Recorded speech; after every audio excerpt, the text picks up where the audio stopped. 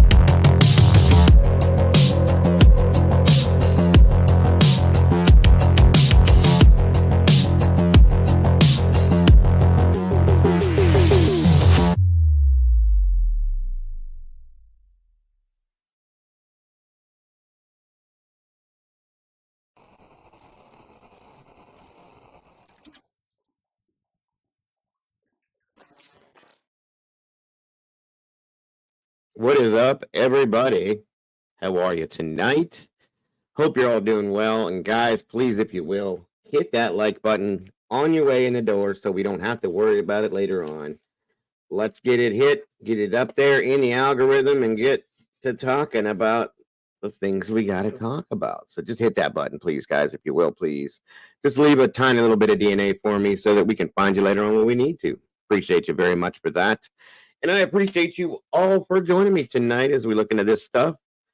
Maybe open up the phone lines and the panel and talk about it too, because we got some other people that are out there that we need to be looking for too, guys. Sebastian is important, and I'm never going to give up, but we got to start talking about some other peeps out there too, because we just got to do it, folks. That's all I can say. So thank you guys for joining me tonight for this. I really appreciate you all very, very much. Come on in, guys. Get comfortable, get a seat, and make yourselves at home. As I always say, grab a couch, a chair, love seat, the floor, a stump, the toilet, whatever you want to sit on. Make sure you make yourselves comfortable if you can. Please, if you will. I appreciate that so very, very, very, very much. I definitely do. Come on in, everybody. Grab your coffee, tea, whatever it may be. Come on in here. Have a conversation with me and whoever else wants to join me tonight. Because I got plenty of room up here and plenty of two ears to listen to whatever y'all want to talk about with it when it comes to this stuff, guys. It's super important, and we really need to do it. Excuse me very much. Now, let's see. Trying to get some stuff loaded in here. I'm going to give you guys just a minute here to get these other peeps in here. Make room for everybody. We got plenty of room. We got 109 peeps in here already. Make sure you're hitting that like button, folks. Please, if you will. I greatly appreciate that.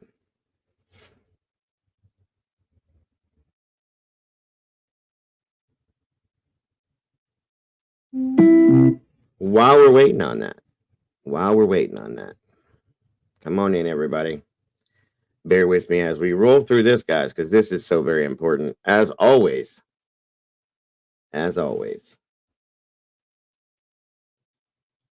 I'm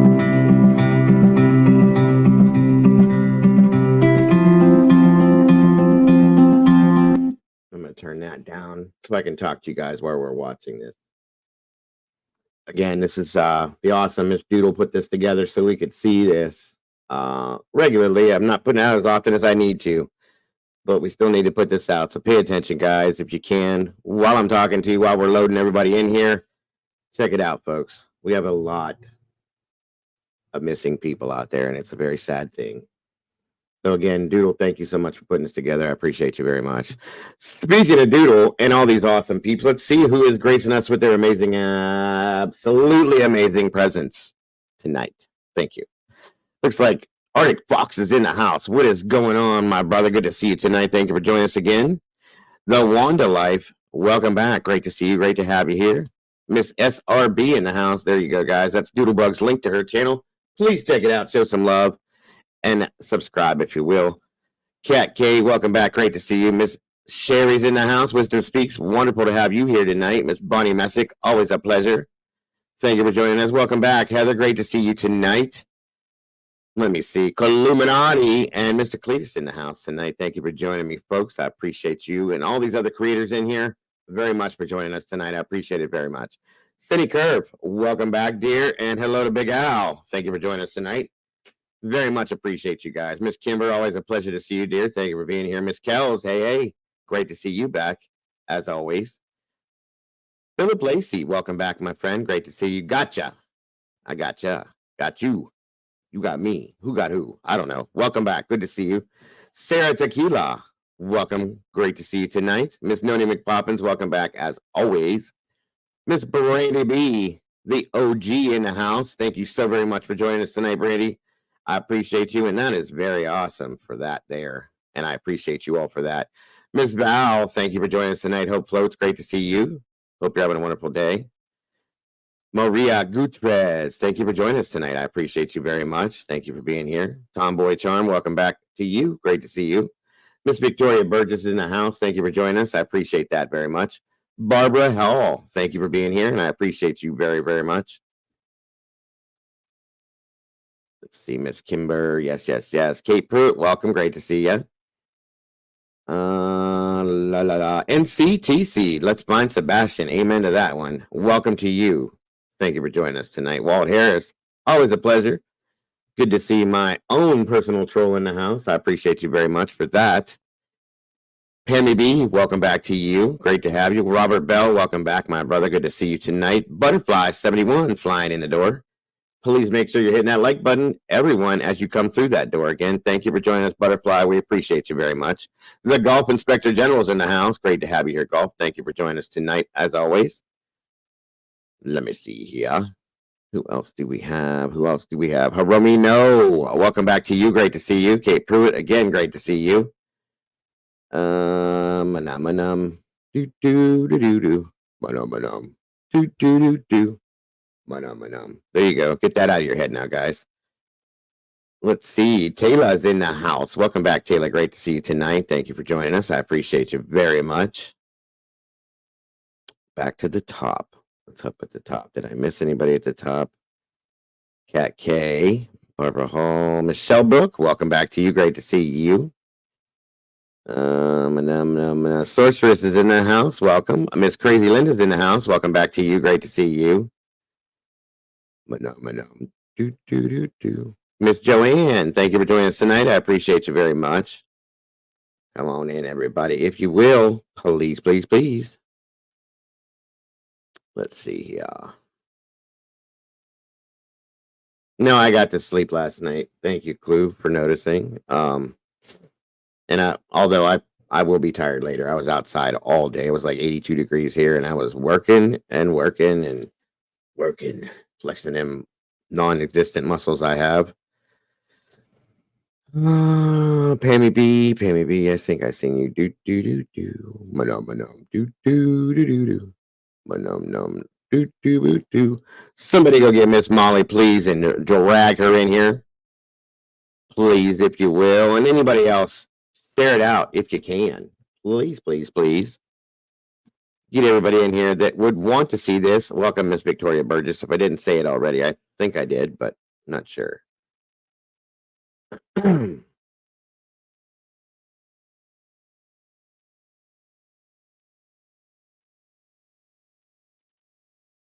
guess that's it, Doodle. All right. Again, Doodle, thank you for putting that together so I can play that. Seeing them faces. Cupante. Cupante. Welcome. Great to have you here tonight. Thank you for joining us. Curious Chick back in the house. Welcome to all the meatballs. I see all that green in here, guys. And if we can, once again, as I always like to do, even when I mention his name, please light this chat up with some green hearts in support of Sebastian Rogers and show the love and the support that we have to find this amazing young man and bring him home, please, if we can. Miss Carolyn Miller, always a pleasure. Great to see you tonight. The original Rhino T. Thank you for joining us. Great Pearl, welcome back, dear. Great to see you. Mountain Mama, hey, great to see you tonight. Kaylee, welcome back to you. Great to have you here. Let's see. I want to make sure I'm getting everybody. Miss Bonnie, Summer Vibes in the house. Anonymous. I bet I don't know who you are because you're anonymous. Welcome back. Great to see you. Again, thank you guys for checking out the TikTok. We got 2,724 views on the Support Sebastian TikTok. That is so awesome. I appreciate anyone that has checked it out. And Brainy, great job on that again, hun. I appreciate you more than you know. Sheila Dean, welcome. Great to see you tonight. Great to have you all here. CL, welcome back. Great to see you tonight as well. There we go, guys. Let's check out Arctic Fox, another amazing creator in the house here, hanging out with us because he does awesome things and he likes to be part of what we do. He's an amazing creator, does amazing stuff. Please check out his channel. There's the link for it right there.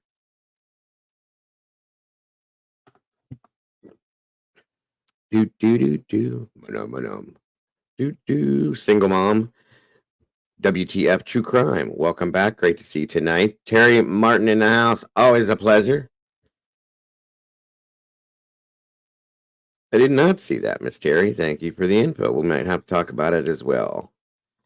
Come on in, everybody.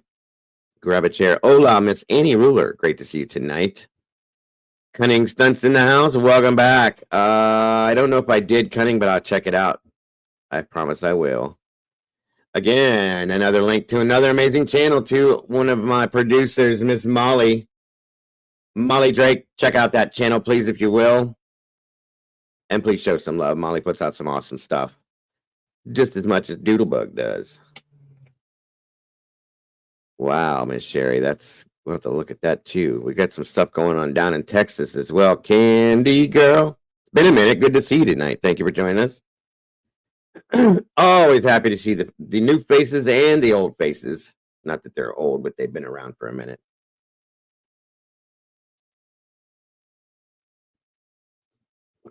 If anybody sent me emails, guys, please remind me to look at them because I haven't been in there today at all. I've been outside all day. I will check it out, Cunning. I promise you. We'll talk about it. Sierra McIntyre. What's up, guys? I see just a couple people with green hearts. Let's do this. Oh, there you go. They're all up here. Light it up. Light it up. Light it up. Please, please, if you mees, please, if you will. Come on, we can do that. We can do that. We do more than that. We got 152 peeps in here. We can definitely do that. Let me see something here. Hold on a minute. Let's see. We got 104 likes, so we're already out in that algorithm. You guys, we're rock and roll. I love it. Welcome back, Carl. Good to see you. Thank you, NCTC. I will get into those emails. I promise you, and check them out. I was not calling you old. This lady here has been standing by me from day one. Day one. Okay. So, and that's over 2 and some odd years now at this point. And here she sits still. So I must not smell too bad because she's stuck by me that long. You know what I mean? That's a pretty good thing. There we go. Green hearts everywhere. Thank you. Good golly, Miss Molly's in the house, folks. Thank you. Is it loud? Thank you. I had it up earlier for yesterday. All right. Thank you, Carolyn. I need that to be known. How is that, guys? Is that better? And if it's still too loud, let me know. I got all these stupid controls here that I try not to mess with. Manam, manam. Thank you, Molly. She had that in my head yesterday. It's still in my head. There she is. That channel I threw up there. One of my producers and Miss Doodlebug is Doodle in here? She better be in here. Allie Books, welcome back. She's the other producer. Thomas Gerard, it's good to see you tonight. Thank you for joining us. Okay, how about now? Is it still too loud or is it better? Still too loud. Damn. I'm kind of talking loud tonight too. Manum manum. Boom boo doo doo. Manum manum. Doo doo. That's the whole point, summer vibes. Somebody did it to me. I gotta pass it on to you guys now. My daughter's taking me to Canada. Oh, Lord Almighty. That sounds like fun, Bonnie. Don't be nervous. You'll be all right. Your kidneys are getting back in shape. You deserve a trip. You deserve to get out there and enjoy yourself a little bit. Welcome back, Jackie Bushable. Good to see you tonight. SRB. Coop. If I'm saying that wrong, I'm so sorry. Cupin Tay. Didi, another Ohio girl in the house. Hello, neighbor. Good to see you. Good to have you here. Getting better. Let's get loud in. Hey, there you go. Awesome, Bonnie. I'm so happy to hear that. I pray for you every day, as I do for pretty much all of you guys. Welcome, Kim. Good to see you tonight. Thank you for joining us.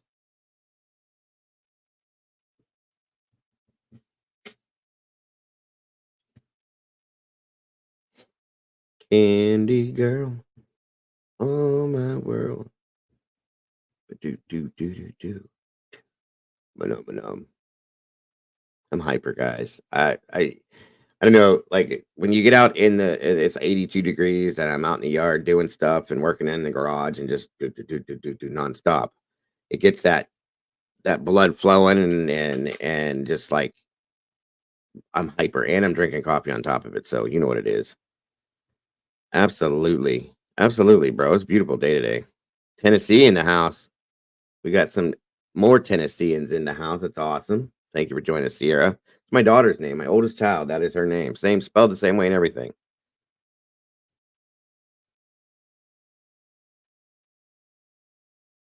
Hey, Clue, I forgot. You're an ass hat, by the way. Good to see you today. I do pray for everybody in here. I really do. I say just a blanket prayer because I am not a super religious person, but I do pray and I have my faith and I do for everybody in this community and others. So to you, Clue. Um, let's see. Evie Marie, great to see you tonight. I know that's why I said it's very rare, but that's how and excuse this for new people, but the creature that I was married to the first time, she decided to spell it that way. And I thought that was really cool because it's usually spelled, if it's spelled with a C, Ciera, not the two R's. And I thought that was really cool because it made her different. Well, there you go. Pretty neat, pretty neat. So, yes, my 31-year-old, she's about to be 31 in about 2 weeks or about a week. Yeah, about a week, May 6th. Awesome. Awesome. And it's great to have you here, Sierra. I appreciate it. I really do.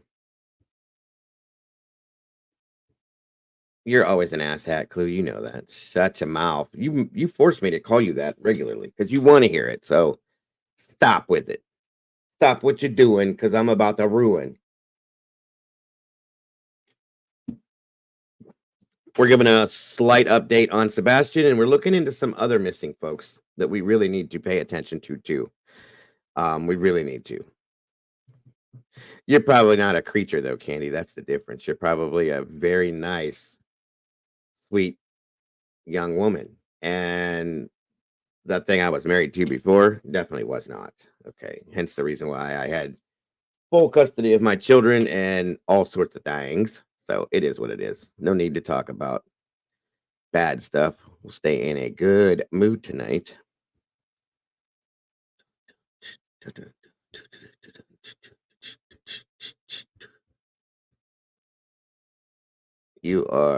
I am oh, a unicorn bag. What the hell is that, Clue?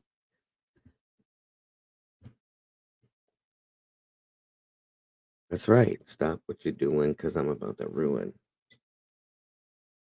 the image and the style that you're used to. I look funny, but you won't make a money, see? Psych. The old ladies, hope you're ready for me. Now gather round. I'm the new fool in town, and my sound's laid down by the underground. I think I know every word to that damn song. That's right, Miss Cat. As hat.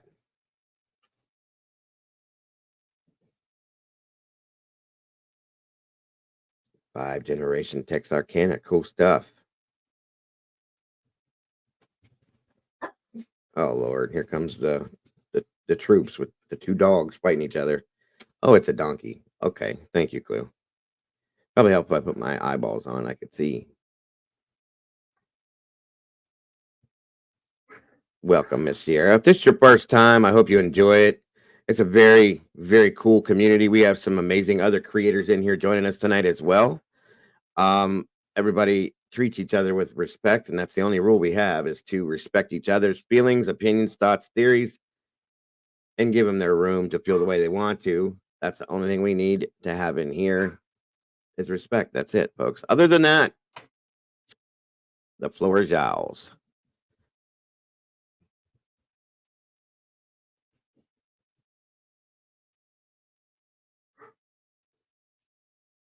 Wow, that's cool, Thomas. Never knew that. Settle down, you two.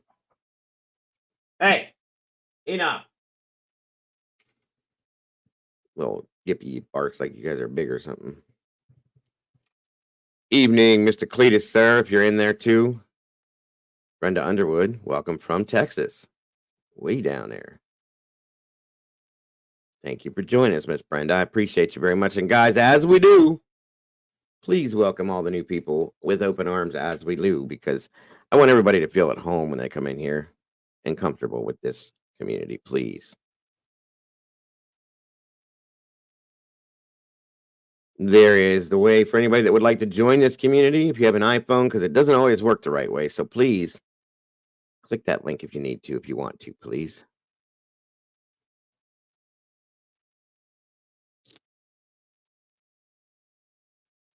Please keep it sorrowful. I'm in mourning today. I heard I ran my trip, buddy. Oh, I doubt. I'll be sorrowful then. Right. Is Doodle even in here? I didn't see her. I swear I said her name, but maybe it was just for that video. Let me double check. You better be in here. Hold up, guys.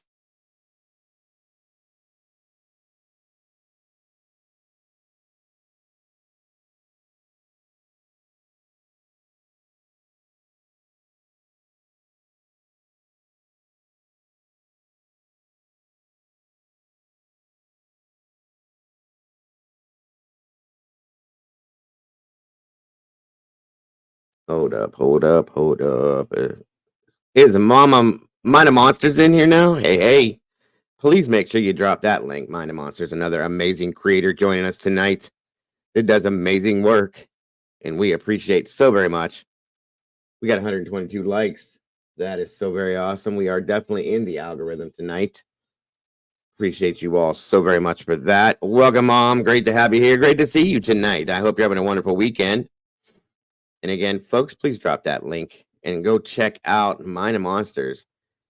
Always, always, always looking for missing folks and doing the best she can to get that word out there, guys. She's amazing.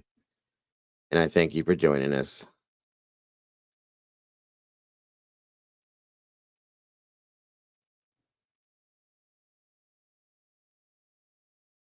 Oh, yeah. Somebody can drop my email real quick. Thank you, Terry. Lisa Vallejo, thank you for joining us. Great to hear you or see you in here tonight. I appreciate you very much. Thank you, Miss Sherry. There is the link, guys. Go over there, check it out. Show a little bit of love to Miss Mind of Monsters. She works really hard at what she does and does an amazing job at it, guys. So please show that channel some love, subscribe, and check out some of what she does. You will not be disappointed. I can promise you that much. There is my link to my email right there. Thank you again for that, Miss Sherry. All right. Come on in, guys. 171 peeps in here. All right, enough of my big mouth of blabbing. Let's get some stuff going. That's why you're here. You're not here to listen to my ugly mouth run. And I promise you don't want to look at my ugly mug. So, hey, let's make some stuff happen here. Give me one. Where we at? All right. Now, like I said, guys, we have hit the 8-week mark in Sebastian's case. 8 weeks too long. Okay. Way too long with nothing to go on. That's okay. I'll get it, Carolyn. It wasn't nothing serious. I just wanted to have a little conversation with you. That's all. But I will get to it. Thank you for reminding me, Carolyn. I very much appreciate that. Okay, so there's Doodle. There's Doodle. I was gonna say you are not gonna get to sneak by this one. I come in here just to see you. There is my other producer. Thank you, Miss Sherry, for that. And thank you, Brandy, for that. Thank you, by the way, to anybody that has donated to any one of these links. God bless. It is never expected from any of you to support the channel in that sense. Just being here supports it, and I love you for that. But it is so very much appreciated for anybody that chooses to support it that way because it does help pay our bills, folks. I appreciate you very much. Keeps me on the internet and everything else. I can see clearly now. My glasses are clean. You got to sing it, Carolyn. You can't just say it. All right, folks. Like I said, let's get this out there. There's a little bit of and please, guys, as I always state, everybody has their feelings and their opinions about what has gone on in this case with Sebastian. Okay. We're starting off with that, and then we're going to move on to the other stuff. Carolyn writes the songs. There you go, Carolyn. I get you. Let's try and keep it civil with how we speak on the parents, please. That's all I ask. Let's focus on Sebastian. Stay focused on Sebastian. We all have our thoughts, our feelings, and our opinions about this. Let's stay on Sebastian. That's the most important thing here, please. It is great to see you as well, Miss Barbara. And thank you for that one, Wisdom. There's the Doodle, the amazing Doodle, her channel. Please check that out too. Doodle is the one that produced and made that video there that I showed in the very beginning. And she does such a great job at it. So, moving forward.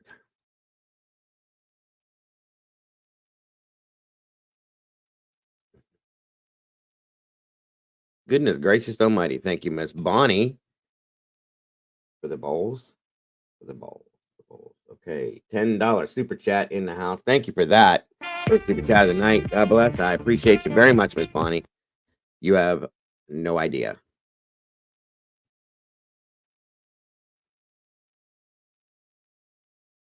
%. Most important little person, Mr. Sebastian Rogers. That's a fact. Thank you for that. The bills. Oh, Bonnie, that's wonderful. Thank you. Like I said, it just goes towards my internet and all the little things, StreamYard stuff that keeps me doing this. That's all. But thank you very much, Bonnie. God bless. I appreciate you very much. All right, guys. Let's check this out and see what has to be said here.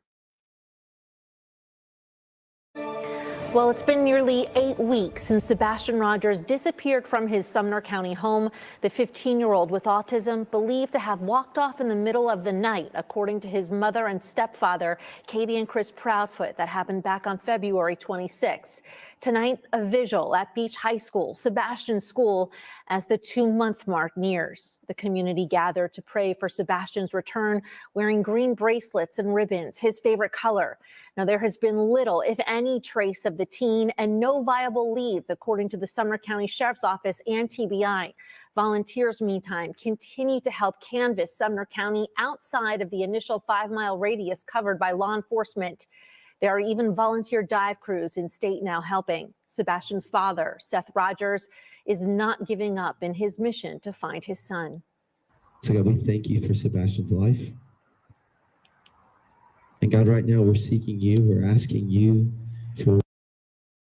Okay, so this was updated, said that this was from just a few hours ago. So they must have blended this with something new. So for a miracle.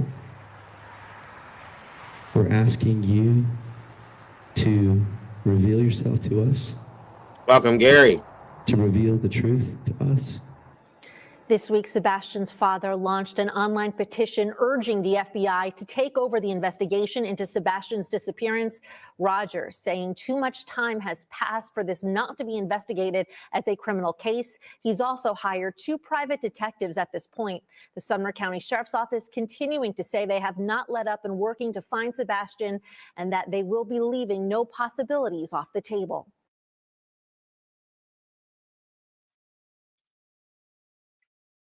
I don't know what they did, but unless my computer picked the wrong one, because that was an old one.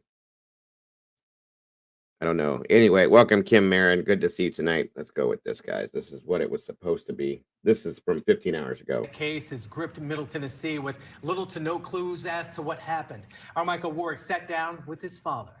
Welcome, Tammy. I met Sebastian's dad, Seth, here at this Clarksville playground where the two of them used to love to go. We talked about how it's been in the 2 months since Sebastian went missing and the investigation itself. I need everybody in the world to help me find my son. At the park where Seth Rogers watched his son Sebastian play. Tonight, he pleads for help. I'm supposed to protect him. He's missing. I want to find him. It's been 2 months since Sebastian disappeared, last seen in the area of his mom and stepdad's Hendersonville home. Since that day, there have been no confirmed sightings of the 15-year-old with autism. I didn't sleep last night. I didn't sleep at all between text messages and phone calls. You know, people are like, oh, it's been 2 months. And it's like, has it? Because it hasn't felt like 2 months to me. It's felt like one continuous long-ass day. Large-scale search efforts by ground, water, and air came up empty. Seth's now hired Thank you so his much, own Penny. I private appreciate that very much. investigators. He wants people to keep sending in tips. Penny says, just a small token of our appreciation for all you that you and your mods do, and for those that can't speak for themselves. Amen to that. I love that we can all in here be the voice for the voiceless and do what we do every single day to try to make a difference in some way to help with this. So thank you again, Senny and Al. God bless both of you. I appreciate that very, very much. Tips, because the next rabbit hole they go down could be the one that leads to his son. Do you have a belief as to what happened? As for what happened, no. Because I have no information on what happened. But I do believe that policy needs to be changed. When an autistic child supposedly walks out the door and disappears, it doesn't mean you classify it as a runaway. It's a missing person. There should be an Amber Alert done immediately. Seth admits he's curious as to what the dynamic was inside Sebastian's home before he went missing. The TBI maintains there's no evidence of foul play. Bringing people together to pray, to ask God to show us a light. Seth tells me prayer has helped. He, along with about 100 others, will do that tonight at a Light the Path event for Sebastian in Sumner County. Michael Warwick, WSMV4.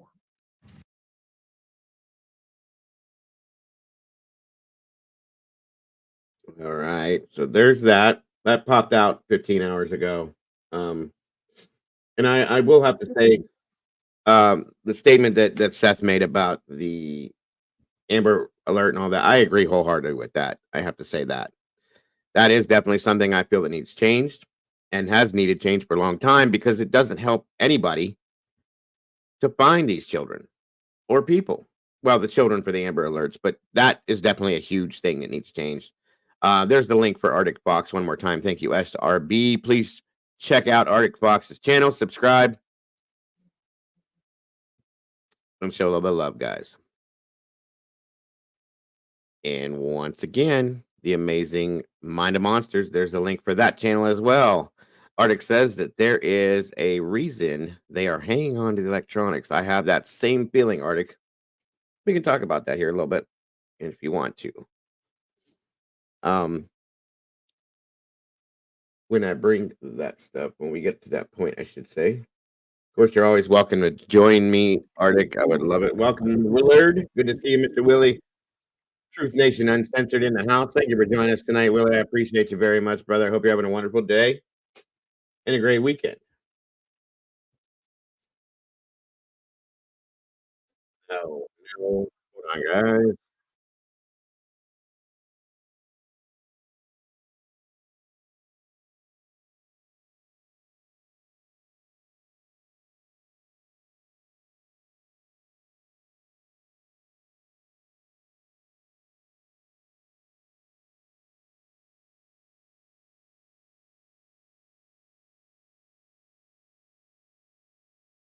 All right, now here comes the next piece of info. You guys know how I am with my court TV stuff. This was put out yesterday, and I kind of wanted to review this real quick with you guys, and we're going to move into some other stuff as well. Let me know how the audio is, please. And if there's any issues with it, thank you for that doodle again. That's a good point, Linda. They do need to be introduced to Joe Petito and the rest of that group there. They could definitely probably help. Welcome, Lori626. Thank you for joining us tonight. I appreciate you very much. And we're on. So today officially is marking 2 months since the 15-year-old went missing from his home in Hendersonville, Tennessee. Rogers is living with autism, 15 years old, disappeared in the middle of the night, barefoot with a flashlight, according to his mother. It was her home from which he disappeared. Local authorities have moved from a search and rescue operation to an open investigation. In the meantime, Sebastian's biological father, Seth Rogers, has hired a private investigator. Where is Sebastian? I didn't see him in his room. I looked all over. I ran through the whole house. I looked out all the doors and windows, and I was like hollering his name. I definitely stand behind Seth. We try to follow him where he goes. I hope somebody finds something. I just can't imagine what he's going through. He's just been, asking for help and been involved in the search. There is no evidence to support foul play is involved in the disappearance of Sebastian. The house was searched at least 10 times. Dogs? Dogs. One moment, guys. Just give me a second to check something. Hold up. Okay, it looks like Chemistry Queen gifted 10 memberships. That's awesome. Thank you so very much for that, Chemistry Queen. And let me see here. Tammy Pauly was gifted a membership. Great Pearl. Jenny's Creative Studio. Let's see here. Go Bulldog 93 was gifted. Original Rhinotone. Single Mom, Wanda Life, Janet Riff, CZ, Tracy with an E. All gifted memberships to the True Crime Cafe from Miss Chemistry Queen. And I know that's so awesome. We appreciate you so very much for that. And congratulations to all the new members. Welcome to the sauce and all the new meatballs. It's wonderful to have you here with us. Welcome, Motors Mary. Again, thank you, Chemistry Queen. That's amazing. God bless, and thank you so very much for that. I didn't want to just let that slide. That's pretty awesome. So thank you again. Welcome, Doc Draw Latina in the house. Thank you for joining us. Great to have you here tonight. Again, thank you so much, Chemistry Queen. God bless. That is so very awesome. All right, guys, let's get this rolling again.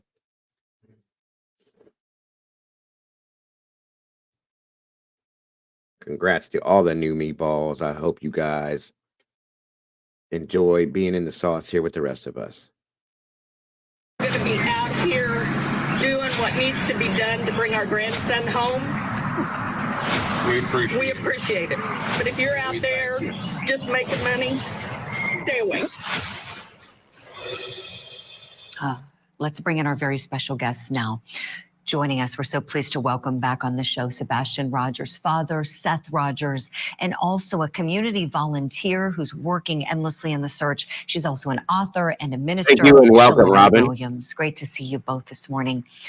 Seth, I'm so sorry as we're talking again and still Sebastian is missing. First and foremost, our hearts, our prayers, our love and light go out to you and everyone who loves Sebastian so much. Could we start, please, with the latest thing that you have done in your efforts, and that is hiring a private investigator to get involved. Tell us why and catch us up, please, on the very latest with that, if you would. I hired a private investigator because I wasn't having successful communication with law enforcement agencies. They, communicate too well with me. So I hired somebody that would help investigate, to help me do what I was doing to begin with and to communicate with them. I'm only one person going and knocking on doors. There's more than one lead. We don't know what leads are going to pan out. Law enforcement only cares about legitimate leads, but they have pretty much not shown any progress from my point of view. So every lead has to be followed up, and I'm only one person. Sure. And we know you have wonderful people like Shalon Williams who are supporting you here and hoping to bring Sebastian home safely.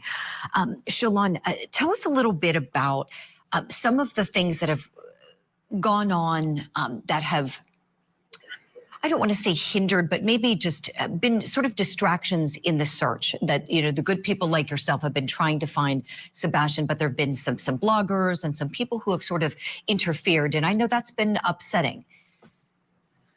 Yes. Hi, Julie. Yes, misinformation has truly hindered, I feel like, to a point, what we have been trying to do as Team Sebastian, as Sebastian Army, as Seth has said. And so while we do realize that we all have that freedom of speech, misinformation can truly bring in this divide. I'll put it that way.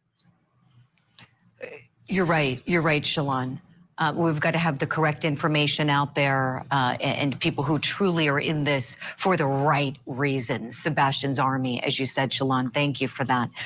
We know that Sebastian's biological mother, Katie Proudfoot, and her husband, Chris Proudfoot, have certainly come under the microscope as they were the ones who own the home where Sebastian went missing from. I've got a clip from his mother, Katie, speaking to the media after his disappearance. Let's take a look. About midnight, I got up and I went to bed. And 6 o'clock, I went to wake him up for school Monday morning. And that's when he wasn't here. Now, Seth, I want to go back to you, please. The last time we talked, you were saying how, Sebastian's mother bears responsibility here, negligence at the very least. You were saying you weren't happy. Has anything progressed in terms of you working with the Proudfoots together in a civil way to try to find Sebastian? I sent him emails Monday and Tuesday, trying to get somebody, a person in that would be a spokesperson that would speak for all three of us. So that way people wouldn't think people are slinging mud. I've sent them an email on the following day for a canine specialist. She's got great certified dogs all the way up to the federal level, DOD, FBI.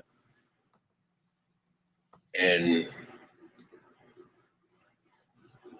Chris approached me at the vigil and said he wanted to work, but I'm not understanding if he's not understanding that communication is the key to a successful team. Communication is the key to finding Sebastian. Definitely. I'm just asking for some communication. Right. And I'm I'm hoping for it. Sure. So up to this point, so we're clear, Seth, the Proudfoots haven't been responsive to your communications. Is that right? Currently, no. There's always later on today. It's only Friday. I mean, 4 days, 5 days. I hope that Chris and Katie understand that it's been 2 months since my son has gone missing. Law enforcement is treating this as a runaway, but we don't know. I'm going down every rabbit hole trying until I get to the bottom of it. Every time one of these people sit there and post something on Facebook or come up with some outlandish idea, if it makes sense, it's a hypothesis. I have to sit there and follow it. I can't leave every stone unturned. I'm going to flip over everything. I'm going to look under every leaf. I've got to find my son. Absolutely. And you've got an army of people, great people, one of them being Shalon. I do. Trying to help you out. Yes. And show that support. Shalon, She's you've a very organized. wonderful person. Yeah, she is. I know we're lucky to know her at Court TV. And Shalon, tell us, please, you helped organize this Light the Path event that's happening tonight. Sebastian's favorite color was green, and you're lighting up the path at Memorial Park tonight. Talk to us a little bit about the significance of this, please. Our goal tonight, which will be different than what we've done in the past, is we will be silent. So for 2 minutes and 26 seconds, we all will be joined hand in hand across the bridge in silence. We feel like there has been so much negative communication and so much going on within the social media platforms that tonight we just want silence. And when you think about the word silent, listen and silent have the same words. And so we want to get silent so that we can hear. And we're hoping that through this silence, that those that are out there, our police department and everyone that comes out, will be able to just hear something that will lead them to Sebastian. And we have that path lit tonight to let Sebastian know in spirit that you have a path home. You have a path home. Beautifully said. Shalon Williams, Seth Rogers, thank you both so much for coming on the show, keeping us apprised of everything. You're welcome back anytime, and we're going to continue advocating for Sebastian here on this program. Again, the Light the Path event tonight at 7:30 p.m. Thank you both so much.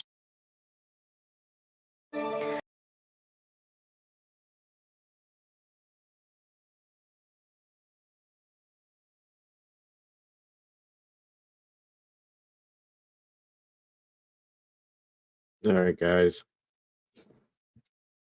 And there we go. That's the newer stuff in regards to Sebastian. Again, we need to keep. Hold on a minute, folks. I'm sorry. I'm having some technical difficulty.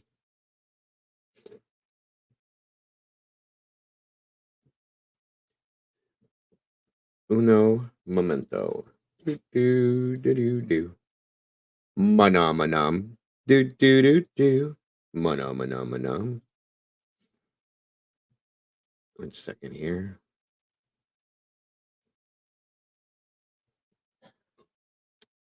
This right here. We need to keep this out there. We need to keep showing this. Welcome, Norma Freyland. Good to see you tonight. Go Bulldogs 93. Welcome. Great to have you here. Mr. Donnie D. Nice in the house. What's going on, brother? Carl, good to see you as well. Thank you all for joining me tonight. And here we are, guys. This is the Amber Alert Sebastian Wayne Drake Rogers, age 15, male, white, brown hair, brown eyes, 120 pounds. Missing from Sumner County, Tennessee. Missing since February 26th of 2024. Last seen wearing black clothing, a black long sleeve shirt with a print on the front of it, and black sweatpants with a stripe down the side. 8 weeks, folks. 8 weeks this child's been missing with not one piece of information to where he could be or what could have happened. Not one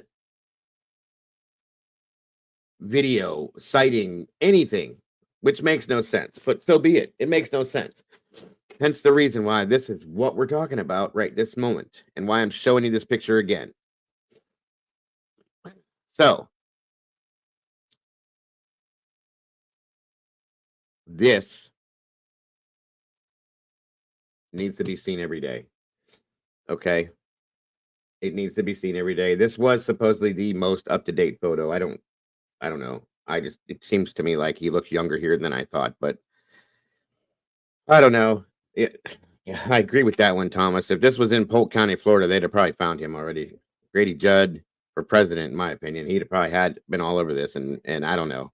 That's just my opinion. Yeah, this is a current photo, but it just, to me, he looks younger. I don't know if that's the glasses or what, but this was at Costco, and it was like the most recent photo they had. So that's why they put it together on this.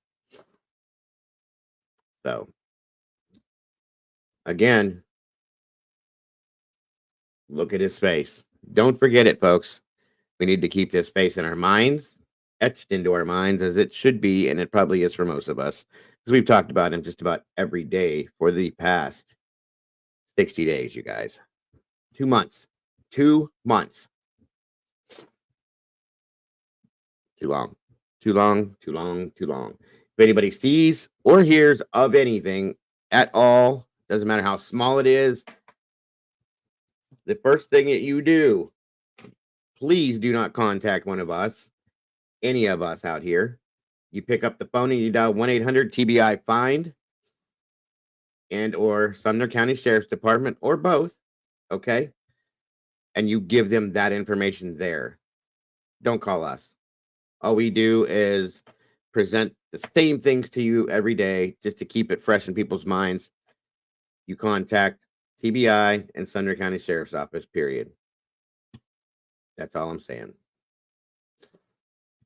So, again, Sebastian Wayne Drake Rogers, age 15, male, white, brown hair, brown eyes, 5'5", 120 pounds. Missing from Sumner County, Tennessee since February 26th of 2024. Last seen wearing black clothing, top and bottom, a black long sleeve shirt with a print on the front. It could be Star Wars, Scooby-Doo, something else she said, but black sweatpants with a white stripe down the side. If you see him, you can yell out his name. And if he turns and looks at you, you know it's him. You dial that number right away. 1-800-TBI-FIND or contact the Sumner County Sheriff's Department 615-451-3838. Please. Please. Thank you all very much for that. And that's it, guys. That's all I have in regards to Sebastian. We can talk about some stuff with him here in a bit. When I open up the phone lines, we're going to. If you choose to, that's up to you guys. But we got some other stuff to look at meanwhile, okay? It's very important as well. There was an attempted abduction in Tennessee again today. One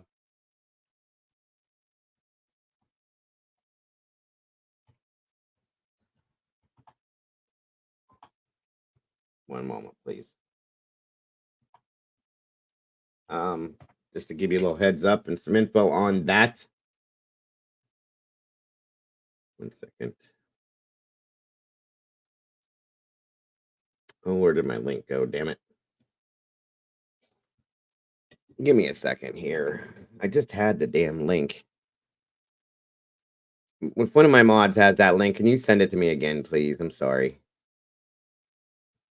Where did it go? I just uploaded.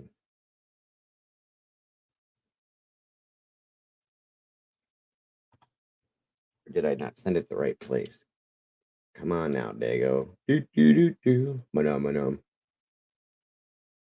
Do do do do do. Do do do do. Manum manum.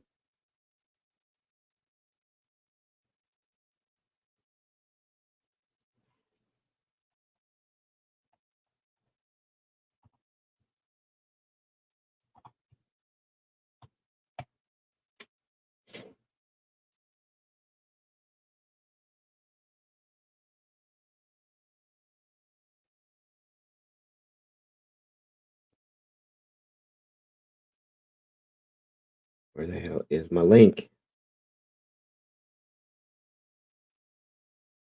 Hold on a minute.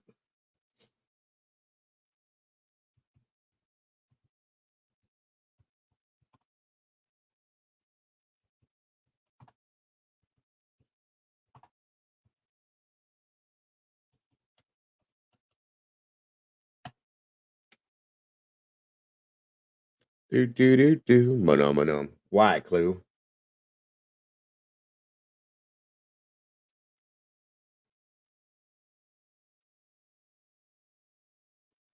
Where the hell did the link go? Why isn't it not working? All right, so until I can get that link, I'm going to move forward onto something else here real quick. Down in Texas, give you guys a heads up on this as well. We'll find that link though, and we'll talk about it. No worries, guys. I will get it together. Manum. There you go. That was for you, Clue. Alert out of Broken Arrow, Oklahoma, said a woman went missing with her 3 children, possibly abducted by her ex-husband.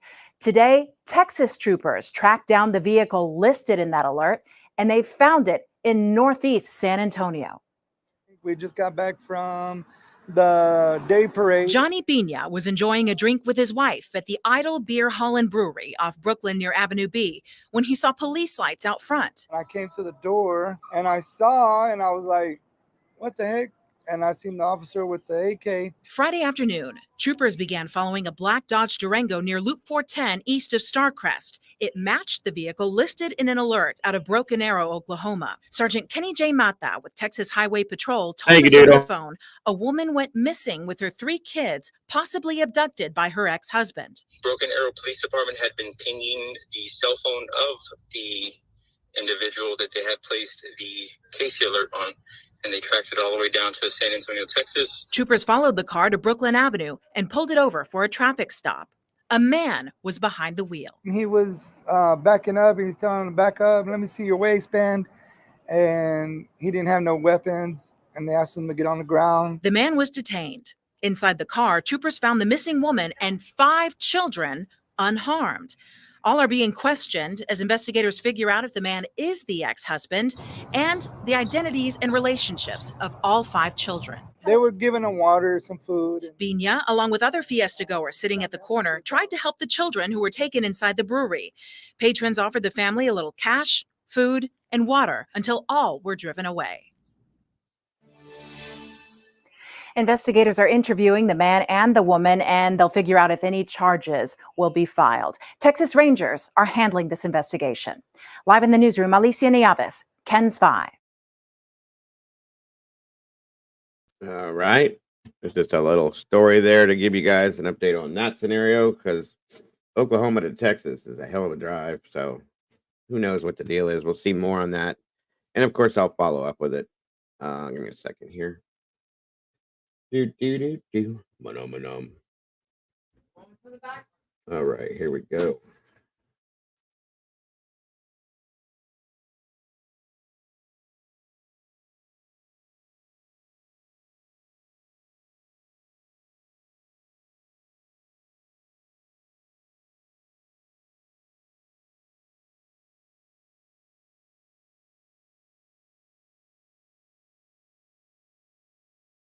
All right, folks, here we go. Again, my apologies. Hi, I'm Carol Sullivan, inviting you on a holiday vacations tour. Join me in enchanting Ireland, September the 11th to the 20th. Experience the ancient history, the natural beauty, and the warm hospitality of Ireland. We travel across this beautiful country, visiting places. Tonight, a Nashville man is facing attempted kidnapping charges after he was caught watching and following a 15-year-old girl after she got off of her school bus. This is the same man we told you about earlier this week who followed a woman onto an elevator downtown and tried to assault her. Police say Jamian Taylor was released on bond on Tuesday for that elevator attack, and this morning he started following the MLK Magnet High School student as she got off of her school bus. She ran away from him, made it safely to school, and told police what happened. She is now, or he, that is now being held on $75,000 bond and will not be considered for release until he goes before a judge.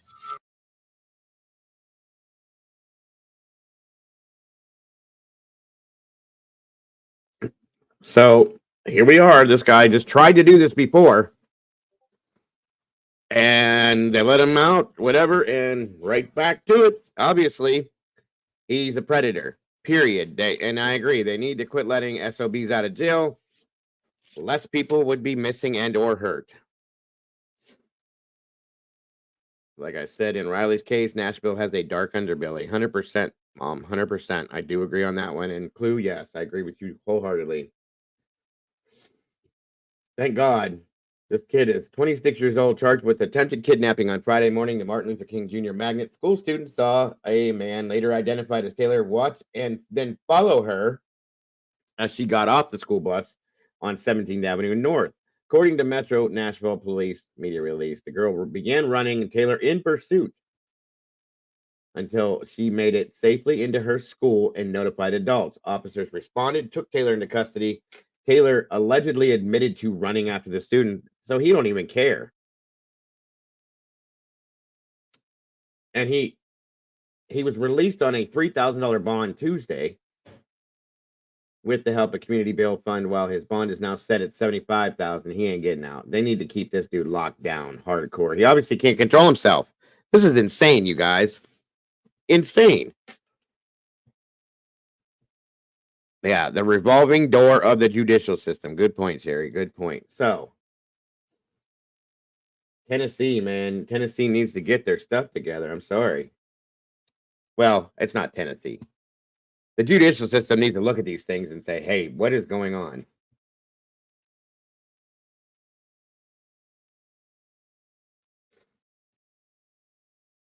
Let's see here.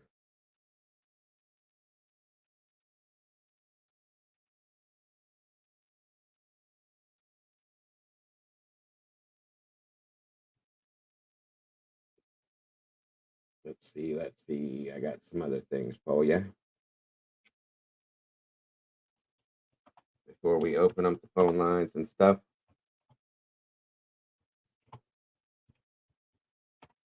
All right, hold on a minute.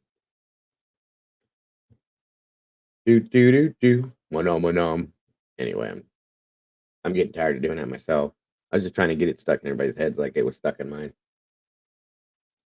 Don't get mad at me now. Don't get mad. Okay. Now, real quick here. I have another missing situation, folks, I want to put out there. At least get it kicked off, okay? This is a 61-year-old gentleman. They all count. The kids are important, but so are the adults, guys. We got to put them all out there for everybody, so. All right, and here we go. 51-year-old John W. Podgers of Hamlin was last seen leaving his home at 7 this morning. He was driving a Ford F-250 with New York license plate 10350AJ. He's described as 5'5", around 200 pounds, wearing a blue T-shirt and blue jeans. Anyone with information on either case is asked to call 911. A scary moment today for. All right. 1 second, guys. 1 second.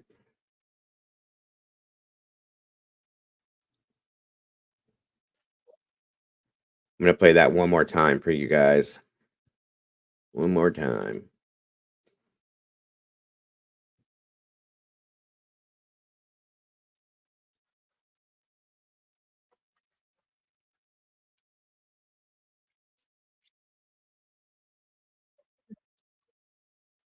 Ford F-250 missing person. Deputies say 61-year-old John W. Podgers of Hamlin was last seen leaving his home at 7 this morning. He was driving a Ford F-250 with New York license plate 10350AJ. He's described as 5'5", around 200 pounds, wearing a blue T-shirt and blue jeans. Anyone with information on either case is asked to call 911. Okay, so that was a quick one on John Podger. There's nothing more on that yet because it's still not really a hot topic yet. But like I said, when I see him, I try to put him out. Now I have another one here that has been going on for a minute. Give me a second, guys.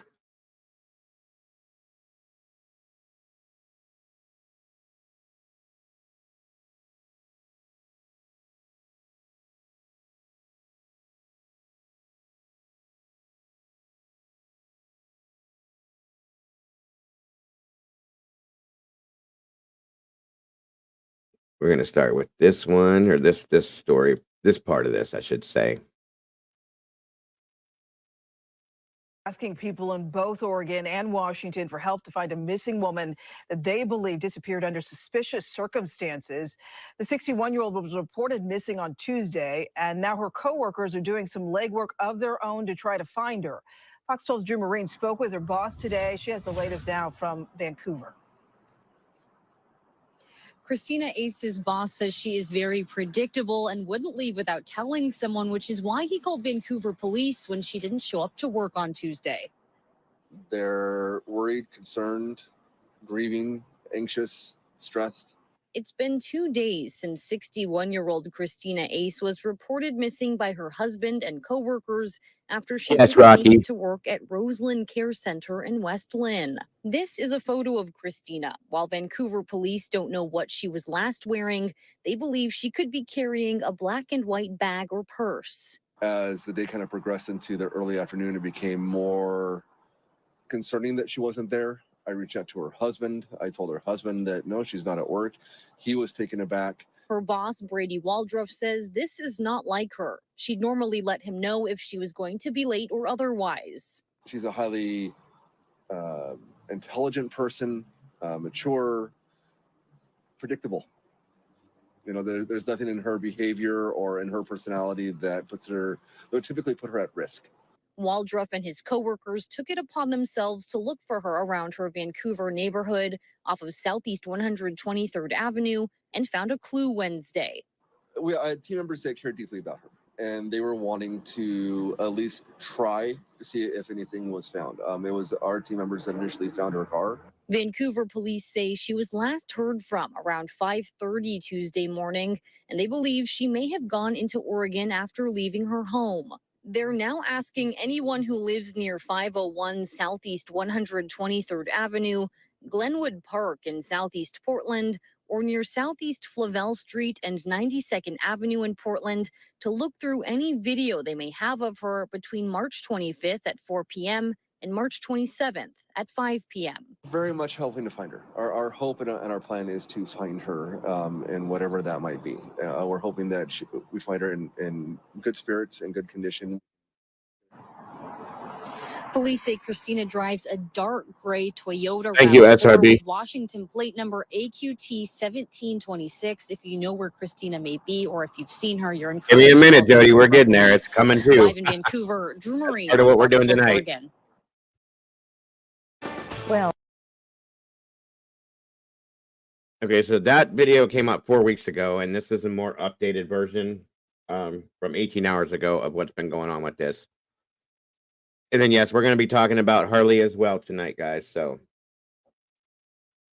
thank you, Miss Jody, for reading my mind. well, it is April 26th, and this marks 1 month ever since Christina Ace disappeared. Today is also her 62nd birthday. This is Queen 6 News at 11. I'm Elizabeth Din. I'm Jeff Gianola. Vancouver police calling her disappearance suspicious. A vigil was held tonight in Southeast Portland, and Joyce O'Geary was there. And I know you talked to family and friends, and they're hopeful they will find her. Joyce? That's right, Jeff. It was a very emotional night. Family and friends tell me they don't want anyone to forget about her. Vancouver police say they're continuing to follow leads to find her. We love her. We miss her. And wherever she is, we are going to continue fighting to bring her home. Tonight, friends and family held a candlelight vigil at Glenwood Park to remember Christina Ace.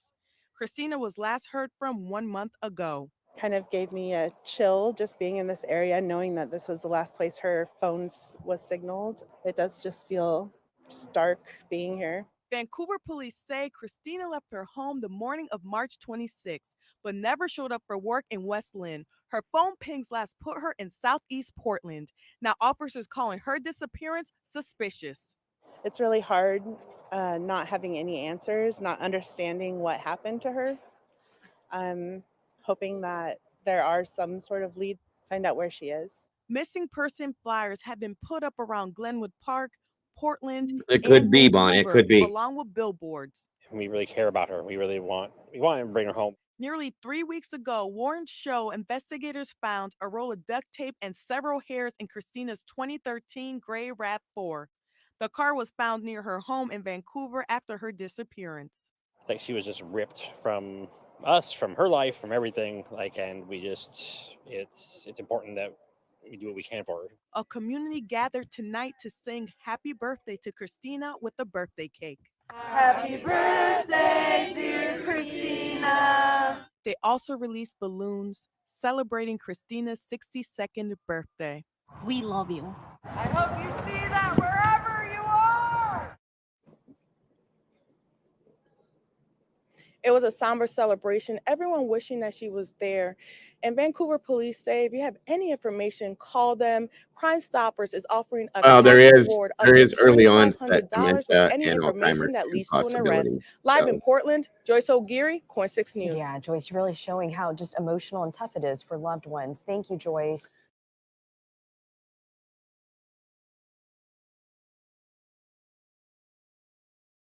okay, so there's another one, Christina Ace. There's more info. 1 second, guys. Sorry. 1 second.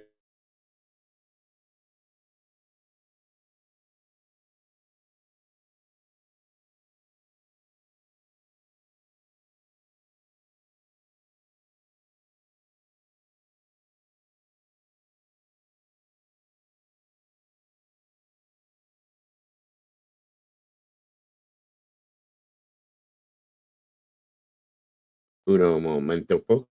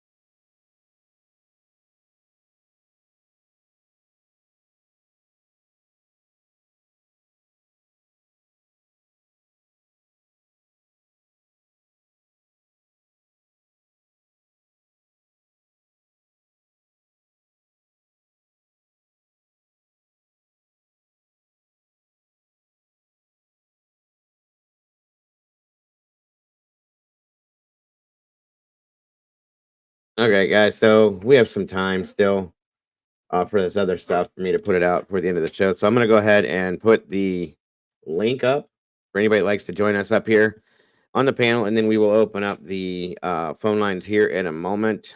Well, in a bit after that. So anybody that would like to join me up here, the link is pinned in chat.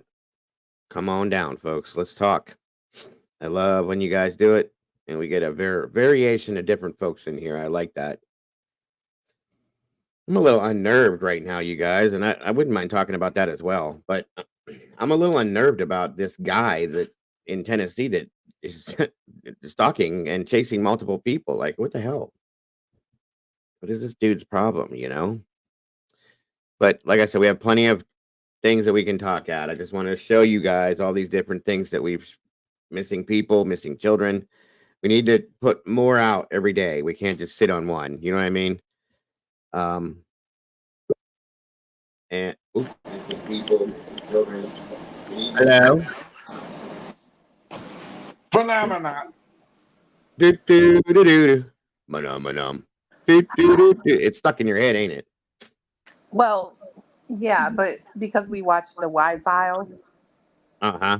and the little fish, Hecklefish, he always says, phenomena. Phenomena, right? Exactly. Oh, I got to show you something, by the way. Hold on.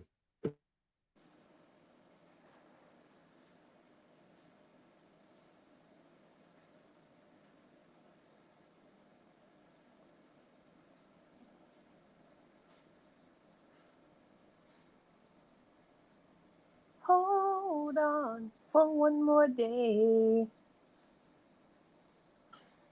What?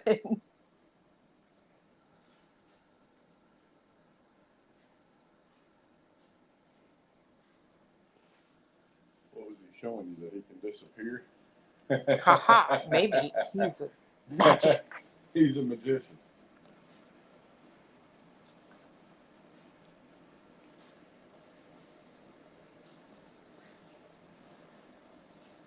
Phenomena.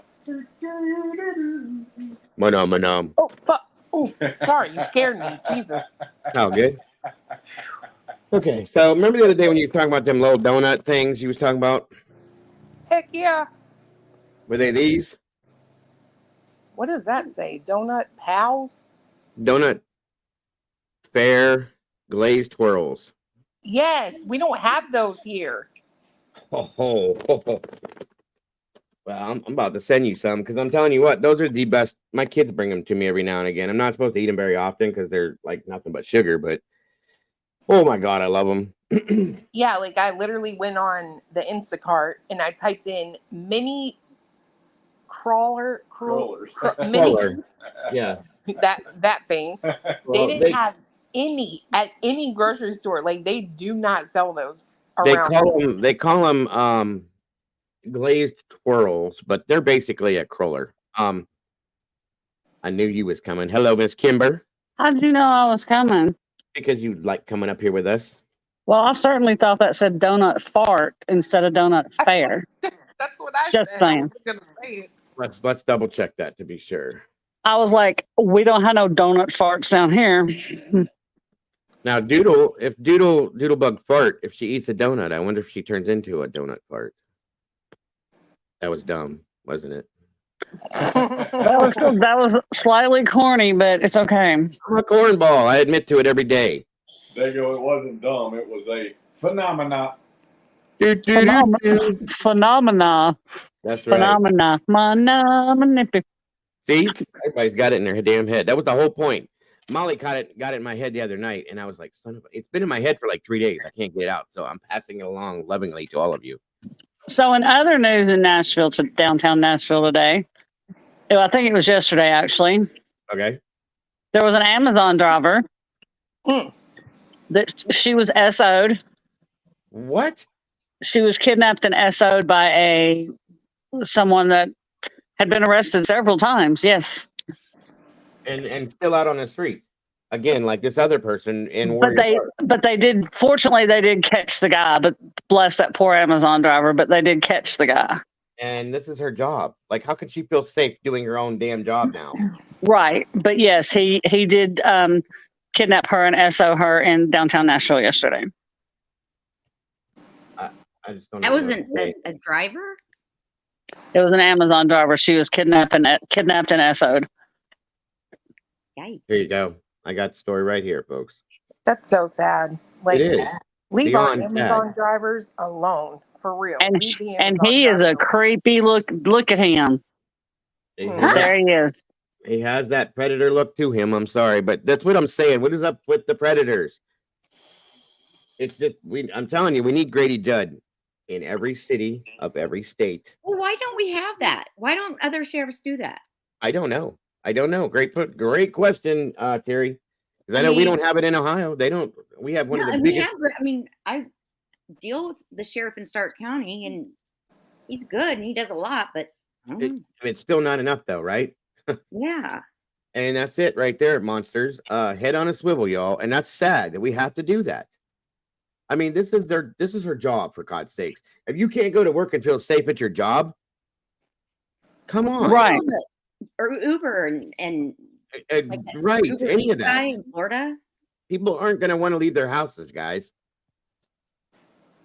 Well, we can't. I mean, we're it's not sad. allowed to right now. Well, and in other news, in other news in Tennessee, they're going to start letting the teachers carry pew-pews. Yeah, we did that here already. And I was very happy for that. Yeah. It needs, at this point, it's sad to say this because 100 years ago when I was in high school, it was never even anything that would ever been thought of. But at this point, if we got to do what we have to do to keep our kids safe, period, folks. There's no two ways about it. I'm sorry. Right. As long as the teachers will be responsible with them, you hope. You hope.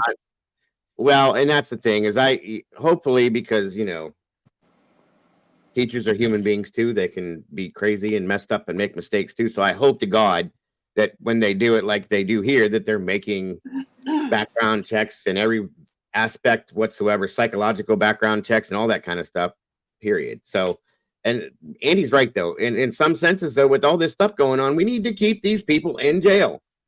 Period. Yes, we do. Yes. Yeah. That's what I was going to say.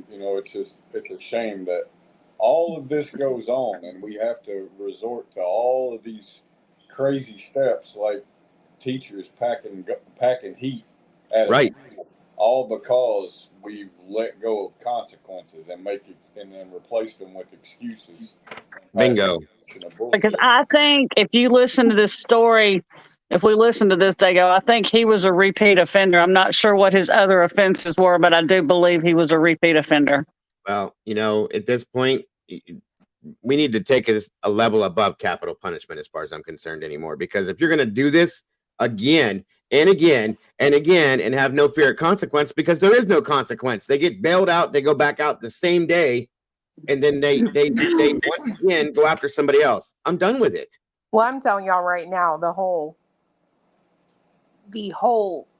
mindset that prison people, even just in jail, but prison too, that these people learn their lesson is complete and utter BS. Yes. Like my ex got out in February, and in March I had 2 messages from his mom wanting me to contact him, and literally she messaged me twice the other day again. They don't learn a darn thing, which means they're just going to come out and do it all over again. I say there needs to be, and it won't be a popular idea, mine never are, but we need to quit just letting them sit in there and send a lot more people to meet the Lord is all I'm saying. Like, hey, I think they need to, this sounds way out there, folks, but I don't care anymore. Back in the old days, the Wild West and stuff like that, where they did public hangings and bring it back. People stopped doing shit and they're scared to death because they were going to die or they were going to get shot. And it's a 2-part thing, right? Like there literally is now where if you as a parent, your job is to teach, discipline, whatever, you can't do that now. Like if you put your hands on your kids like they can literally call the law on you. And I think that is absolutely just ridiculous. You have It to is. look at what has happened to society since we have become this, oh no, I don't believe in that. Well, guess what? You got all these little bad baby kids running around. And And see, Clue, that's the problem. Nobody wants you to discipline your child, and I'm not talking about a beating. I'm talking about a spanking. There is a complete and total difference that in a spanking on the bottom and a beating. That's right. But nobody wants you to spank or discipline your child. Yep. But everybody expects you to send out a decent human being into the world. Well, and that's the thing. Like, Situation somebody in the corner. right here, we need But to if get they don't learn back. consequences when they're younger, well, that's what then they don't have any consequences when they're old. Then they're not expected. How can you send them out into the world and they expect consequences out there? Right. And that's the problem is they have no fear. This, and I'm not talking down about them because they're not all like this. This new generation is not all like this, but a lot of them have no fear of consequence. I have a child that had none. I called the police on him in my home when he was a teenager, 15 years old. And he laughed at it was a friend of mine that was a police officer, but he was still in uniform and came in and tried to be stern. But he told me beforehand, he said, Joe, I can do this and I will do this, but I'm promising you, he knows. They teach him in school. He knows I can't do nothing to him. So and he laughed. And there's nothing he can do about it unless these kids at their young age, okay? Because it all goes forward from there, folks. If they don't learn when they're young, they turn into this when they become adults. So 45 minutes this officer spoke to him and he laughed. He said, you can't do nothing to me. I know you I can't. have a friend whose son was like 16. This was a couple of years back. He actually called the police on my friend, his dad, because he yelled at him because he wasn't doing his homework. He was playing computer games. Well, that's a little. And the police officer said this happens all the time. I'm like, oh my God, what is happening? Well, No wonder our world. You know what? There was a video I saw on YouTube about a year ago, and it really caught my attention because it was, you know how they show those videos of society the way it is now and how people act in different situations. It was in, that type of thing. And it was like a 10-year-old kid, a 12-year-old kid. He called the police on his mother. The police showed up, 2 of them did, and came to the door and said, we got a report, or she answered the door surprised and said, can I help you? And and he said, yeah, we have a report of a child being abused at this address. And she went, what? And the child comes out from behind her and says, I called. And he said, my mom hit me with the belt. Well, the officer looked at the mother. I'm trying to remember. It's been a year, but he looked at the mother and said, is this true, ma'am? And she said, I did because of this, this, and this. And the cop looked at the child, and the child was being very arrogant and cocky to him, okay? And he said, okay, and acted like he was going to take his belt off. And he goes, maybe I should do it. And the other police officer kind of stepped back and went, whoa, what are you doing? You know what I mean? The point is he goes, you don't call the police on your mother. She's your mother. She's teaching you this, this, and that. Maybe you should listen to her, so on and so forth. And I was like, damn, that's the way that shit should be, okay? It really should be. Unless this mother is beating this child over the head with a broomstick or beating him daily and leaving welts on him and drawing blood. It's not a problem, folks. I was a physically disciplined child by my mother and my father, okay? I think I turned out okay. They didn't break anything. They didn't leave marks on me. They didn't anything. But I was physically disciplined, and I respect my parents today and always have.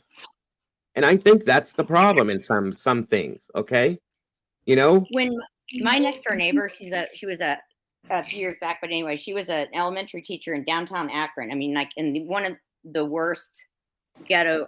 Yes, it is. Yes, it is. Yeah, Barrett is what it is, and it very was like bad. A third grader, and they had parent-teacher conferences, and the kid's dad came in, and she was telling him that he wasn't behaving, but whatever. The next day, she was in class, she was teaching, and all of a sudden, the dad jumped out of the closet. He came in to see if his son was actually not behaving. Now that's a bit weird. Well, let me tell you, when I was in high school, y'all won't believe this, okay? So just brace yourself. But I was a little bad thing, okay? And I would skip school, and I'd rather fight than I would talk. So you said we won't believe this? Yeah, I know. It's I'm waiting for the part that we won't believe. Well, let me Thank you. tell you, my mama, y'all know my mama, she crazy, okay? My mama walked me, no lie, to every class I had for a week to make sure I stayed in school. That ain't surprising to me. My mother came to school and pulled me out of class and surprised me because my mother wanted me to wear specific types of clothes to school, and I basically said, and I would sneak other clothes to school, and I'd change on my way to school. Well, she caught me and took me out of class and emptied my locker in front of the whole damn school. Yeah, I didn't do that no more. Because humiliation does work, folks. It does. So, I mean, it is what it is, you know, and parents don't, a lot of it is parents, and I'm not saying all parents, just some. They don't seem to care in a lot of senses. They give a kid one of these and say, be on your way, and they don't bother with them anymore, or a game system or a computer, and they're done with it. It's too easy. They don't want to be bothered. They want to live their lives instead of being parents. Well, guess what? When you decide to have a child, or you lay down and you do that thing, the horizontal dance that makes that child appear, that's when you give up the rest of your life until that child is an adult. Okay? Period. If you don't want to do that, then stay out of the damn bed. That's all I'm saying. Do you think that at some point in time our schools will go online only? Yeah, I do. I kind of do Absolutely. too. Absolutely. It's getting to the point with the you don't feel safe sending your child to school, and that's sad. I do believe that's why a lot of parents are going to homeschooling if it's possible. But on the other hand, there are a lot of parents that have to work, so that makes it difficult. Which, I mean, I know that Yeah. they would have to make arrangements, but because I mean, you are responsible for your child, because teachers aren't babysitters. But they would have to make arrangements because I mean, you can't leave a 5, 6, 7, 8-year-old at home alone. No, but here's the thing, Kimber. Our parents did it with us, and we survived. They figured out a way to do it. Why can't these parents do that these I mean, days? not if you're real young though, but you get a babysitter maybe. That's Well, what there's I have. babysitters, there's daycare, and I know a lot of people don't trust that, but guess what? Again, I had babysitters. I went the daycare thing didn't happen but once. My mother almost killed somebody over that, but babysitters, okay? It happens, folks. You can do it. I had to go back to work when my son was 8 weeks old. He was 4 pounds and 3 ounces when he was born. When he was 8 weeks old, he weighed 5'7". I had to drop him off at daycare, and I went to work. I cried all day. Scared to death. Scared to death, right? Scared to death. But I mean, he went to daycare till he was 5 years old. He learned a lot.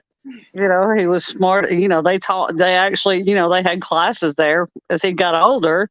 Right. And he learned, and he was smart as a whip when he went to kindergarten, and he turned out okay. He did go, I mean, he had spent a lot of time in timeout because he'd put his teddy bears and stuff in timeout. That's how bad it was. Well, really what bad. scares me is that it's almost like we're having I mean, look at us right now. I mean, I am, of course, because I'm an idiot, but most people don't even use their real name. So they've taken away especially if we go online. So now we have no social, our social is missing in the world. We're not using our own name. I mean, what are we going? Where are we going in this world? Well, a lot of it has changed, yes, but we can bring this back, you guys. We have to teach our kids. I taught most of my kids have turned out pretty good. I got 1 or 2 that aren't, but out of 7 kids, the rest of them have turned out good. They have their own children. They're doing the same thing. They're teaching them what we taught them, and they live by life's rules. And that's what has to be done at this point.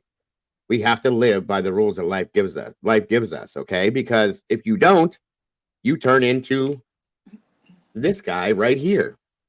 Well, Yeah. and I can't deny the fact that I'm sorry, but so many people today just are being raised in a one parent household. Yep. And I remember when I was growing up, like I was scared to death of my dad. You know what I mean? Like he ruled the house. And 100%. so many people don't have that now. And even now we see this like almost how do you say that? Demasculated. Yes, like Demasculate. of men, young men. Because one thing that literally just floors me is how people view Chris Proudfoot. And it's like he's very blunt, direct, take out the lying, and he's controlling. She can't speak, and it's like, for me, I'm sitting here like I just see like a man. Like I see someone like my dad. You know what I mean? I don't see this like ogre who's got this little lady just under his wing. It's this is what men should be and used to be. Well, and see, that's changed in some senses too. It's a good point, Truth. And you're welcome to join us. There's a link pinned in the chat, sir. That's where a lot of things have changed too, because there's a lot of roles have reversed. Okay, I mean, I'm a good situation. I mean, it didn't start that way, but I was forced into that situation. You know, I started off being the 100% the breadwinner and the person of the house, blah blah blah, so on and so forth. But now it's not like that. But those morals and the rules to life are still taught the same way, regardless of who is who. Okay, and you know there are a lot of single mothers out there. Now we have to remember something. Over the past 10 years, there has been, in a lot of areas at least, a horrible issue with deaths due to opioid overdoses, and left a lot of kids as orphans. So we have grandparents that are raising children who have no idea how to handle it, okay, and are having trouble with that. We have a lot of children that are going into orphanages and children's services and foster homes, and there's a lot of that going on too. So that's another thing to add to the ingredients here, folks, is all I'm saying. And there is another thing, and I mean, there comes a point in your child's life where you can be their friend, but you have to be their parent first. Yes, ma'am. And I think that a lot of parents nowadays, not all, I'm not saying all, had rather be their friend, try to be their friend, than they have their parent. So they try to be the friend instead of try to parent. And that's the way the ex creature was. That she wanted to be my kids' friends. That didn't work. That's why they have no respect for her. None. And so, you know, I had to parent, and when my son, and of course I am, parenthood, you know, it never ends. It's something that, I mean, he's 32, and you know, when he got older, you know, that's when your knees hit the pavement. That's when your knees hit the pavement when they grow up. That's when your knees hit the pavement, and you just pray that you know you've taught them right and that everything will be okay. And you know, I mean, when he leaves, I still worry about him when he's gone. You know, I worry, is he okay? You know, just let me know if you're not coming home. Just, you know, that's all. Because that fear is always there, especially where we're in Tennessee. Oh my gosh. And the thing is parenting never stops, folks. I'm still a parent. No, I'm going to be 50 years old, and I have a 32-year-old daughter or 31-year-old daughter that still comes to me and says, Dad, what do I do? How do I do this? And I have to see some of my other kids that are doing things. I'm like, whoa, hold on a minute. Like, what are you doing? That's not how that works, you know? Yeah, and it never ends. It's not one of those things where you get to cross the goal line and you get to spike the ball. It never ends. You worry about them until... I'm still learning from my mother, who's 72 years old today. You know, like I've called her just yesterday. I'm like, Mom, Caden did this. And what the hell? Because you raised me, and I'm an identical carbon copy of that child. He's a carbon copy of me, I should say. What the hell did you do when I was 17 when this happened? Because I don't remember. She was like, oh, finally, a little bit of you get some of your own sauce. And I was like, oh, okay. Regardless, whatever. How does this happen? What do? You know? And I don't know what to do. You want to know why? Because when that, in my opinion, Clue, when you put up that, I don't know what you call it, the have you been spanked with the belt? I don't know. The switch thing. Yeah. Mm-hmm. And it was like overwhelming. Most of us put yes, we were. And that's our problem, is that's how we were raised. And then somewhere in the past 10 years, or even the past 2 years, 3 years, it's like, whoa, now what are we supposed to do? I mean, that's how we were trained to be raised. I mean, that's how we were raised. And so now we're trying to figure out how to switch over to, and it's just. Listen, guys, and I have no angst and I have nothing but respect, but it was nothing for me to be 16, 17 years old, thought I was a big boy, Mr. Football player, muscle bound, for my mama to throw a frying pan from the kitchen down the hallway because I wouldn't shut my damn mouth. Yeah, okay? I hear them Italian mamas will throw whatever's handy.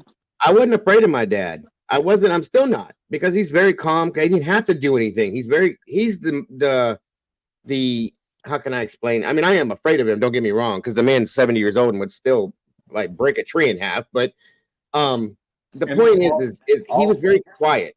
He scared me because he was quiet. Okay. If he did speak, that's when you better run your little ass as fast as you can. Because if that man catches you, you're planted in the living room floor. That never happened, thank God. But I was petrified, and I still am, of my mother. And look at the best self-defense move both of them taught you, from all of that throwing of the pans and all that, right? Duck. Absolutely. Hell yeah.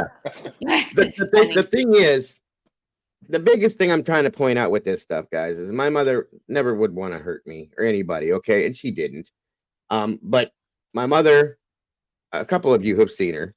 She's 5'9", always been a taller woman, put me up against the wall off the ground with my big ass. I mean, I wasn't fat, but I was a solid teenage boy, and got in my face and said, "I will end you." Okay. And I almost pissed my pants. And I still have that fear of that woman to this day at 72 years old.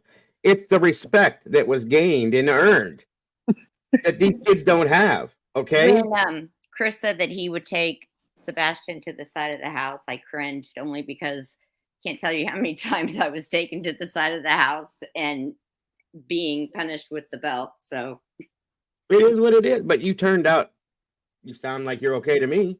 Yeah, I think I'm okay. I mean, I don't think any of us are great, but you respect people, though, don't you? Yeah, exactly. Okay, and that's the difference. These people don't, because they were never taught respect. Okay, at this young 20s and early 30s, because their parents either gave up or they weren't allowed, and that's the problem. Our rights are, as people and parents, were taken from us. Okay, so what are we supposed to do with that? Go stand in the corner. Go stand in the corner. Go sit down on the chair for 10 minutes. Go stand in the corner. Meanwhile, these kids are looking at us going, sure, I'll sit down. That means I ain't got to do the dishes now. I mean, what the hell? It doesn't work. I'm sorry, but it doesn't work. Now, with some kids, yes, it does, especially when they're little. But when they become teenagers, there's a whole change of life for them, okay? And then what? That's what I'm saying. Then what do we do? Because they have no fear of anything. They have no fear of authority, no fear of the consequence that they'd have to deal with, because they know nothing's going to happen. That's it. It's over. And by the time they turn 18, they know in their mind, well, they think in their mind, they can do whatever the hell they want to do and get away with it. And they do try it. That's why we have repeat offenders that repeatedly do things again and again, because the judicial system is almost just as weak in those senses, because they bond people out again and again. And it doesn't help. Okay. And in a lot of senses, it becomes a dangerous situation. Like the guy that we have from Warrior Park. Okay. Is he going to continuously keep being bonded out and do it until he kills somebody? I don't. You got to look at what's going on right here. I mean, that in itself is just, I mean, we're not in a city, and there's a guy walking out on the loose. We're all supposed to be shelter in place. He's wearing a mask and has been all day, wearing a gun and screaming at people, and all clad in black. And see, that's the thing, though. If I seen somebody like that after hearing that, guess what I carry around with me everywhere I go? My husband is. There you go. And that's what's going to happen because they can't keep people like this under wraps. That's all So, I'm saying. Chloe, did you never have to pick your own switch? Heck yes, and get I all the did. little you had to get all the little nubs off of it before you went in. Make sure it's just as smooth as it could be. Yeah, and then you wish you'd have picked like the biggest branch on the tree. Because Yeah, them because little then- switches, them little switches hurt. Or worse, worse when than you the bring belt. in that little switch, they go out and pull a tree out of the ground and beat you over the head with it. That's the difference. Oh Is yeah, a switch, does a switch hurt worse than a belt? I never had a switch. Oh yeah. No, I don't think so. Well, I You ever never been- got spanked with the. My grandmother spanked me with a switch, but I never got spanked with the belt. I always got spanked with a hand. Except that one time I was on the phone. And I smarted off to my mom, and she got me with that wooden spoon. I promise y'all ain't had no Hot Wheels racetrack. Because I'm trying to tell you right now, I'd take a switch or a belt any day. Hell yeah. That leaves, especially when it hits your legs. Sorry. Yeah. My favorite was the fly swatter. Oh yes. Got the holes for the aerodynamics. I don't tell you how many times I had a web print on my leg. I'll tell you right now.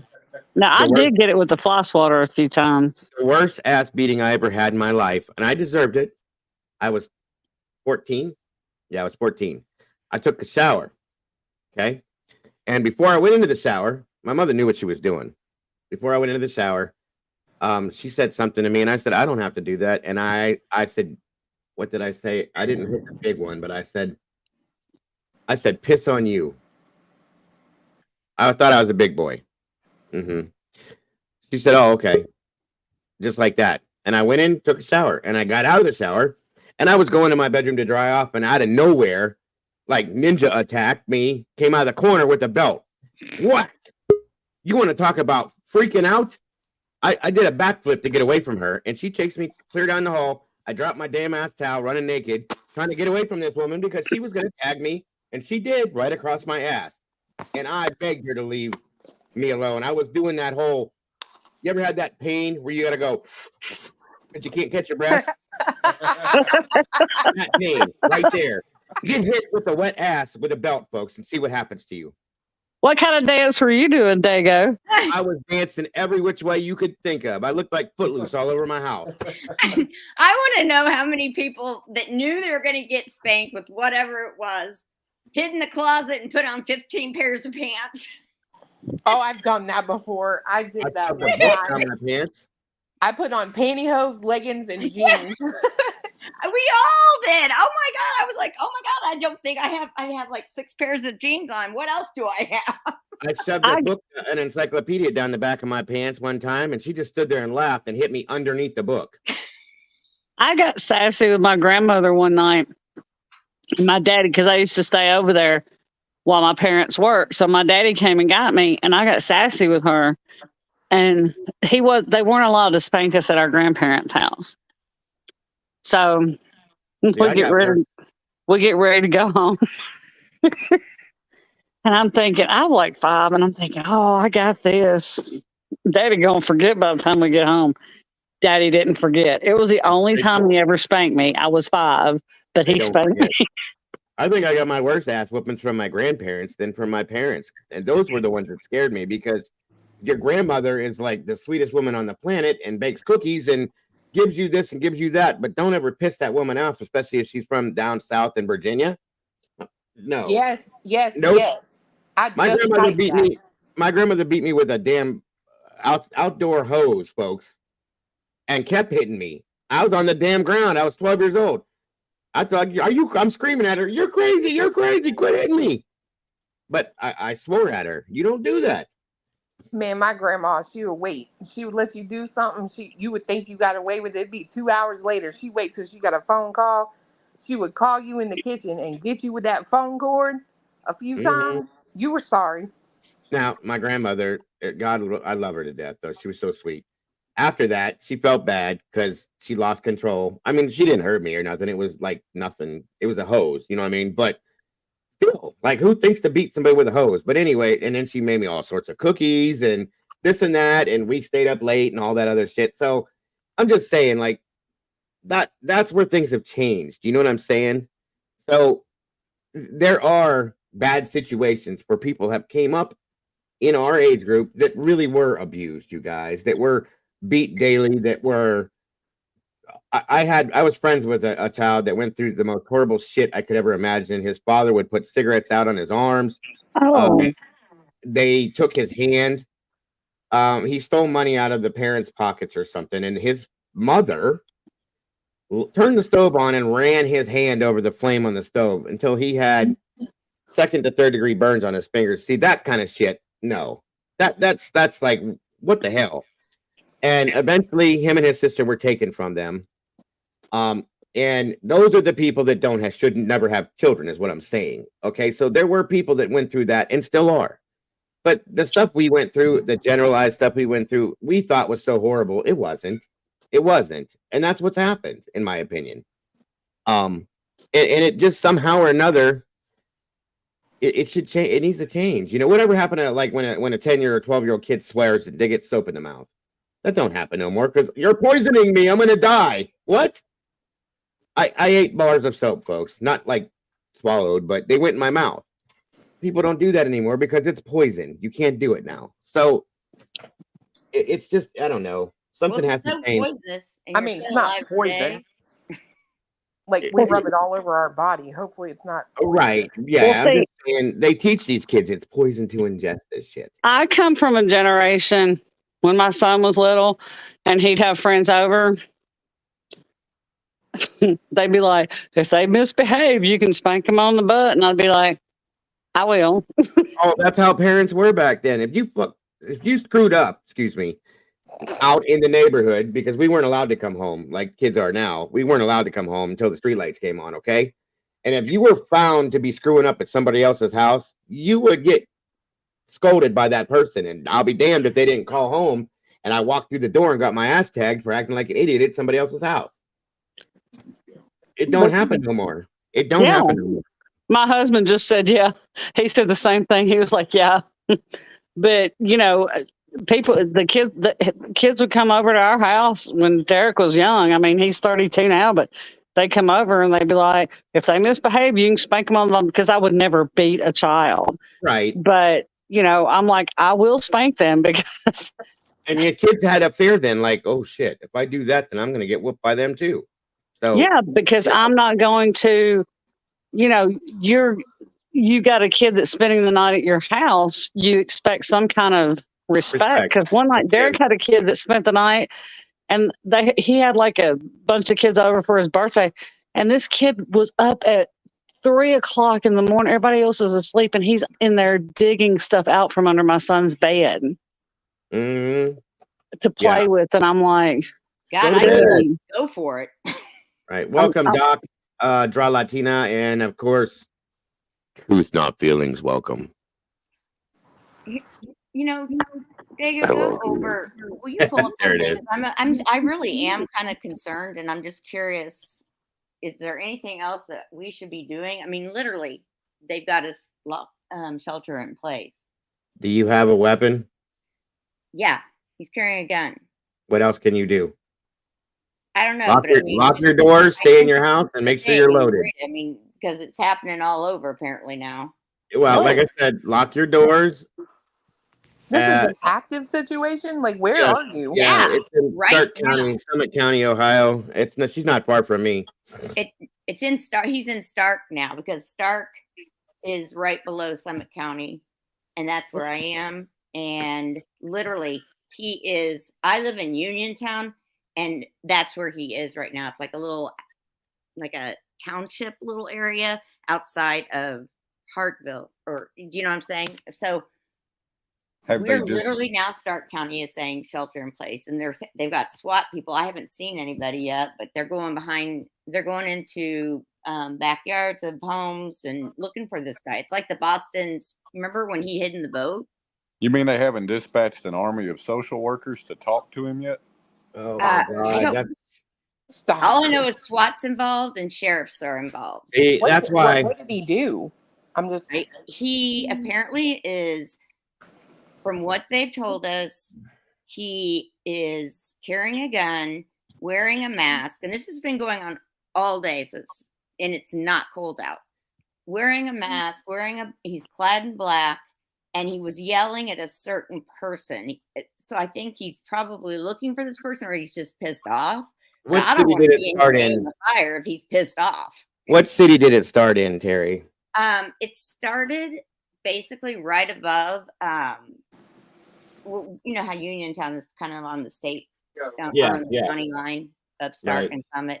So right there, I don't know if you're familiar with Uniontown Park over there towards North Canton, but that's where it's big. But the thing is, it's in Stark County, and they have not caught him. And 6 hours ago, all day they've had us shelter in place.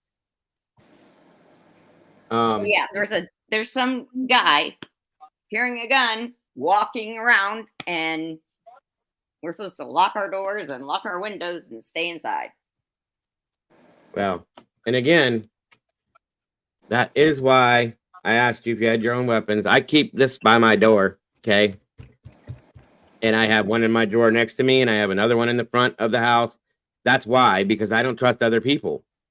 So, well, what would anybody's advice be? Say, stay in the house. You can only do what they want you to do. But I know. But stay in the house and you listen to what they say. Right. I wouldn't suggest you go for ice cream right now or anything. No, you wait until I can't find anything about it at all, Carrie.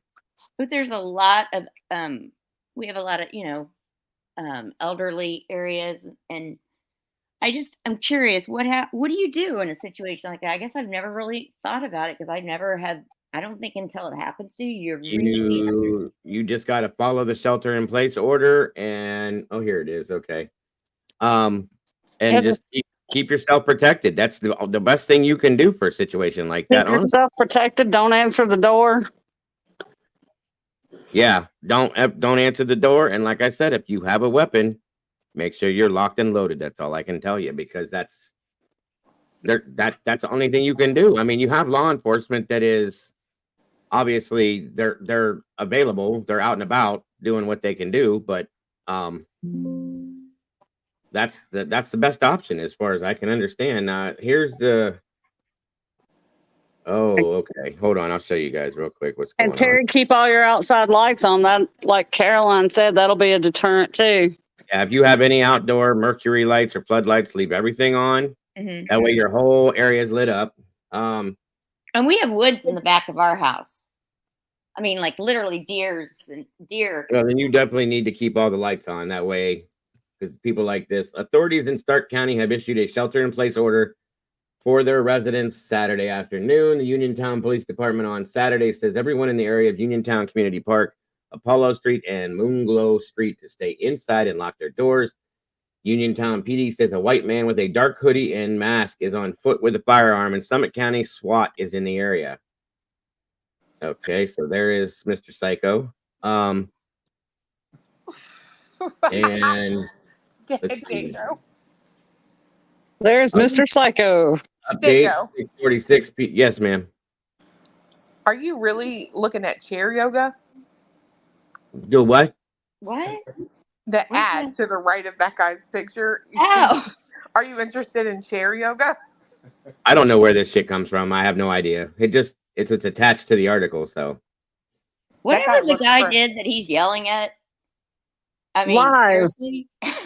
Live on the next Dago chair yoga.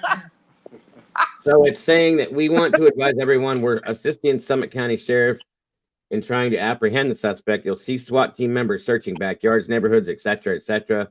You will see our officers driving around the area. The suspect, Facebook, Summit County have changes on it. So it's just an active, they're looking for the guy. So we went through this before. I haven't seen one police officer or SWAT. Are Well, we like off the grid? If they're in backyards, you're not going to see them. I'll tell you that. We went through this with the Cavalcante case. Remember? It's the same type of thing, basically. In my opinion, at least. I guess it's just weird. We sit here, it's a true crime channel. We talk about all these crimes, and here I am sitting here in a shelter in place with some Looney Tune, like Halloween guy, Well, He was honey, a it happens around all of us. We at some point in time, every one of us has to deal with something. And then, like, look at Clue where she lives at, and we've had people down in Florida where Salty's at. It's just Doodlebug in Missouri. I mean, it's wherever we are, we all eventually have to go through something. It's sad, but it's true. I hope they're probably gonna have to take this guy out. I'll be honest with you. Well, they haven't yet. Maybe I could suggest Home Defense by Home Alone. They have some real great home defense skills in that movie. What I did there? Throw that out there. Yes, tax and tar and glue and all paint cans and sewer pipes. There you go. Oh yeah, anything can be a weapon if you throw it hard enough. I'll stick with my rifle and my guns, and I'll be happy with that. So, I don't know. Sorry, it's just too. I mean, it's just weird. I honestly, well, I got mean, feels like he remembered Michael walking around with the mask on, and Michael Myers. No, I get it. Well, there's people. He probably needs medicated. He's, mental health is real, folks. I've said it 100 times, time again. Kimber, are you having problems? Can't stand up here or something? I keep falling. By the way, welcome, Doc. And again, Truth, if you guys can hear me, please speak up anytime. Well, I guess, I'm going to say that for me, I had a very sad childhood. And at the age of 63, I'm still recovering. And I don't believe in, I think that the amount of corporal punishment and beatings and other things that happened to my sister and brother and me, it was hard to hear you guys laugh about the switch and the cable and the telephone cord because, I left home when I was 15 and honestly don't think I really think the only reason I survived was because of my faith in God. oh, And agree. I believe that I did raise my two children as a single parent. Yes, ma'am. And do you I think that's feel why you went into the medical field to help people? it could be, but I just want to say that I never once laid a hand on my children, but I do feel that I was a good parent. I was very strict, structured. Sure. There were consequences. They have, of course there were challenges, and as somebody said earlier, the older my children have gotten, the harder it gets Right. because it's not a question of changing a diaper. It's a question of dealing with ethics and morality and all the hard decisions of life. But Yes, ma'am. I'm not trying to argue with anybody, but No. I understand your point, and I hope that I'm sorry that may have come off that way because there's a lot of parents that were like what you had to deal with that we didn't, unfortunately. So it's not a joking matter in that sense by any means. Okay. no, Like I said, I'm not blaming everybody. I'm just saying that from my perspective, this brings up it. Just I was just really really shocked and at the conversation. But I'm not.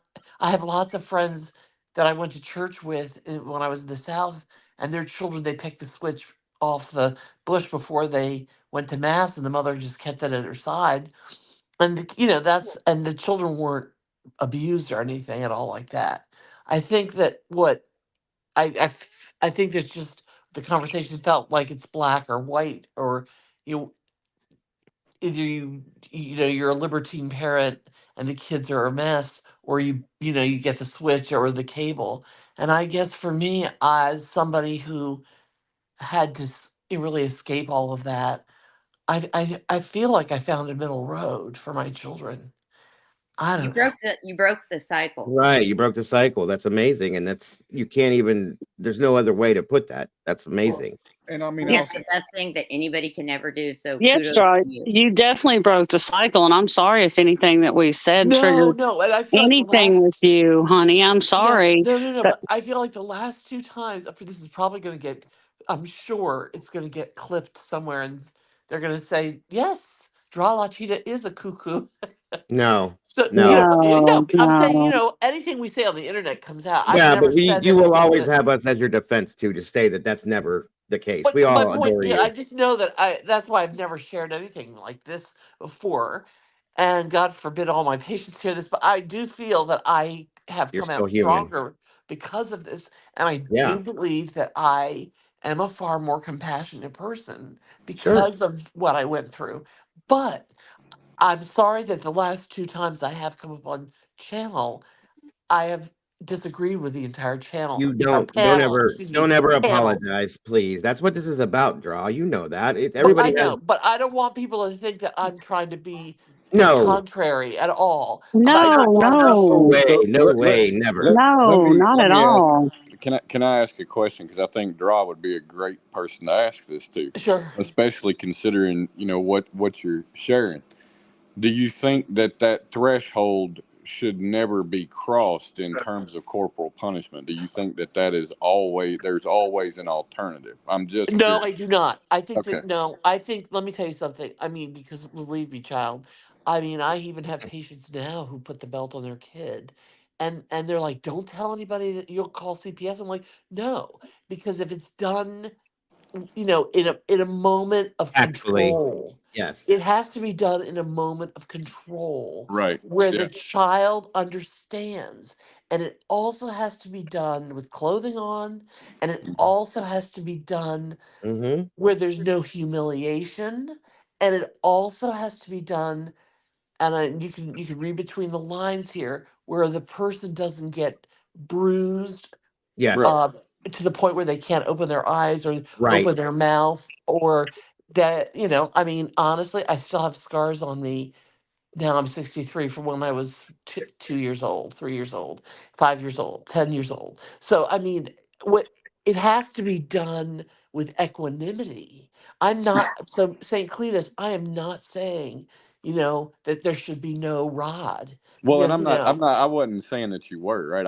I no, was no, you were genuinely, asking, curious but considering what you had gone through and no. the fact that you did spare your kids or didn't have to cross that threshold. Oh, I I I was should just have crossed. curious of No, you. honey, I should have crossed the threshold. But to be honest with you, let me tell you, when you are the recipient of more than a decade of out of control, right? Oh yeah. Then you have to. I had to temper myself. I had to modulate my own sense of anger and rage. And Right.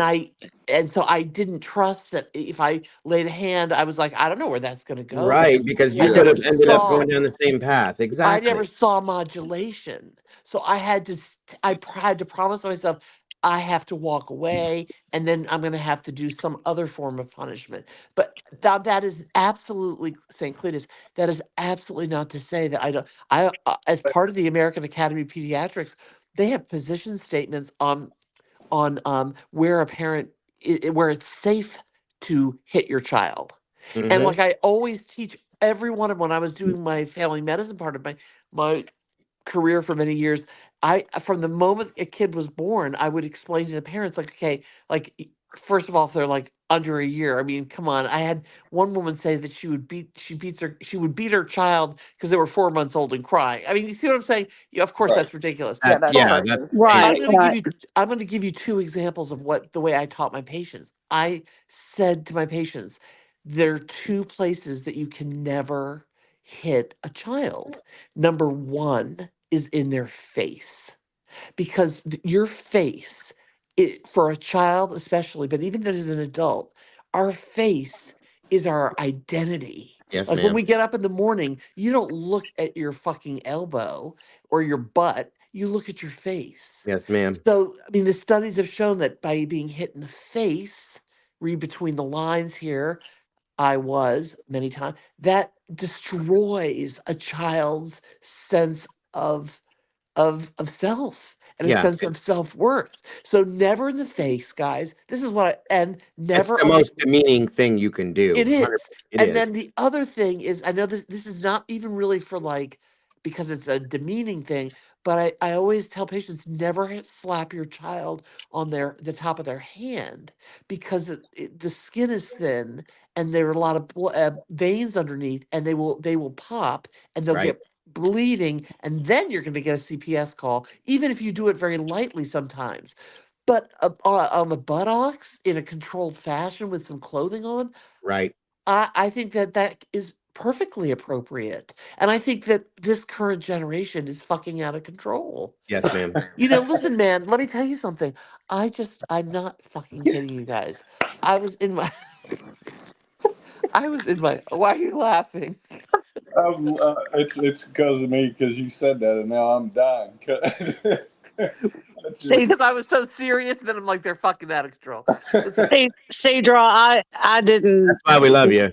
When I spanked mine, he got his spankings on the bottom. I never slapped him in the face. yeah, exactly. No, so I know what you guys are saying. Yeah. And I know the spirit in which you said it. But And most of it was when he had a diaper on and he was, like doing something he wasn't supposed to do. I never had to do it. I just had to raise my voice. So even though it was done to me at some senses, I never had to do it. One time, my oldest I son. don't want everybody to. And I didn't spank him with a diaper on when he was really young. That was after, when he was like 1 or 2 or maybe 3 and up, walking around and doing stuff he wasn't supposed to do. Right. But yeah, it wasn't like he was never spanked when he was a baby, of course. But I'm not, guys, I'm not trying at all to make you feel bad or to backpedal what you said. I just needed to, I felt compelled for the first time in my life to publicly say something. It's almost. And I'm just Would gonna you say, say that like, it's therapy? the laughing for me, like, I can laugh about it now, honestly, because as much as I hated when I was getting spanked, those are literally, I'm not even kidding, some of like my favorite memories of being, I'm not kidding, of being a kid. The stuff that you did before the spanking, yes. The stuff No, that you I did to know. get the No, spanking. I'm talking about the spanking, because I'm like, I know how I was acting. I know I was sobbing uncontrollably, but looking back as an adult, now I realize, yeah, you were being an idiot. And that And was you had just parents that you knew cared for you. It drew the respect. It draws the respect. I agree. Yes. Yes. You didn't want to be What we're, spanked at all. here we are all talking about this, but we deserved it, right? Yes. I think that, I also, You. honestly, guys, I do think that's the difference. Because if it comes at you and it's consistent but inconsistent, it's random, and it's not connected to anything a child has done. Right. Then it feels like it's chaos and you don't know what to expect. The thing is there's a lot of children that do get beatings because their father had a bad day or because their mother found out that the father's cheating on her and things like that. That is the stuff that doesn't make any sense. Well, that's That kind of is what what became happened. from my father. So yes, it was the randomness of everything, and it was the intensity. And anyway, I don't want to get into that, but there was I wanted to tell you something. I mean, you all got you can draw color in the pictures of what I've told you. Yes, ma'am. But what I wanted to say to you, and I said this generation is fucking out of control. Excuse me. It's okay. This is what really pisses me off. I swear to God, man. Not a month ago, I'm in my fucking. I do mostly psychiatry, right? And I Yeah. do kids as young as 5. I've got an 82-year-old person. I mean, it's the whole 9 yards. I literally said to the patient, they came in. This person is in. I'm just got to be very general. They're between the ages of 18 and 22. Let's just leave it at that. I said, I just need to use the restroom because it was like 4 or 5 hours straight of patients. And I said, I'll be right back.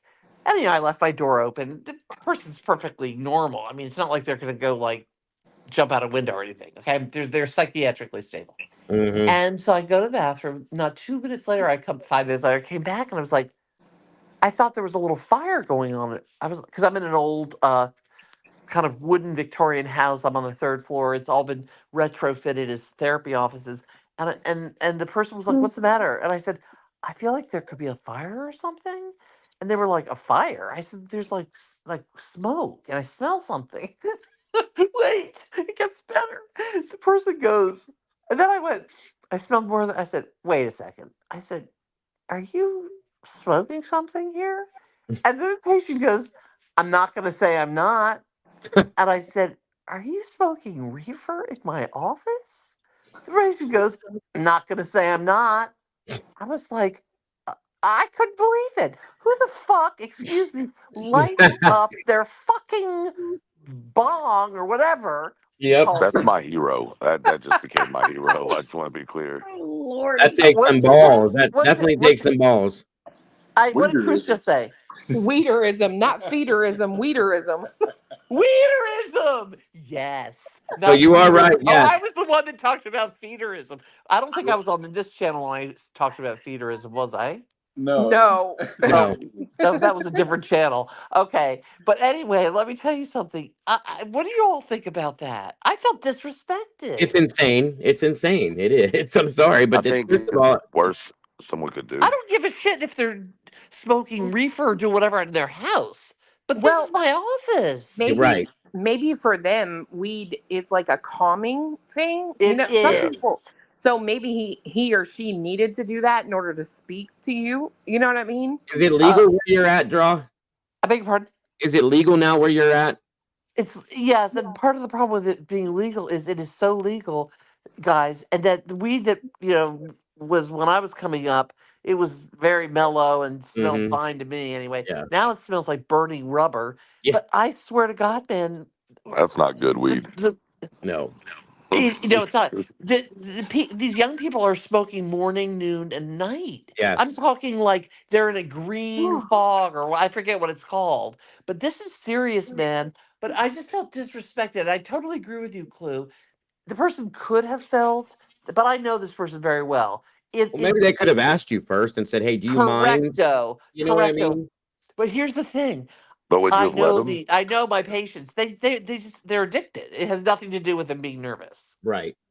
in this case. But you're right, Clue. If somebody had come in and they're like, I'm a wreck. I feel I need to take some reefer. I would be like, okay, that's fine. Whatever. I'm But it was the sorry. fact that they just lounged on my sofa and they're taking a riff or whatever the hell it's called. Well, it could be too, Draw, because I know every conversation I've ever had with you has always been very relaxed and comforting. So it could be that they're that comfortable with you that they thought it was not a big deal That is too. probably true too, because I am kind of a mellow. I mean, you're not Right. going to get me to like raise my voice or Right. when I That's say the F bomb to my patients, they're like, oh, I mean, well, did you see the reactions in here when you did it? Everybody went, "Ooh." So, it's we love it. But no, first off, let me say real quick before anything else, I'm so sorry that you had to have that experience in your life. And I'm sorry that anything we could have said came no. off in that sense. And it can be triggering. I understand that. So, we love and respect you more than anything in here. Every one of us does. So I'm No, so I appreciate sorry. that, but you know what? It took me till I was 50 years old when somebody told me that if I had to decide, no, I was 40, that because I had my children then, whether I would allow my children in front of my father, and because he still could not control his rage, Right. even when he was at the time 72, he just had a problem with that, and What are you doing? somebody said to me, you have to decide whether you want to have, if you want your children, your babies, have a relationship with him, you have to decide to extend mercy and grace to him. But you also have to draw boundaries. And I Yes. will never forget, I said, okay, I'm going to extend mercy and grace. And I reconciled with my parents. I mean, my mother was a shadow wife. She didn't have, she didn't have the power to help Right. her children. I hate to say it that way. And so I remember I actively said, I'm going to forgive my father, mercy, grace. It was like constant, I had to say to myself. But I remember when my now 25-year-old was, and she was only like a year and a half and she had a diaper that was dirty. And my dad got, for whatever reason, it pissed him off. And he started to raise his and yell at her and he started to call her a name. And Mm, that is the moment where I turned to my dad and said, don't you ever, ever name call to my baby. Don't you ever lift a hand to my baby. Don't you ever touch my baby. Or we will leave your home and you will never see your grandbaby again. good for And he you. was like, I'm so sorry. I love Francesca. I love her. I won't do that. I'm so sorry. I'm so sorry. But by age 72, his testosterone was probably So at that level 1, so he could hear what I had that to say. that's what broke that mold though, right there. But I That think it did. I yeah, think it that did. moment. because Absolutely. he loved my children so much, and he said, if you do that, it'll break my heart. I said, then you need to understand the boundaries, and when And I, this is no longer acceptable. you know what, Draw though, and I'm not. I wasn't there. I'm not you. I'm definitely not a doctor of any sorts whatsoever. But I would almost guarantee that that moment he probably had regret for what he had done in the past. In that moment, he wanted to make it. Maybe he wanted to do it right this time with the grandchildren. You know Oh, what I and he mean? did, because my children didn't have a dad, and Right. my dad was like their father. And when he did die of COVID, yeah, but he was not no longer infected, but he had the post COVID pneumonitis and everything, Right. and he was Right. 90. I have photographs of Francesca sitting on his bed with her dog and holding his hand and saying, "Pop, pop, it's going to be okay." I mean, he was a fantastic. He really did have an opportunity to reparent, so you don't need to hear my whole fucking life story. It's All I'm okay. saying to you Okay. is, it's just, it suddenly, it just was, I don't know. I don't even know where this all came from. I'm having verbal diarrhea right It's now. okay. It's okay. That's what this is about. That's what it's all about. And I Well, I well, appreciate that you could share that with us. I really do. I've never shared, I mean, a couple of my friends, but here I am. I have never even freaking met you guys, but okay.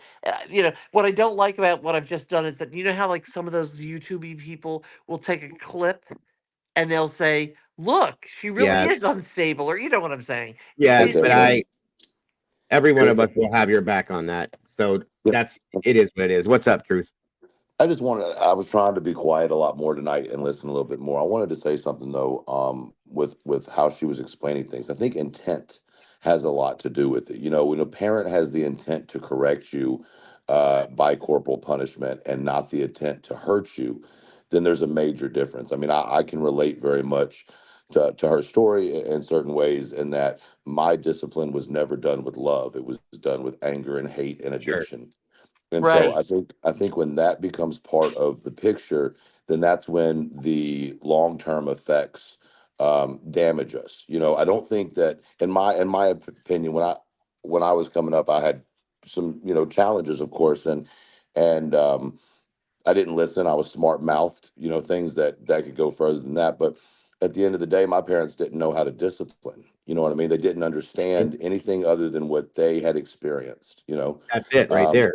Yeah. and then I went into the system real early in life, unfortunately, um, and was taken from my parents and ultimately adopted. But you know, it's interesting that the law is the way it is about disciplining of children. But if you spend 1 hour in a state-run facility, you will see the kinds of abuse that you could never imagine. And I've these are heard. about people who are allowed to beat you, SA you, things Yeah. like that. So not to go too deep, but I do feel your story, and I am glad, you know, personally, not that it matters, I'm sure, to anybody, but that you shared that and you felt comfortable enough to share that, because Yes. that's a form of healing within itself, and recognition in life that you weren't the problem, and instead you were the solution. Oh, thanks for saying that. But I do think that with all the internal work that I've done, I think I feel like I'm a better physician because of it. You know what I Sure. mean? Is it because I'm Yeah. like, I Absolutely. get it. I get it. So I've tried never to wallow in my tragedies, so to speak. But anyway, there was one last thing I wanted to say, which was, and I forget now, damn it. It had something to do with the girl smoking reefer. I guess the other piece of it is I totally agree with, I know what it is that I'm going to say in a minute, but I'll get there. Take your The time. other piece of what you guys were saying, I totally agree with, which is I think this generation is freaking out of control. Yes. It's like they are out of control. It's just, it is incredible. That's all I'm going to say. I mean, Well, I don't know, man. This yeah, stuff, it's just, it really is. let me ask your opinion about this, because this is where I feel like the problem lies with it. Is, you know, when we all grew up, whether it was a good or a bad, we had an example. Yeah. And to Dago's point he made earlier, I think people are entirely too tempted and too willing to shove a device at a kid and say, "Here, babysit yourself with this," Yep. instead of being the example That's what it for them. was. That's what you said a few minutes ago, Cletus. That I was thinking about my daughter Francesca, who's now 25, and she's a manager at a kind of a little higher end I want to sort of like pretend it's like a Starbucks and it's much much bigger and has all kinds of different kinds of food, whatever, Mhm. and it's quite high end. And she says to me that the parents come in. They come in for a freaking one cup of a cappuccino and maybe a little meal. And the women often will bring their little children. They'll be there for 2 hours. They never talk to the child. And I've seen it because I visit her sometimes and get my own little cup of coffee. And you'll see a parent. They will never turn to the kid. They just keep handing the kid a device, and the kids are running all over the place. Yep. And the other day, I was trying to do a little bit of my work, like my little on the computer work for work, and these two kids were like jumping up and down next to me. I mean, I really, guys, this is funny. They were jumping up and down, and it was a very traditional couple, and the woman was in hijab, and the man was evidently Islamic. But what I'm laughing at is that the little boy, and he had to be about 3 to 4 years old, took a pointed pencil, and he was standing over his sister on the booth, and he went up to stab her with the pencil.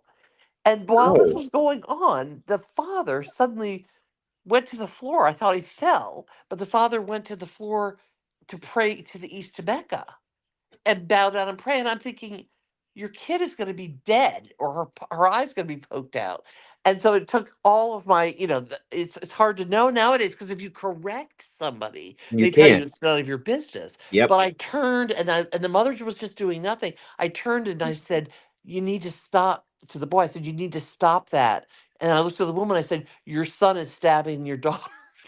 And then she took the thing away. But this is my daughter. So back to my daughter. She says, all shift long, parents, whether they're Middle Eastern, Anglo, it doesn't matter the social, whatever, race, culture, whatever, they're handing the freaking phone. And some of these kids are freaking 6 months old. Here you And go. their parents are just putting it in front of them so they don't even talk to them. That's right. Keep them quiet. And then we wonder why online predation, I guess is the word, is such a problem, right? Like Amen. that's, I look at the case with Sebastian, and I don't know how many times the conversation has come up about, did he have online access?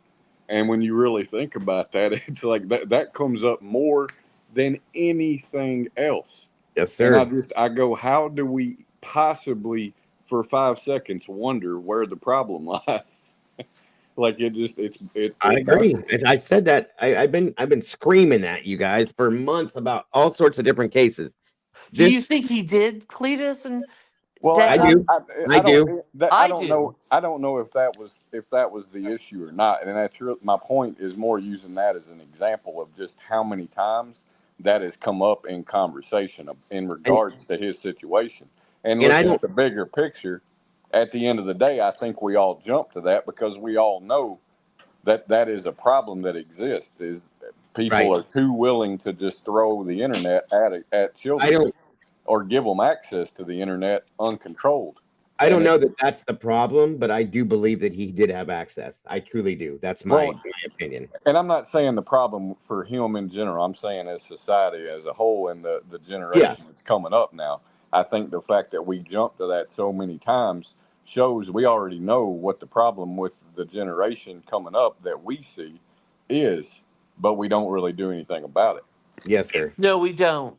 But I'm going to jump down, but I wanted to tell you that the irony of this whole conversation is before you ever even entered this conversation, guys, on the panel, literally, I sent you a Venmo, by the way. You Yes, don't have to ma'am. I just, wanted to say thank you for that so well, very much. no, but the irony of the whole thing is and I don't know if you read what my message was to you. Yes, I did. Yes, I Well, you did. can read it out loud because this is hilarious because I wrote that because I felt just read. Do you want to read it to I will everybody? do. I will read it. One moment here. Let me It's pull it back up. ironic because and so despite the fact that I got upset tonight, what I said to you in my Venmo came from my heart, and it is true. I do definitely feel that it came from your heart, 1,000,000%. As most things, most messages you send me, I do believe are very heartfelt. Hang Let on, me. Dago. Oh, Hi, Mom. She's been up here. Hi, Yeah, Mom. thank you. Mind of Monsters, welcome. Again, I'm sorry. We couldn't get to you. I apologize for that. Sorry. No, Hello. it's fine. I patiently Okay, so wait. here's what she sent me along with the donation, which is very, very much appreciated. It says, for all of your hard work, shining a light on child victims, your community has been very healing for my own personal troubles. And that was very ironic that happened beforehand. And now this. So, yes. This happened literally an hour before you guys entered into this Right. conversation. So, and it Right. has been, your community has and continues to be very healing for me. So, thank you so much. Well, thank you very much. And the community itself looks forward to you, everybody in here, and that has all these other channels as well. We always look forward to having you here and hearing what you have to say. And again, I want to thank you for trusting us enough to be able to share something like that with us, Draw, because especially in your field of work, it's just ironic in that sense that and I'm glad that we, in that sense, are able to help you, considering what you do in your line of work. It's ironic to me that we can help you in that sense as well. You know Well, what I mean? it is ironic, but here's the thing. Unfortunately, in the line of work that I work, you can't have a chink in your armor because Mhm. people will say, "Oh, well, the person isn't." You're held to this standard that, God forbid, you tell a colleague, "I'm struggling with something." They're going to be like, "You struggle with something? Well, that's not Right. good." Yeah. Do you know what I'm Yeah. saying? Everybody thinks you have to be a solid rock, right? Exacto. So anyway, I'm going to jump down, guys, and thank you so much. I'm going to go back into chat. The only person I worry about is Clue, because I sometimes feel that I do have such strong opinions that maybe Clue gets mad at me, but maybe that's a projection, and I should be I don't worried think about it. so. I don't think so Me? at all. Yeah. You're like my favorite person. No, I'm not mad. Yeah, I Try. told you. I told you. Okay, because I know that I sometimes don't agree with you, and I'm strong in my opinion. I'm thinking, oh shit, she Yeah, doesn't but like me. see, But that's why I respect what you say so much and all the different people. You realize how boring it would be if we all agreed on everything the that's same true. exact way? Well, That and is true. Draw, you should understand that's one of the things that I probably appreciate the most about you is that you are strong in your opinions and I can't change them. No, but you get, come on, man. I still look. I do listen to what you have to say, and I try to bend when I'm. It's not like I'm just rigid in it. I do listen, but sometimes I know we Well, don't agree. but I don't want you to change them. Right. Andy Yeah. taught us about feederism. Yeah, you taught me why I'm fat. That's what it Yes. was. You That know what I I do. mean? Yeah, the feederism thing. But who? Let me just quickly ask you. I do remember that was when I first met you guys. But Yeah. what was that? I know you were like, "Who the hell is this?" But what were we talking about? How did that come up? We were I talking, don't. it was Sarge. Sarge did it. He was talking about He was Yeah. fat talking. people He was talking about a friend of his. with the big fat wife that said about his ear hair. Uh huh. And you And said, he well, said, what? Vague. Yeah. and her husband is like fit, you know what I mean? Oh And yes. you said, you were like, well, there are some men that like get their jollies by like overfeeding their women and making Right. them just fat. And I was like, And well, there's a thank you. feederism thing. Yeah. And then I said there's a term called feederism, and they Yep. get like turned on. Yeah. Got it. But I do. We lost it. Everybody lost it. Yes. Was that And like on I your? said, if you can't tell by reading the chat, Draw, everybody loves when you come in here. They always want you up on the panel. Everybody, like, we all adore you Oh, wholeheartedly. Yeah, you So don't have to say that. That's nice to say it's though. facts, though. It's it's facts. true. It makes But sense why I Clue, look in the thank you so mirror much. now. But Clue, was that on your channel that I talked about feederism? Yeah, And I think it was probably the first time I probably ever came up on panel. You're it probably like, was. what? Who the hell is this woman? It was the first time. I It remember was I was in there great. too. Yeah. Oh my God. All right, let me jump out, guys. All Thank right. you We for, love you. Thank you okay, again love very Thank you y'all. much, so Draw. much for sharing, Draw. Bye, Okay, Draw. nighty night. I'm going back to Bye. panel. I mean, back to chat. Bye, All right. guys. Thanks again, Doc. Awesome. I do. I adore her. She's so amazing. We've had multiple conversations, and it's just, I could just sit and listen to her for hours. I have absolutely no qualms with that. And I really feel kind of a little blown away that her, in the position of who she is, felt comfortable enough with all of us to share something like that with us. That just blows my mind. And I feel kind of special in a way for that. So again, thank you, Draw. And I again, just want Mom, oh, go ahead, Cletus. I just want to know if she takes my insurance because I could Right. There you go. literally like really have a good conversation with her. Yeah, she's an amazing person. She really is. And I'm grateful that she comes into our communities like she does. She has the best voice. Like, I swear, I don't know what it is, but it's like little angels fly when she Yeah. talks, like right out Yeah. of her mouth. You can She's see that. very sweet too. That's what I love about it. Again, Mind the Monsters, I'm so sorry that you were neglected. I apologize. And it's wonderful to have you You're here. Thank you. good. How are you today and how have you been? I'm doing good. We went and fed hot dogs to gators and looked at some gators that were in the river or the lake that were not behind the fences, and some pretty birds, and ate catfish and gator. And I had to get up early this morning. An adult, usually I sleep in on the weekends. Sounds like a fun day. What does True gator crime taste time. like? Gator Chicken. tastes like gator. I think it tastes a little like, to me, it tasted the way I had it was like on a shish kebab type, like, or like a skewer. It was a little like chicken kind of Yeah. texture to me. Sweet Kind chicken. of like a Yeah. fishy chicken taste, I guess. We go to the Black Hammock and they skater bites. It's quite Mhm. expensive, but they're really Absolutely. good. I liked it. It was weird to have around here because we're in Ohio, of course. You know, we don't get all that exotic stuff here. But one restaurant we had here, they served it gator kebabs, but they were little chunks of it, and it like he said, it's like kind of a sweet chicken to me. I liked it. Yeah.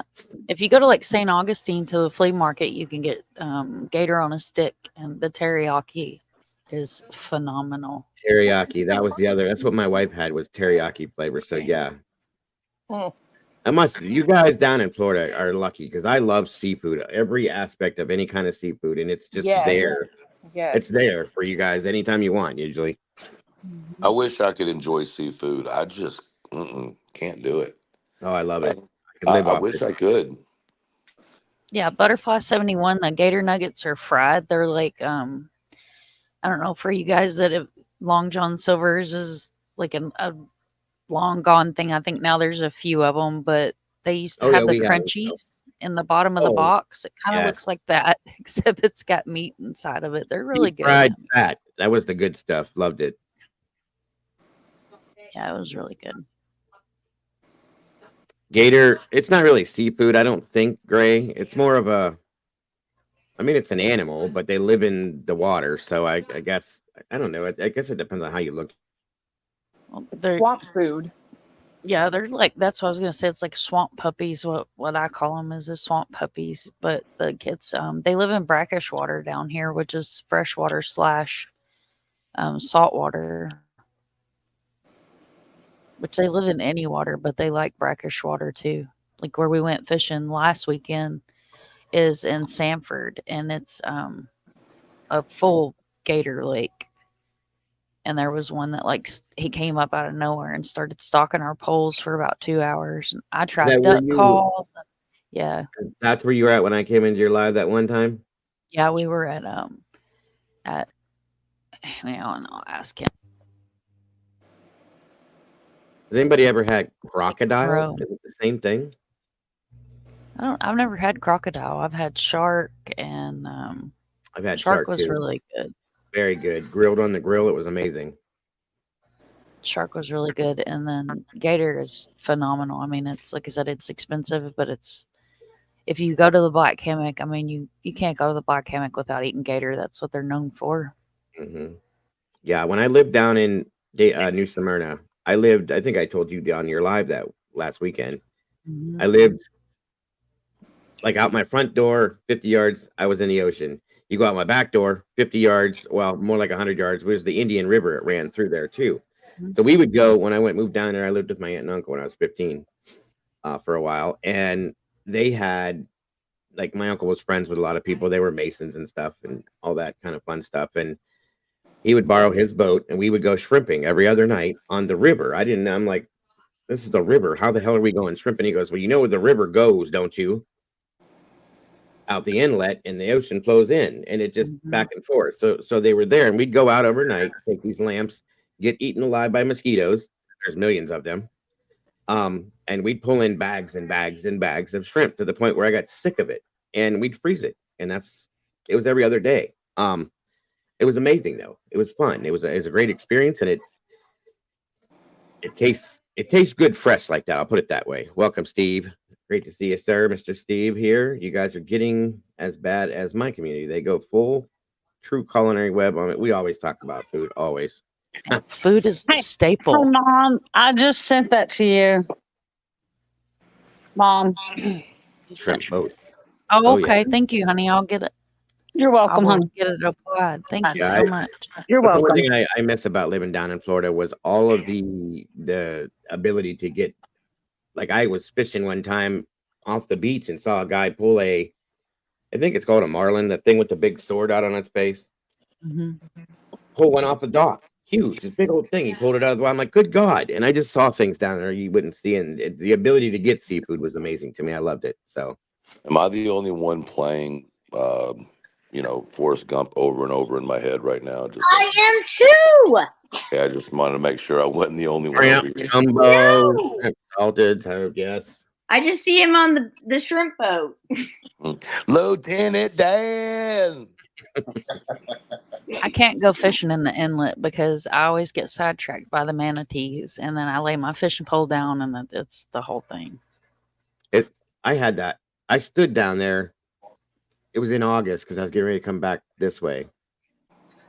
Do they have like a mating season or something? Because I was standing in the water, ankle deep, with a guy I met down there, and he was the one that showed me all the ropes and everything. And he said, "Don't move." And I'm like, because he was down a good 30 yards from me, and I'm like, "What did you say?" Because the water's making noise. He said, "Don't move," and I said, "Why?" He goes, "Look down." There was like 300. I don't know if they were manta rays or stingrays or whatever, but they were all around us up by the shore up there, and I was like. And I think I peed standing there. I think I peed. Thank God I was in the water. But I was scared to death because I didn't know what they were. You know what I mean? Do they still have the place where you can swim with the manatees down there, Mom? The Blue Springs, you can't Yeah. swim with them anymore because there's people I'll be that, right back. you always have that one kid that ruins it for everybody, the one that likes to pee in the pool. So Yeah. we're not able to swim with them anymore. But I like back in November, I put up some shorts and a video because there's not enough signal to go live out there. But there was 193 because they count them. Like the lady was in her little John boat counting them while we were there, and they played and flipped and did all kinds of stuff. And I stood there and filmed them. But you're not allowed to. You can, like, if you want to get in the river, like there's some places that you can go and swim in them with them. But Blue Springs is the spring that they come to because they migrate over here between October and November to the warm water that comes out of the spring. Yeah, but you're not supposed to get in the water and touch them, are you? No, you're not supposed to there. Now there's a canal over on west side of Florida near Brooksville, which is about an hour and a half up from Tampa, and you can swim with them there. Like they'll come right up to you and swim with you. You just have to be careful. Yeah, because you're not supposed to like get real friendly with them because they're endangered. They're endangered. Yes, if they see you, there's a good chance that you're going to jail if you mess with them. Right, because I read somewhere you weren't supposed to even touch them anymore. No, but they're real friendly. Like though, I think I was 17, and we went out there and went swimming, and we swam with them, and like the two of them came up, like, hey, they're real curious, so they were like, "What are you? Why are you in the water with us?" And I ran my hand across the top of one of them. My ex-husband was like, "Don't do that. You're not supposed to do that." I think that's why they get hurt with boats so much, is because they are so curious. They're very curious. Very, very curious. That's why they have so many scars on them from where people come in the marinas. Because they just kind of float along because they're huge. Yeah, they are. They're massive animals. They're like big babies. But they're so cute. I know. I've seen them in the water before. You just kind of want to cuddle with them. Are you talking about manatees? Yes, manatees. You just want to cuddle with them. I'm going to be honest. Isn't that what killed Steve Irwin? No, that's a manta ray. A manta ray killed. Oh, good, because I'm like, I never thought that looked very cuddly, but okay. No, but let me tell you, I'm glad y'all are having this conversation because I just told Glitter, and I'm being for real. I'm going to film myself this summer in the water out there and I'm gonna make me a OnlyFans and call it Bambi the Manatee. I'm dead. I'm fucking Oh my done. gosh. Oh, Lord. So You gotta send us the anyway, link. yeah, I think I'm gonna have to drink some wine tonight. In the eyes of an angel. Mercy, Oh, Clue, Lord. mercy, that mercy. So Bambi the manatee, Heck Lord help us yeah! If you, all. everybody's saying they're cute and cuddly, and they people flock to swim with them. Oh, they They are. probably Their charge manatees $10 are. a head. They're adorable. They've got like they just got a cute face, and they're just so sweet. But they, bless their hearts, they get scars all over them because those boats come in and the boats hit them a lot of the times because they don't they don't go very deep a lot of times. They're Is kind of that more like a hefty, seal? huh? Are they like seals? No, they're just really big mammals. I mean, Sea they kind of look like seals. I mean, They they look have a like seals in the resemblance. face. They have a seal face. Yes, truth. They do have a seal face. They're pretty. They got a beautiful little face. They're just so you just want to grab their little face and go boo. Yeah, See what I mean? See, there would be a market for that. I will. Yeah, I'm telling y'all, I will die trying to pet something I shouldn't. I would cuddle with an alligator if it was. That's what she they're said. sweet Okay, babies. don't take I would. that. Get the dirt out Chloe, of your shut mind, up. people. Shut it, Chloe. I would die. I would cuddle with an alligator if I could. Kimber, you need to go cuddle with a sturgeon. That's crazy, Kimber. I I want. thought it was a swordfish, I not have a. so many Isn't questions. it a swordfish that Yeah, has a sword on I it? agree with the questioning thing. I didn't mean something. See, Clue's done turned it into something dirty over Ma'am, there. I I know did she not. has. Ma'am, Clue I You did realize did. it's not. Saturday night in Dago's check. Doesn't it always get dirty? Clue turned it into something dirty because she's snorting already. She just snorted. She just freaking snorted. Bambi the manatee snorted. I mean, I'm just having mental pictures over here that are hilarious. That was But Truth's fault. all I said was I would die trying to pet something I shouldn't. I didn't say I was going to go pet a pecker. I mean, you didn't say you weren't going to either. Well, I can pet a pecker anytime I want. I've been married for 35 years. Pecker petting zoo. Bless your heart. Welcome to Saturday night, everybody. Welcome to Saturday Night Pecker Petting. Sure. At least you're not calling people peckers like I did. I'm not doing. Oh, Did you say selling people's peckers? Oh, oh my God. Here we go. Wow, That's that gonna got get okay. clipped. Felonies, That's definitely gonna felonies. get clipped. I said no. I said at least you're not calling people peckers like I did when Polly Pepper came in here. Oh yeah, and I said, and I had talked about Doodle's pecker toe, and you accidentally called her Polly Pecker. Yes, yes. That was my fault too. Gray See? Pearl is not lying. Gray Pearl's not lying. You can straddle an alligator. Me and fiance did that in Florida. Get Together. out of the pecker petting, whatever. So y'all were pecker petting while straddling alligators? I didn't pet no pecker, I but I have so did many sit. questions again. I did straddle an alligator. You sit on it and hold his mouth, didn't we? What did the alligator? How did the alligator get that job? Do you have to have an interview for it? Like, yeah, I want people to sit on me all day. No, it wasn't dead. It was alive. They tape his mouth shut. This is getting worse and worse. Okay, I'm going to change. I have a question. I was watching this goes to the Idaho thing, but what's that guy Pavarotti? Papa Rogers? No, Yeah. Pavarotti. That Jay Embry. Pavarotti. Yeah, Embry, but he goes by I don't know, Pavarotti. But I was listening to him last night, and he had something that kind of was like, eek. He was talking about, and the wording is how it was going, and I apologize if you'll have to go watch it because I can't remember the exact wording, but he said that he hopes that either one of two things: he's involved in that case so much that he's losing his mind, or that the Washington State Police really, really need to go check wherever that Brian was stargazing, because he's taken different pictures apparently of different areas there, and he thinks that it could be, he may have, dropped people, buried people around that area, and marked it with the longitude, latitude. You have From to the sky? yeah. So hold on, we're supposed to go look at he wants to take a star map and look for bodies, right? No, he's Why? referring. He's referring to taking the lats and lawns off of the multiple photos that Cy Ray is saying Brian has on his phone. Oh. And that it's potentially not that he's stargazing, but more that he's marking locations through metadata. Right. Yeah, but there's not that many like missing people there. You know what I mean? Well, for God's sakes, we just pulled up 2 people out of the river when they were looking for Riley. But this is the Apparently there's time. a lot of This missing is people that nobody knows. a lot of this, though. I have to say about the finding people in the river.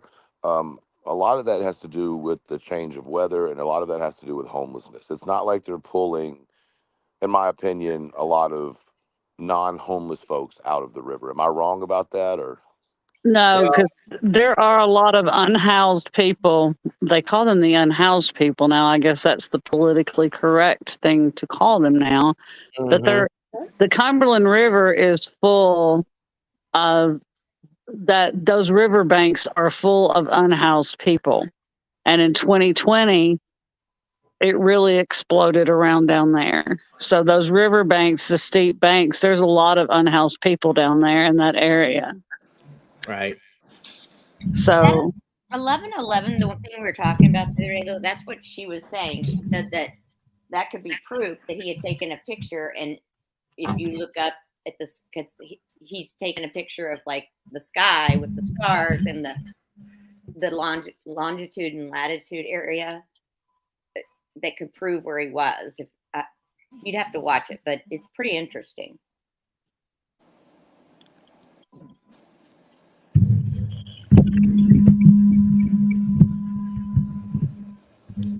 I'm muted and talking again. So again, Bonnie, I wanted to say real quick, thank you again for the membership that you gifted to Baby Firefly, and congrats, Baby Firefly, for that. Thank you very much.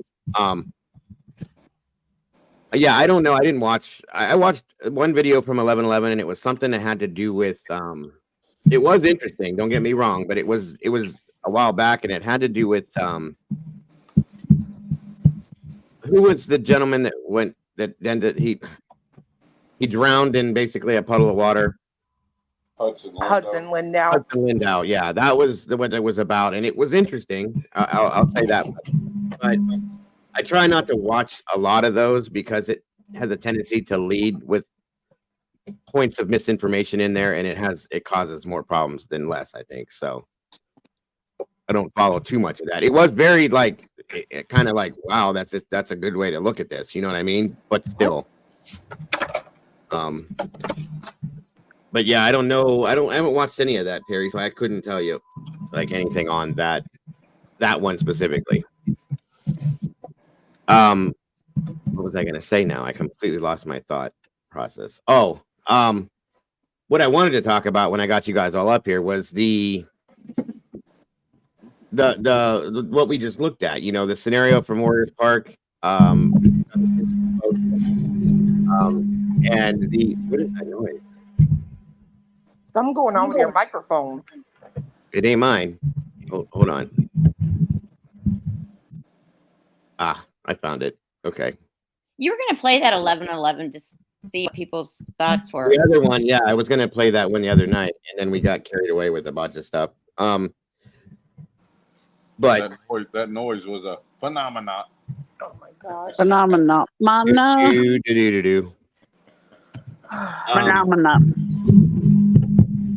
So, Dago, I want to tell you something that we talked about in Sarge's last night. Okay. So you remember how I told you that if you read the next to last paragraph, the statement reads verbatim.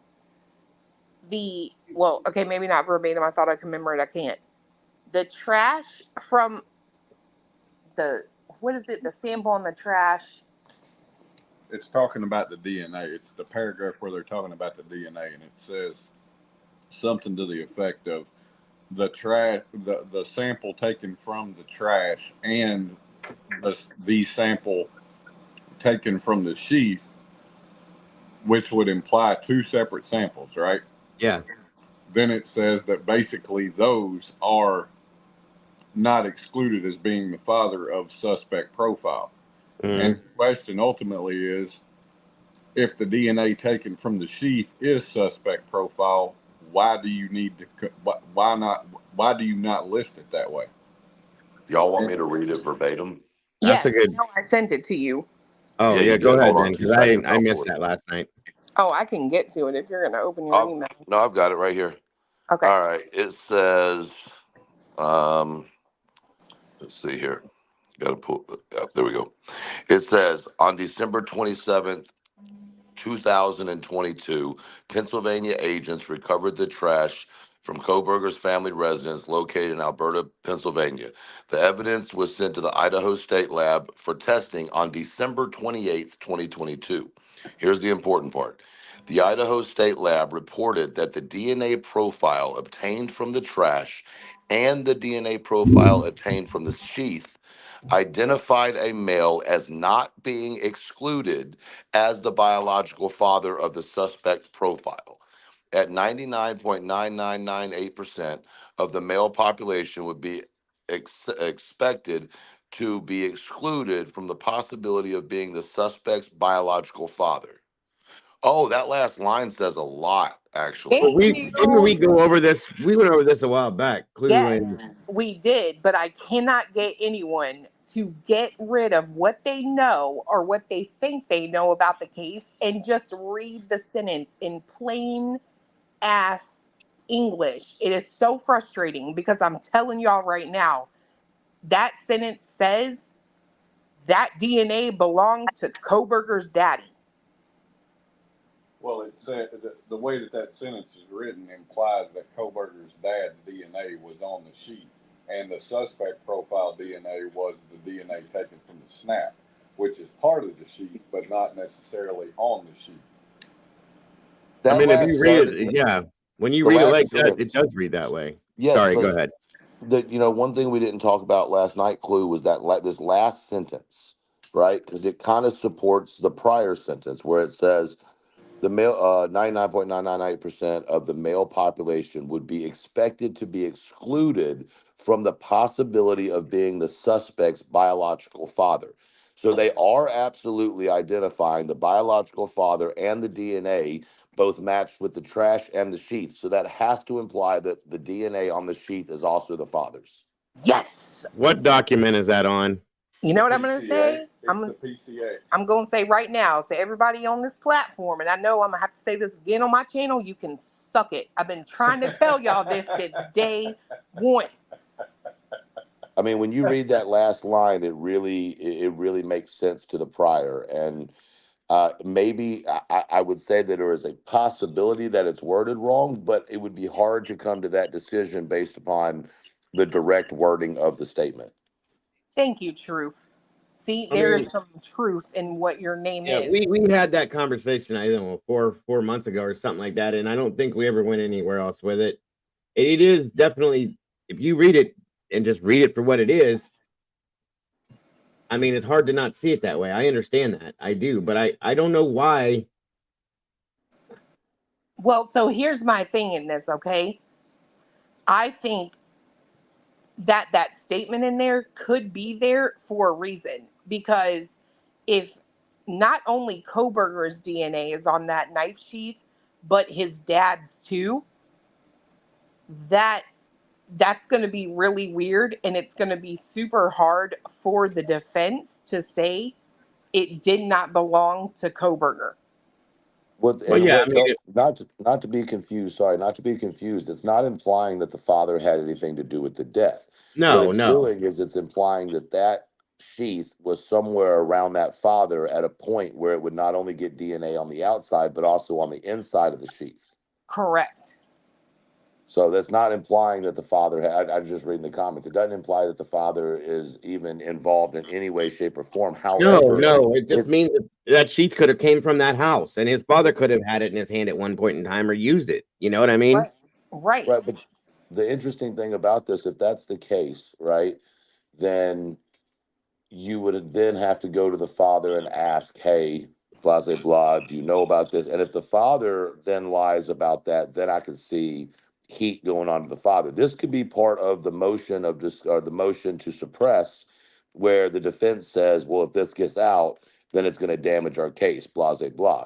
And it gives them time to create a defense for that. Does that make sense after what we were talking about last night? Right. So that's the only, everybody was trying to figure out what were they trying to suppress. And they're talking about, well, it was the informant. Well, what if the informant is the one who relayed the two? Because remember, based on the conversation we had last night, the feds were using, um, I just went brain dead. They were basically assisting with genealogy, right? So if they're assisting with genealogy, then that's hand in hand with DNA, and would make sense that that would be the type of information that they would hand over, would be a genetic comparison between the father and the suspect. Right. Yeah.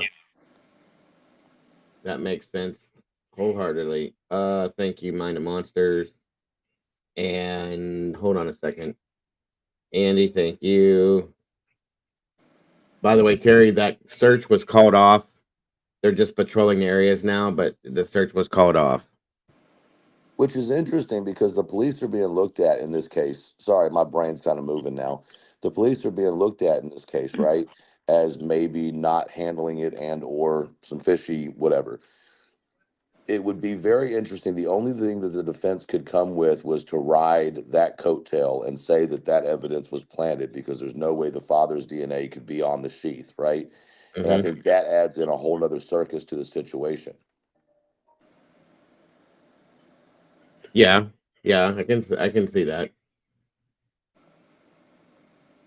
Absolutely. I'm trying to keep going, guys. I'm trying to pull something up because it's after 10:30 now. What are you going to turn into a pumpkin? No, there's something I wanted you guys to see that was coming out tonight at 10:30, and it should be on. So, um, the other, um, the other PI, Oh Lord. um, Not is well. The one that's one. Not the Cohen lady. no, the other one. Okay. I'm looking for it now, Stalty. I can't. It should be up and running now, and I can't get it up. So, oh yeah, that was great. Sorry. Christ. Set myself. Oh my gosh. Really? Uh-huh. No, it's Chloe, the other one, Chloe. Oh my gosh. Set myself up for that wholeheartedly. Sorry, folks. Just don't know anymore. Oh, here we go. There it is. Okay, hold on, folks. Here we go. Thank you for hanging out. This is the other PI in the Sebastian Rogers case. And there we go. Let me know if the he's audio always is okay. welcome to come here anytime. So please pass that along to him, and we can always put anything that he wants to get across on websleuths.com, the big, huge discussion forum that we have. So we are happy to help any way Thanks we for the can. Now, info, Doodle. Sebastian Rogers went missing toward the end of February. He went missing. It was a Sunday night, Monday morning. Right. So And between midnight and 6. Right. Of the 26th. Yeah. 15 years old. He does have autism. Now, for those people in chat who are not familiar, this is the weird thing. There's lots of cameras in the neighborhood.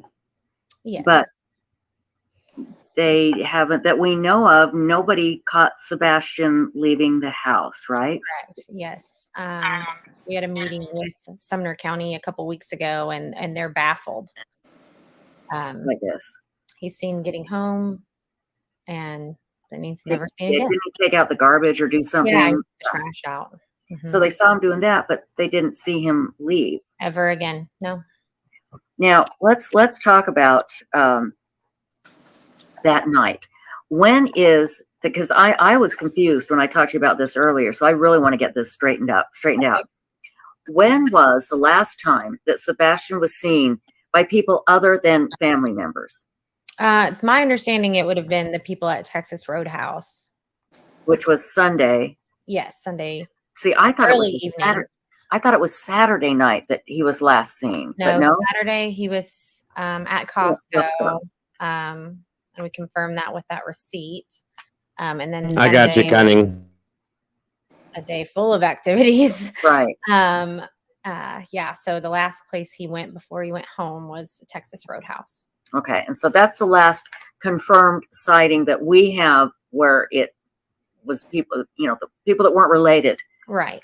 to Sebastian. Right. Okay, and again, everybody, he has just vanished.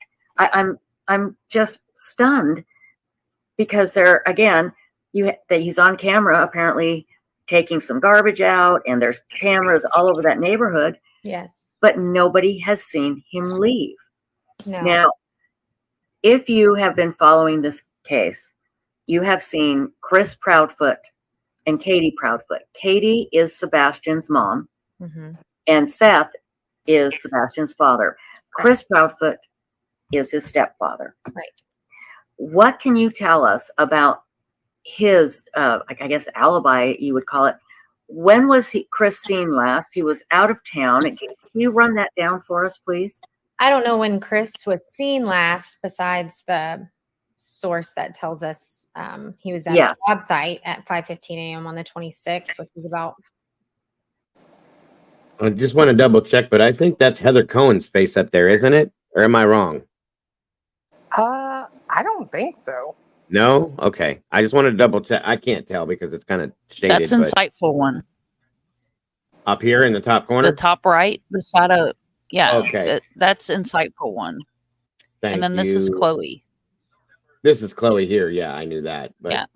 I thought maybe because I guess you're right. The way it looks in the, okay. Thank you. No, that's very that's insightful one. She's Trisha's co-host. awesome. Thank you. Thank you. Thank you. Welcome back, Kimber.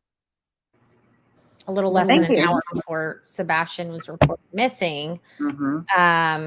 He was where? A little less than an hour before he was reported missing? He was at his job site at St. Jude's in Memphis. He's February 26th, okay. He's a crane operator.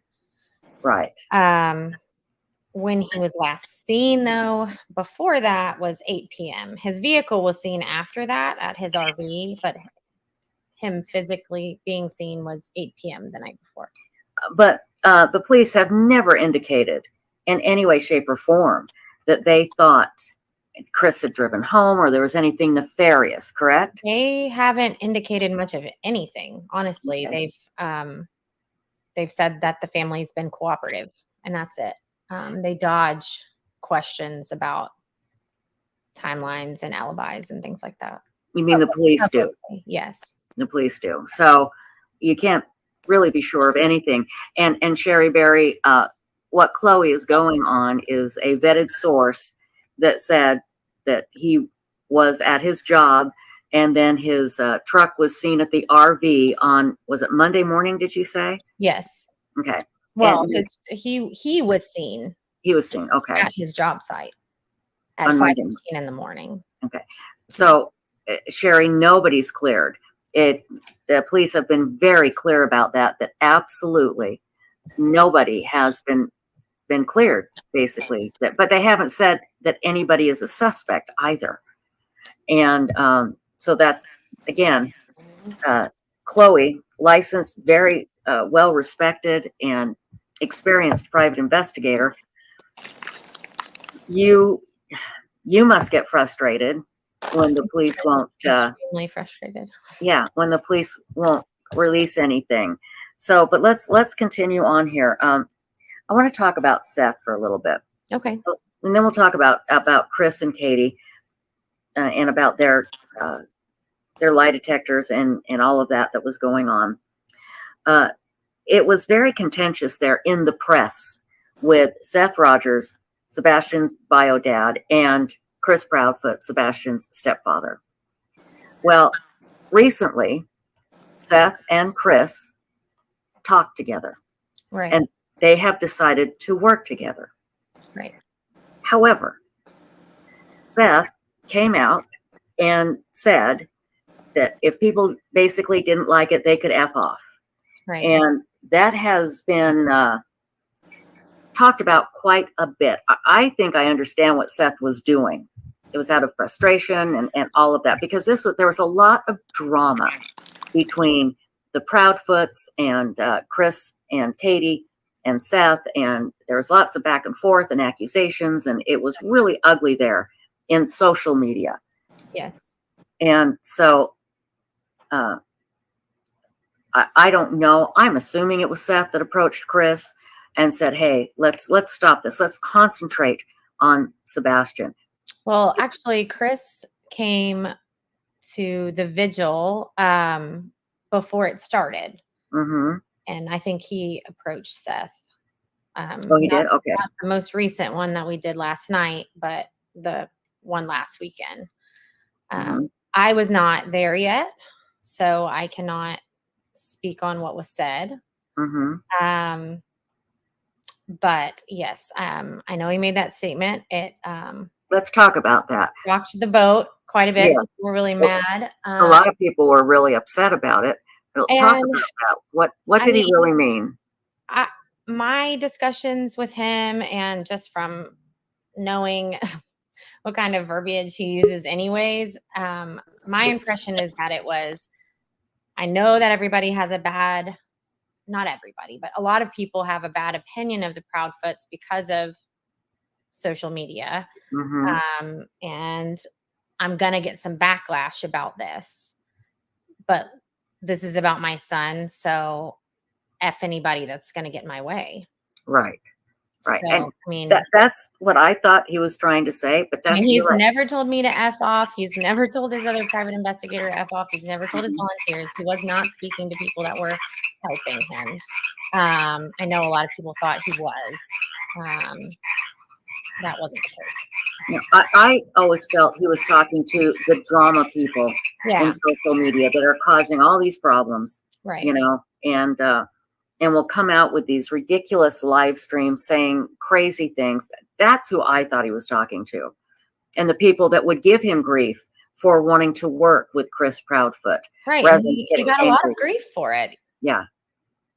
He did. And so that I'm glad we cleared that up, because I understand where he's coming from. I do, because it's all about Sebastian. Who cares about this other drama crap? Right. You know, it means nothing. And I want to say something to everybody out there. Nobody is prepared to be thrown into the spotlight, let alone during this day and age when all of a sudden you have social media and you have everybody and their dog commenting on you and what you're doing and what you say and how you look and everything, and making accusations against you that are not true. It is so hard to absorb and to deal with, all the while you're trying to look for a missing loved one. It is a horrific situation. And the fact that that Seth has held up as well as he has is amazing. So, and again, please tell him we will help him in any way possible. Absolutely. Hi, Kitty. He says, "Oh, this is Boo. He's a good boy." Crystal Piesky wants to know, was the camper ever checked? I take it you're talking about Chris Proudfoot's camper or RV? Yeah, do not have confirmation of that. So we don't know. We have to assume that on things like that, that the police have checked everywhere. You know, you would assume that they have looked all through the camper. You would assume that they would have looked at Chris's parents' RV or camper. And, but again, I have no confirmation. You have no idea. You have no idea. We just have to assume, the police have done their job in that sense. But let's talk a little bit now. Chris has a petition up, right? And it is a petition to get the FBI to take over the Seth case. has a petition up. Yes. Seth, yeah. Seth has petition up to get the FBI to take over Sebastian's case. How come? Well, the FBI has been involved, but he wants them to take over. I think he's just frustrated, which I understand. Right. Because we haven't had any results, Right. So I understand his frustration. And I think that's really it, is he wants another jurisdiction to take over. I mean, above TBI in Sumner County. But yeah, they've been involved. I mean, Secret Service has been involved, and Right. yeah, I mean, a lot of other jurisdictions have been involved with the boots on the ground searching as well. So, but his goal is to have them take over. Okay, that's good. Well, that's good. And I don't blame him, you know. Also, somebody just asked, did Katie have a boyfriend? And no, there's nothing like that has ever been stated. Okay. I mean, it's been stated, but I've found no evidence of that. And it's honestly not something I'm focusing on. Sure. Because when I've seen it stated, it's who are you even? Like, who are you that's saying this, Right, exactly. And that, again, this is about Sebastian. Now, here is a question. And again, Sebastian. See, what I'm gathering from this at this point is that I think law enforcement might have something going, because they're keeping this stuff tight to their chest, folks. She doesn't even have information, okay? And neither does the other one, based on what we've heard already. So, in a sense, that could be something good if they're not dropping anything.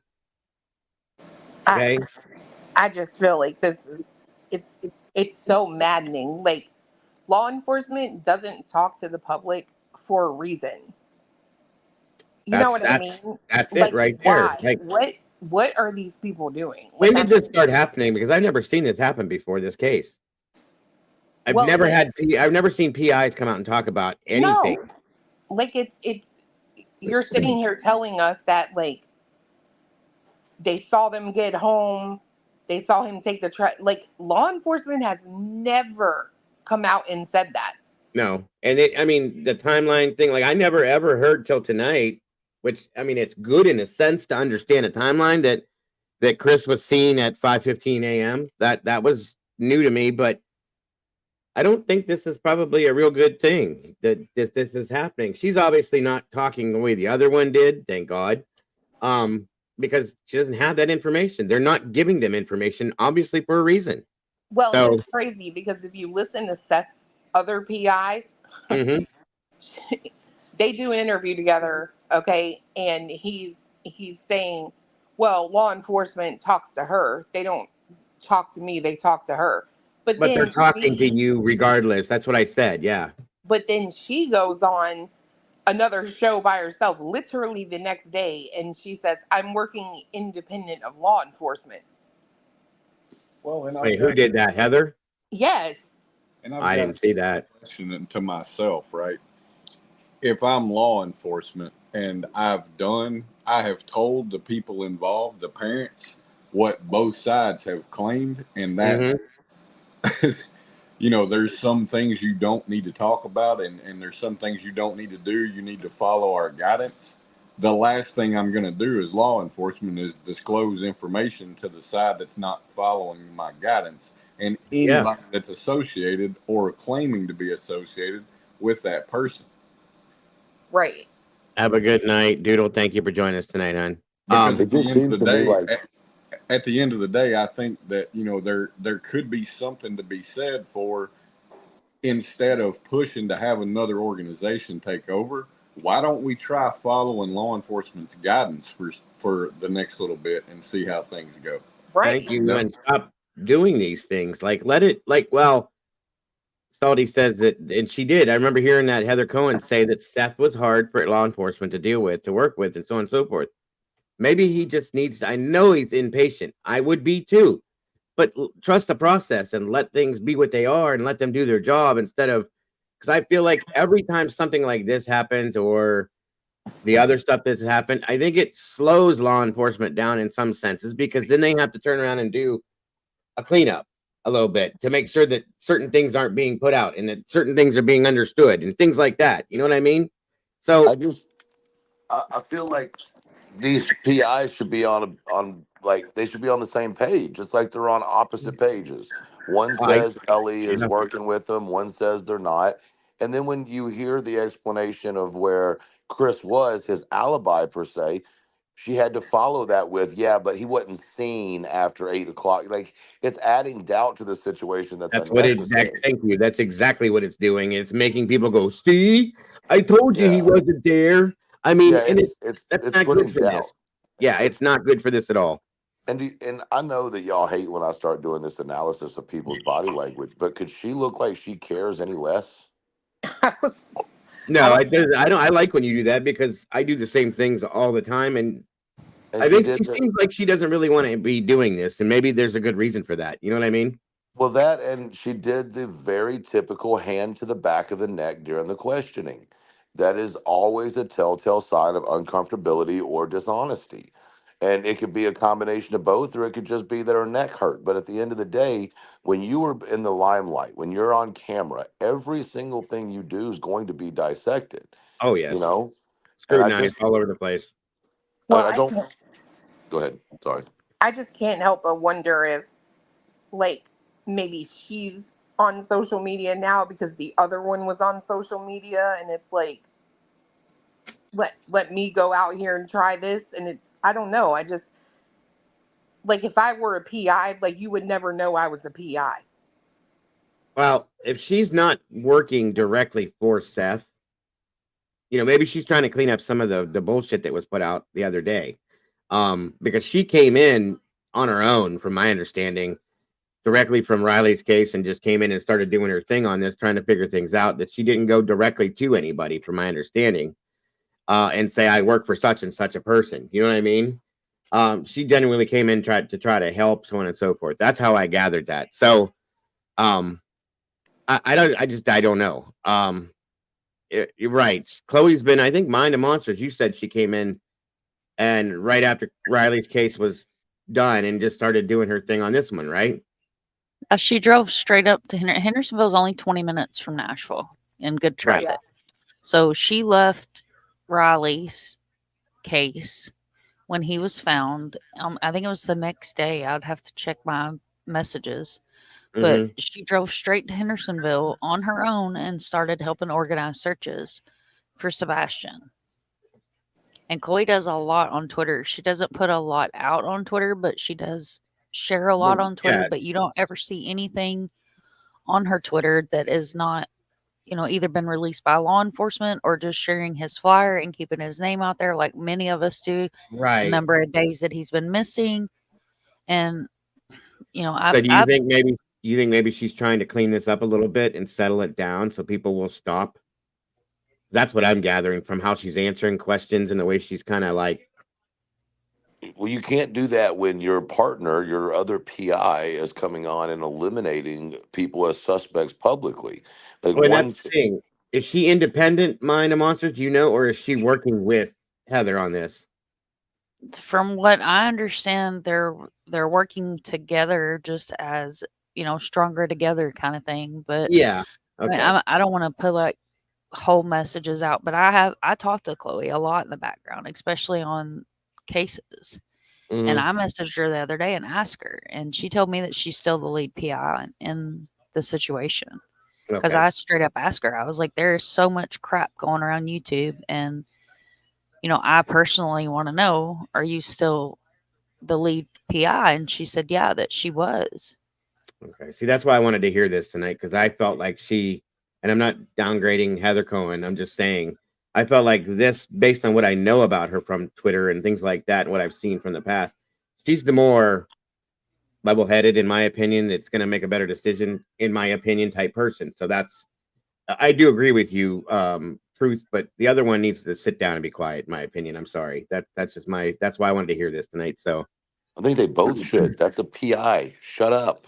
well, Like, I'm surprised. I'm Right. surprised she's talking out like this. But like I said, I wonder. That's why I have to wonder if she's trying to calm things down. Maybe that's what my guess is at this point. So we'll But have to see what else.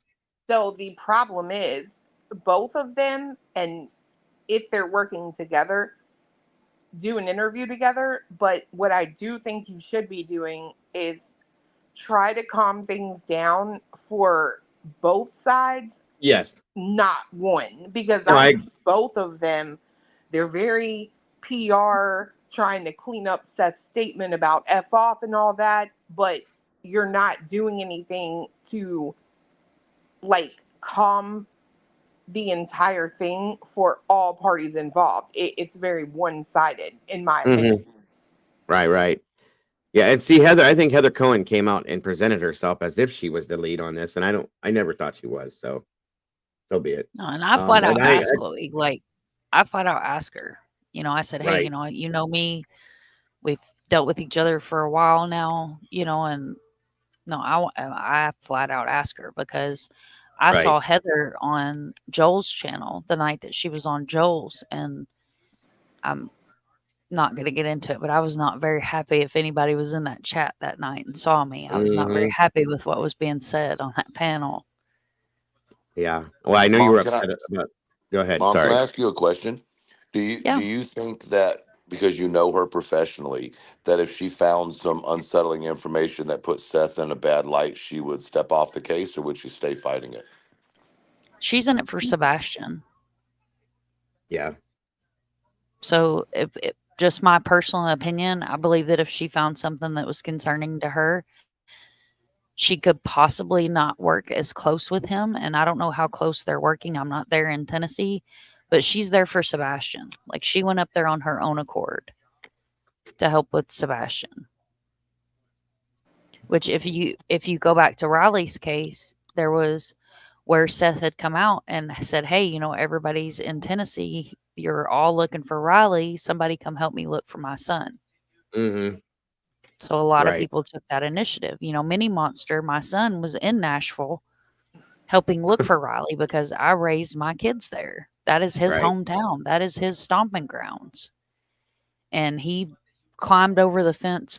Oh, I about had a heart attack, but he climbed over the fence and was interviewing homeless people and asking questions and passing out flyers and, all kinds of other stuff. And when I asked him, I said, hey, are you going to stop and help with Sebastian? And I mean, he'll say it on my panel. I don't have anything to hide.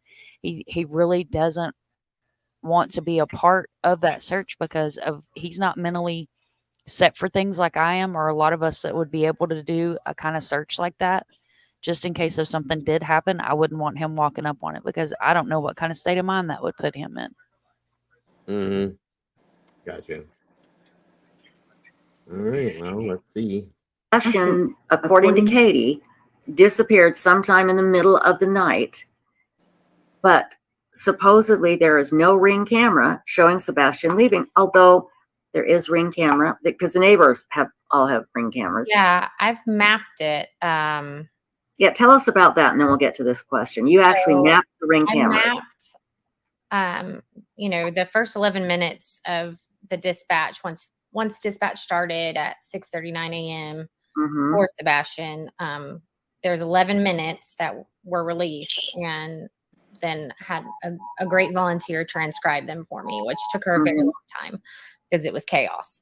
But through that transcription, you can see where they're saying this address has a camera. I spoke to them. They looked at it, all this. And so I made a map just from that dispatch. There's probably more cameras than that. It was only the first 11 minutes, and there's a lot of cameras.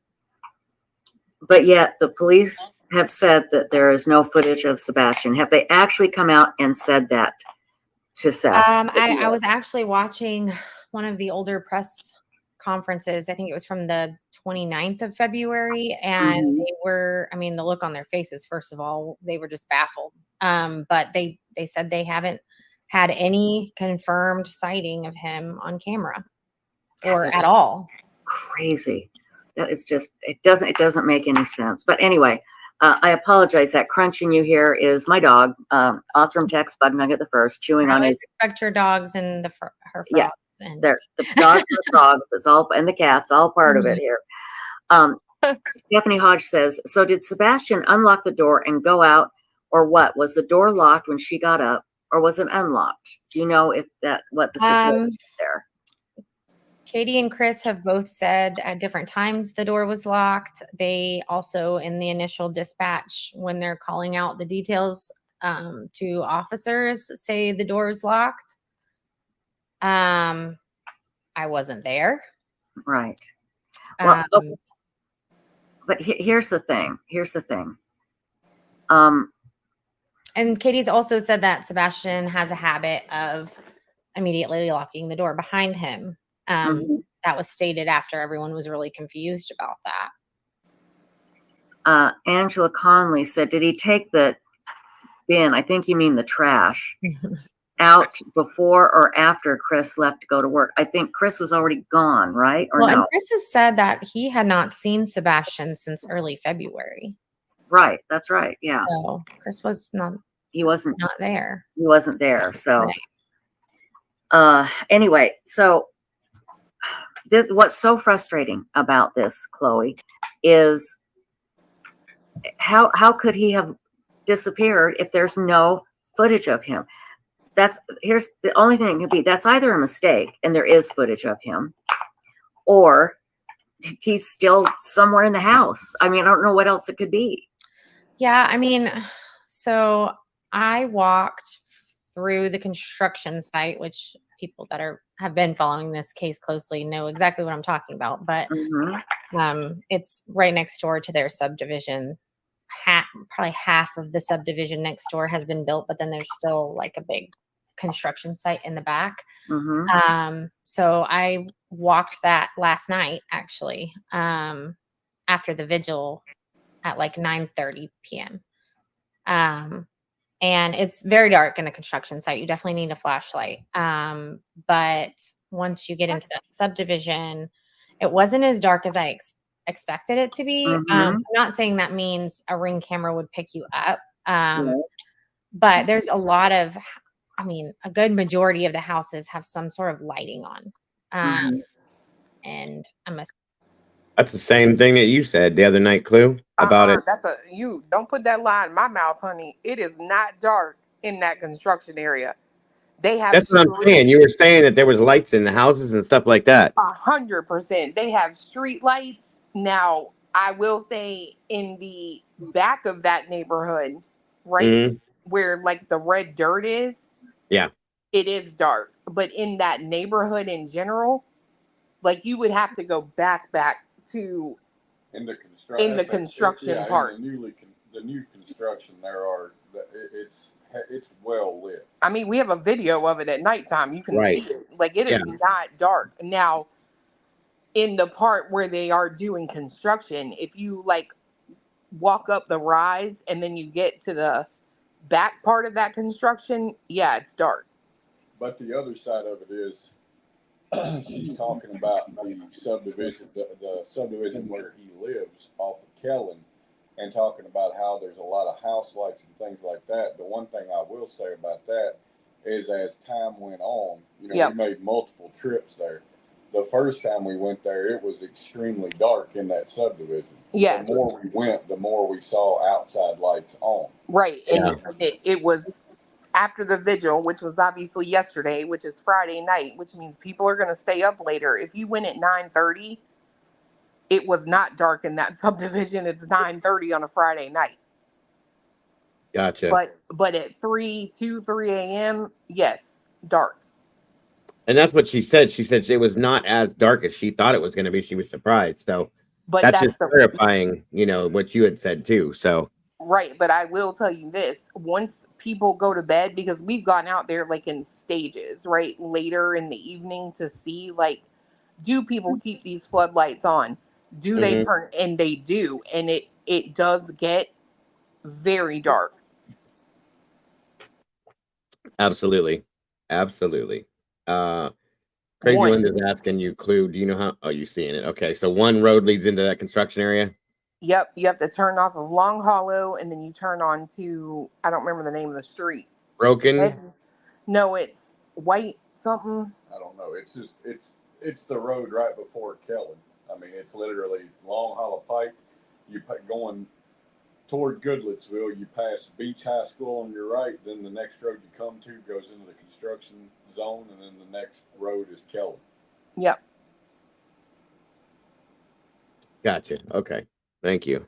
Assuming it's always like that. I don't know if they're turning them on now because of what's going on, but a lot of them have, you know, the uplit stuff on the brick or floodlights or porch lights. You know, it's a nice neighborhood.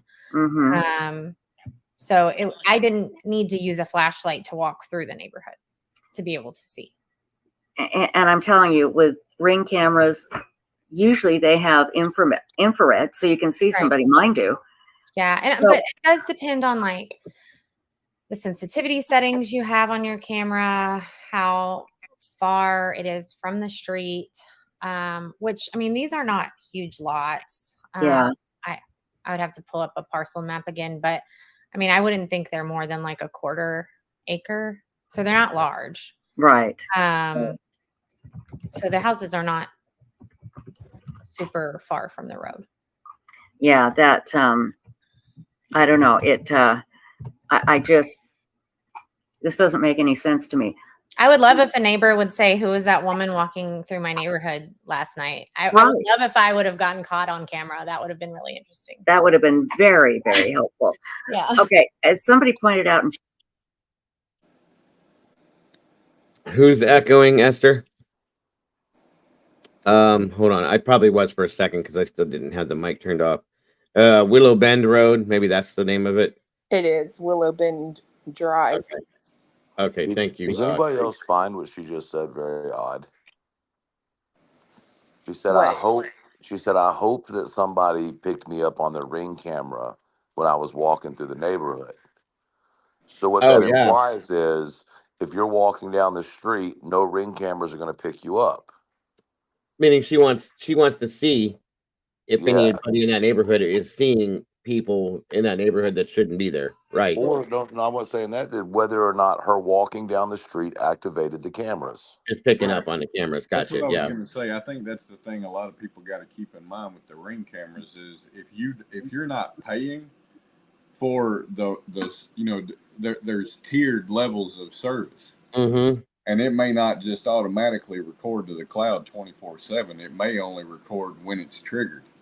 And that triggering could be, you know, varied based on, like that lady said, the sensitivity.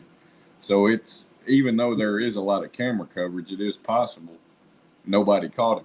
And again, if we're talking about a Ring camera, a lot of Ring cameras are solely in people's like in cove, right? Like the porch area. Well, you know, we talked about, I sent you some, well, we had already talked about it. I don't know if I sent it to you yet, but there's only one way in and out of that neighborhood. Okay. And I'm sure people have shown this before, but Dago, do you have Google Earth? Yeah. All right. Will you go to, you can put in the Proudfoot home, but then go to the beginning of the street and go down to the street view. You want me to do that now or wait till this is over? Well, whenever you want to do it. If you zoom into the house that's on the left, it's the first house coming into the neighborhood. Strictly by the information that we obtained in the radio conversation, that is the law enforcement's house. That is the officer in the white truck that's helping, right? So if you look above the garage, there is a CCTV camera. It's not a Ring camera. It is a wired CCTV camera. If you look across the street from that, on that same road, like the neighbor that would be directly across the street, that individual also has a CCTV camera pointed towards the street. So when you come in and out of that road, it is going to be caught on a CCTV camera because it's not motion activated. Okay, where am I going now? You can go to the Proudfoot's home if you want to. Bring up the actual graph, like where it's showing the actual pictures of the houses. I forget what it's called. Satellite. Right here. Yeah, satellite. Right. Thank you. Right here? No, you click. But just Yeah. Okay. Okay. click Now on what? satellite. Give the satellite view. Hold on a minute. It's going to be down on your right of your screen. Where's the plus? There you go. Now go to the beginning of the street of their neighborhood. Over a little bit.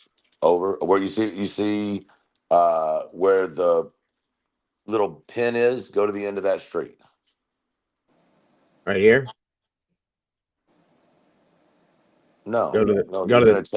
take that little guy and you're gonna put it right on that street. Okay. Oh, the guy. Okay, I thought you meant to just spin the All right, compass now thing go the other way out of the neighborhood. The other way. that way. No, I think it's the other way. Okay, hold on. Am I right? It's the other way? Hold on. Yeah, because when you come in, their house is Yeah. on the right side. So go out the other way. So Okay, so what you'll see for a second, hold on. The house That that hold on, Truth. Let me get you where you're wanting to go. They go click the box in the bottom left of your screen and okay, bring it up to where we can see it. Just click in that box. the bottom left right here. Yeah. Okay. Shit. Hold on. Oh, where'd my little dude go? I can't drag him out here now. Yeah, just turn around and go down the street. Whoa. You're on Devon. Okay, go out. You're behind what I'm looking at. Oh, my Hold bad. on.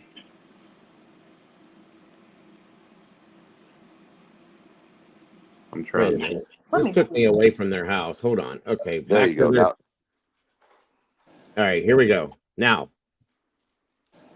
go to your right where where it's pointed. Yep. You'll probably be easier to try. There you go. Just click it all the way to you're at the end of the street. do I go left or right up this hill? It's to the left.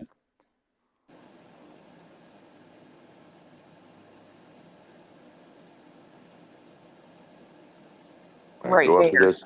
Okay, so turn your camera towards that white truck. Oh, Nope. shit. Okay. All right, well, zoom in right behind the white truck. Like right behind the bed or over the bed, right? Zoom in right in that area. Yep. Okay. Can you zoom in any further? Do you have a mouse wheel? Yeah. Then There we go. push. There you go. All right. Now, do you see that camera right there? Go to your right. Right there. All Is that a right. camera? There's camera number one. All right. Now turn all the way around on to the other house and zoom in over their carport. There's a camera right here. There's another camera there. Yes, sir. So anybody who came in and out of that neighborhood would have been caught on one of those two cameras. Because it's that right there is the only way into the neighborhood. Hold on a minute. Oh shit! Where did it go?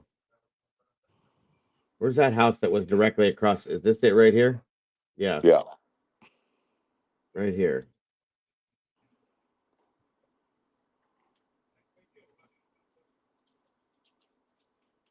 Right up here. Another I one. don't know. It looks like But one at the intersection where you would turn right to go on down that road. so yeah, so my point is that area right there, and if that is one, then it would have seen anybody going straight. Now, I'm not going to go too much into it, but where that video came from of the lights on the back of the house is actually from that street. Okay. So if you remember that you're only seeing the upper right corner, right? So if you zoom out and do an aerial view, right? Okay. And from the aerial view, you keep in mind that the lights that we saw were in the right hand corner of the screen that was recorded. Okay. You Okay. can tell that by seeing the corner of the screen. So then you can use a radiant, like, what do you call it? A zone where it starts small and radiates out, right? Now Mm-hmm. from there, yeah, there you go. Zoom in. All right. So if you're looking backwards towards their backyard, then the camera would have to be on the street next to it and two houses up, three houses up. That would put the image that we're looking at in the right hand screen of a camera. So like right here No, other street. or It's over from, remember, here. it's from the backyard. So you got to go up, up, up, up, up one more. It's Right here. that house right there on your left. It's the only thing that explains right hand corner from the angle of the cameras that are in the driveway pointing towards the vehicles in the driveway. Mm-hmm. Does that make Okay. sense? Yes, it does. So then you can narrow down where that came from. if you remember, there was an individual involved in the case that said that the guy that caught that on camera had put the camera out there because of his vehicles. Right. Well, if you go to that house, you go down the street right there and you keep looking, you'll see what I'm talking about quote vehicles and why you would want a camera on those vehicles. Keep going.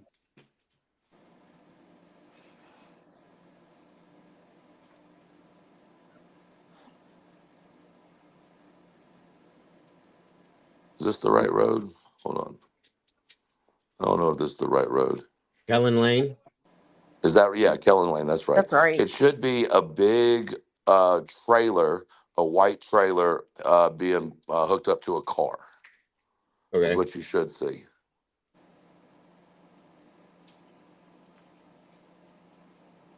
Oh, it went all the way to the end. We may have passed it. But my point to it is, originally people were thinking that it was up in the dead end, but that doesn't work because if it was in the dead end, it would be in the lower left corner. Mm-hmm. Gotcha. All right, turn somewhere through here. There it is. You see that white right there? That camper right there? Yeah, go. I think that's the one we're talking about. Yeah, turn here. That's I believe that's, nope, that's not the house. I take that back. There's a white trailer in it. We looked at it yesterday. So can you go back to the overhead aerial view? Mm-hmm. And then go back to that house that I just pointed out, and then click your guy down there. Okay, hold on. How do I Y'all get see what back I'm to it? what I'm trying to say, or no? Are we lost? No, I I don't know want what to you're lose anybody. Hit the back arrow, Diego, on your browser. Thank you. Okay. Now, And then actually zoom in on the map. Now from that corner, right, count up 1, 2, 3. you're talking about all these vehicles right Yep. here? No, I'm talking about those houses. 1, 2, 3. Keep going. 4, the next house. That's the house right there. Not the long one, but that big one right there with the car in the driveway. And this is actually a different picture because the one we pulled up, 1019. yeah, that one right there. The one we pulled, and you'll see the camera on the one we pulled up had a white trailer in it. So if you take your little guy and put it right in front of that house, Right here. on the no, put it on the blue. I think that's blue. Yep, and then click it. Now turn a little bit. Am I looking at it right? There it is. There's the trailer. It's right there. Yeah, there you go. That looks And like a if you go little work trailer. Okay. right, so if you go forward a little bit and turn back towards that house, you should be able to see the camera. If this is the same one, this looks a little bit different than we looked at yesterday. But it's right over that. It's right over it's near the second floor, and it's pointed on the corner of the house. It's pointed towards the driveway and the backyard area. Right Nope, on the here. other side where the tree is. And if you drive through that neighborhood, you'll see exactly what I'm talking about. This doesn't look like a good view, but there's a camera right there on the corner of that house. And there's one that's pointed towards the driveway. It's like the double cameras. You know what I'm talking about? Mm-hmm. One pointed toward the driveway and one's pointed, it looks kind of off towards the fencing area or where those bushes area is, which is what would show the back of their yard. Yeah. And if you Back go, if here. you, yeah. So if you go back to the overhead or the overhead view again, and you kind of think about a tornado going long ways, that's how the view is going to be from that house, and it hits perfectly top right of what that would be, if that makes sense. No, I get it. So we're up here. The one next to the longhouse. Right here. And 1019.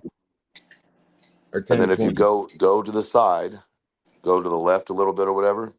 Over here. Imagine a camera pointed, imagine a camera pointed to its left, and boom, it's right in their backyard. Right here. Yeah, Yep. because that would go right straight back through here. And Okay, I see it. if you draw out some more, you'll see where the quote unquote trash truck was, making that kind of turn into the neighborhood, which is why it takes a different direction right there. Yeah. Yeah, I see what you mean now. So like right here, pointing right through here. Yep. Okay, yeah, that makes sense. Gotcha. So let me Now, ask a quick question now. From this house, 1019 Kellen Lane, has this camera pointing right here into this common area behind the yep. Proudfoot house. Where that construction site is right there? Right. Or is it up higher? No. Well, so you're pretty much at the construction site. So you see that roundabout? I'm sorry. I'm trying to look at your screen on the phone. Go to the right with it.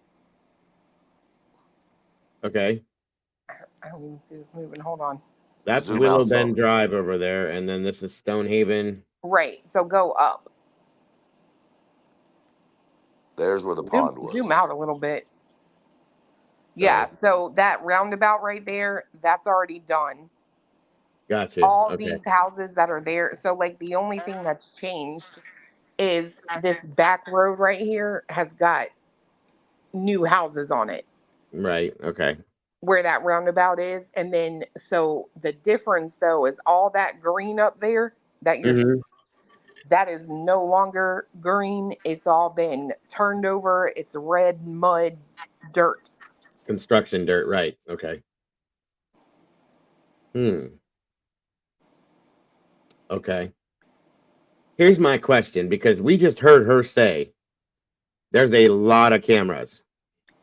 I mean, you also got to think this is a 120-pound little boy dressed in all black walking. And Mm-hmm. if he doesn't walk down the street, Yeah. if he just cuts in between houses, etc., then what are the odds he's going to be picked up? You know what I mean? Uh-huh. Or at least trigger a ring cam. Now, if it's CCTV cam, that's different. But to trigger a ring cam, I'm not sure And that would be also, the case. if he was leaning down in that run that is described so frequently about how he ran, that's going to lower you to the ground. I know it sounds silly, but it's going to lower you and make you smaller, and may make it more difficult to pick you up on a Right. And I also person. feel like he could have taken, I still feel like, because this is like a tree line all down through here with these bushes and everything. Okay. All the way up through here and then out and across. Like he could have stayed within this and not one camera saw him. Oh yeah, because look at all the trees, right? So Right. if he left straight from behind that house, and I'm telling y'all, Chris Proudfoot explains his path, or the dog scent path anyway, Yeah. on the phone with Narc Divers, and he makes it sound like he went vertically, like behind the house and then vertically across to the construction site. Yep. And here's the thing. What was I just getting ready to say? I lost it again. If you go directly across from the house to the left, you can see on Google Earth has a ring cam. The house to the right also has a ring cam. Now, one of those houses is who has given information over about seeing the light and having the light Right, right. flash and all that. Now, if you look at that, it's going to be real easy for you to figure out which house it is, strictly based on where his window is and where the ring cams are on those houses. Mm-hmm. Hi, Clue. I have a question. Did you say there is no houses by the construction zone, or was there houses by the construction zone? All that's like brownish. No, there are. So like on that street right there that you just zoomed in on, Uh-huh. there are now houses along this line like that are backing up to the neighborhood. They've built almost the whole street. But it's not habited yet, right? Some are. Oh, okay. And what about the road? So is the road built out already? it's apparently the first paving has been done. So when you drive in there, you drive on concrete, asphalt, sorry, but the like sewer drains stick up like 2-3 inches because they haven't Done the done it. top. They haven't Final done the top paving. level yet, right? Okay. All right. I'm Okay. just And there asking. are cameras in that neighborhood as well. Yeah. Okay. All right. So let's say, for instance, his room was over here in the front of the house. Okay. He goes out his window, around the house, back through here, jumps in this tree line. I think he went And out his front door. I don't think he went out the window. Yeah, and I mean really?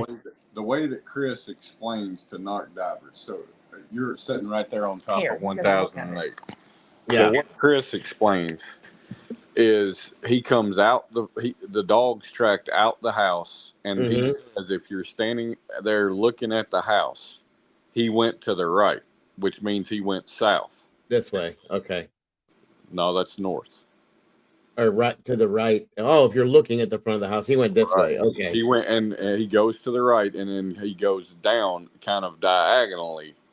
There's a drainage ditch there, and then that house at the corner of Kellen and Stafford. The way I interpret what Chris was saying is he kind of runs through right there, and then the dog's track. Okay. Now, when you listen to the dispatch audio, it sounds like the dogs track up Kellen and then come back down to the retention pond. So up this direction. Right. And then when you get to the top of Kellen, you can see where the entrance to the construction site will ultimately be. To the right, right there. Right here. Yeah. And which is Willow Bend. Okay. Yep. So he went all the way down Kellen and didn't get picked up on any cameras at all. Well, you know that. So to say that, you got to assume that the dogs did actually track, which law enforcement says it was a false hit. You know, we can all speculate about why, but if you just go off of what we heard in the dispatch audio, that's what they're saying. I find it real interesting that the officer, who was not a local to that area officer, who lives in that house on the corner that has the CCTV, was so quickly involved in the search enough that they talk about him on the radio, right? So my first question would be attention to that situation. There's something big about that small little piece of information. We just don't know what it is yet. Well, why? So let me ask you a question. Why would that be so odd? Considering if you know what he lives right there, and the right. dispatch audio was pulled from Hendersonville dispatch. Right. So my opinion is, if you know who the female is that lives there, that adds a layer to this situation. I mean, I do get what you're saying. I don't know. I'm not That's just making my the only thing. It connection. seems weird. Why? How? And another thing is, you have a CCTV camera. If you're working with law enforcement trying to find the young man, then you've obviously gone and looked at your footage. And if the footage shows you didn't see him or a car coming in, that, you know, that would narrow things down. That individual is very important in this, I believe.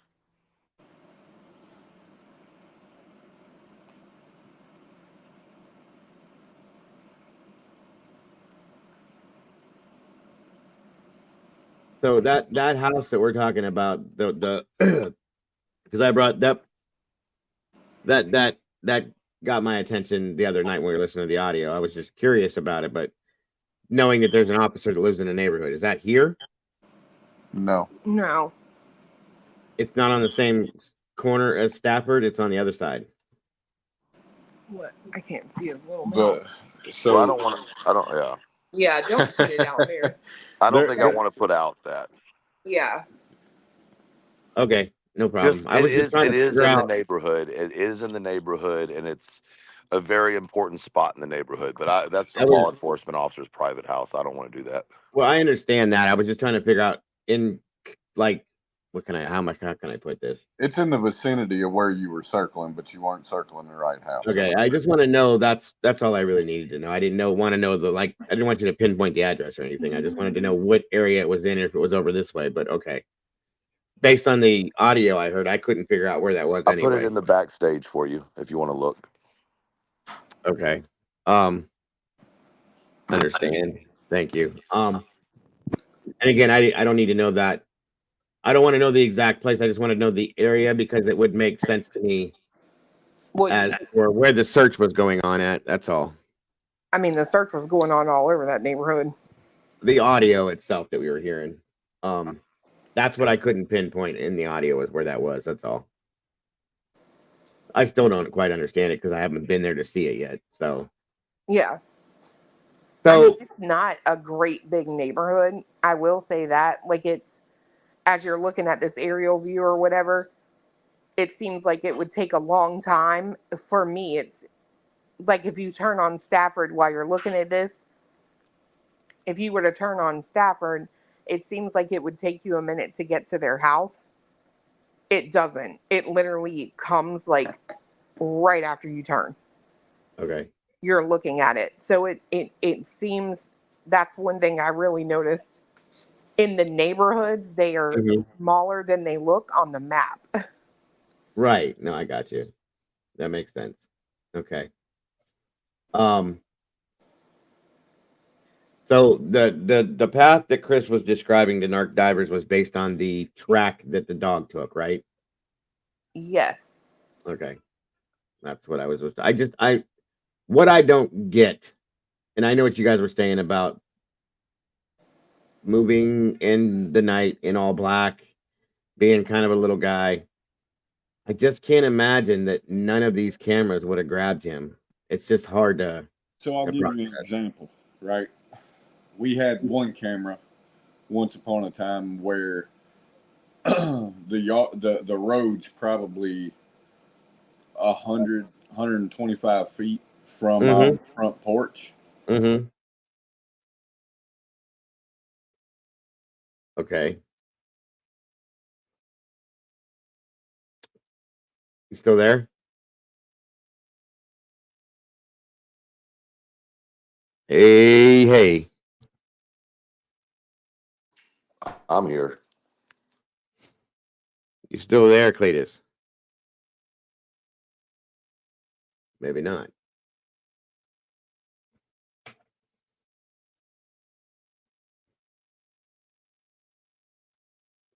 Okay.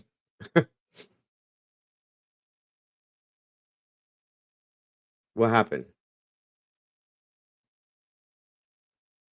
Is everybody else still here? Are we still here? I'm still here. Can you hear me? Can you hear me? I'm still here. Clue, Cletus? Golf? I'm here. Timber? I'm here. I heard I'm here. Tomboy. I heard Truth. I can hear you. Okay, so Clue and Cletus cut out. They dropped. Okay, they dropped off. They must have lost something there. Hold on.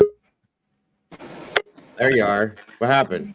I don't know. It's like timed out. If I'm on for like an hour, it's like bye-bye. Oh, okay. Go ahead and you dropped off, Cletus. You said it's about 125 feet or something. That's all I heard.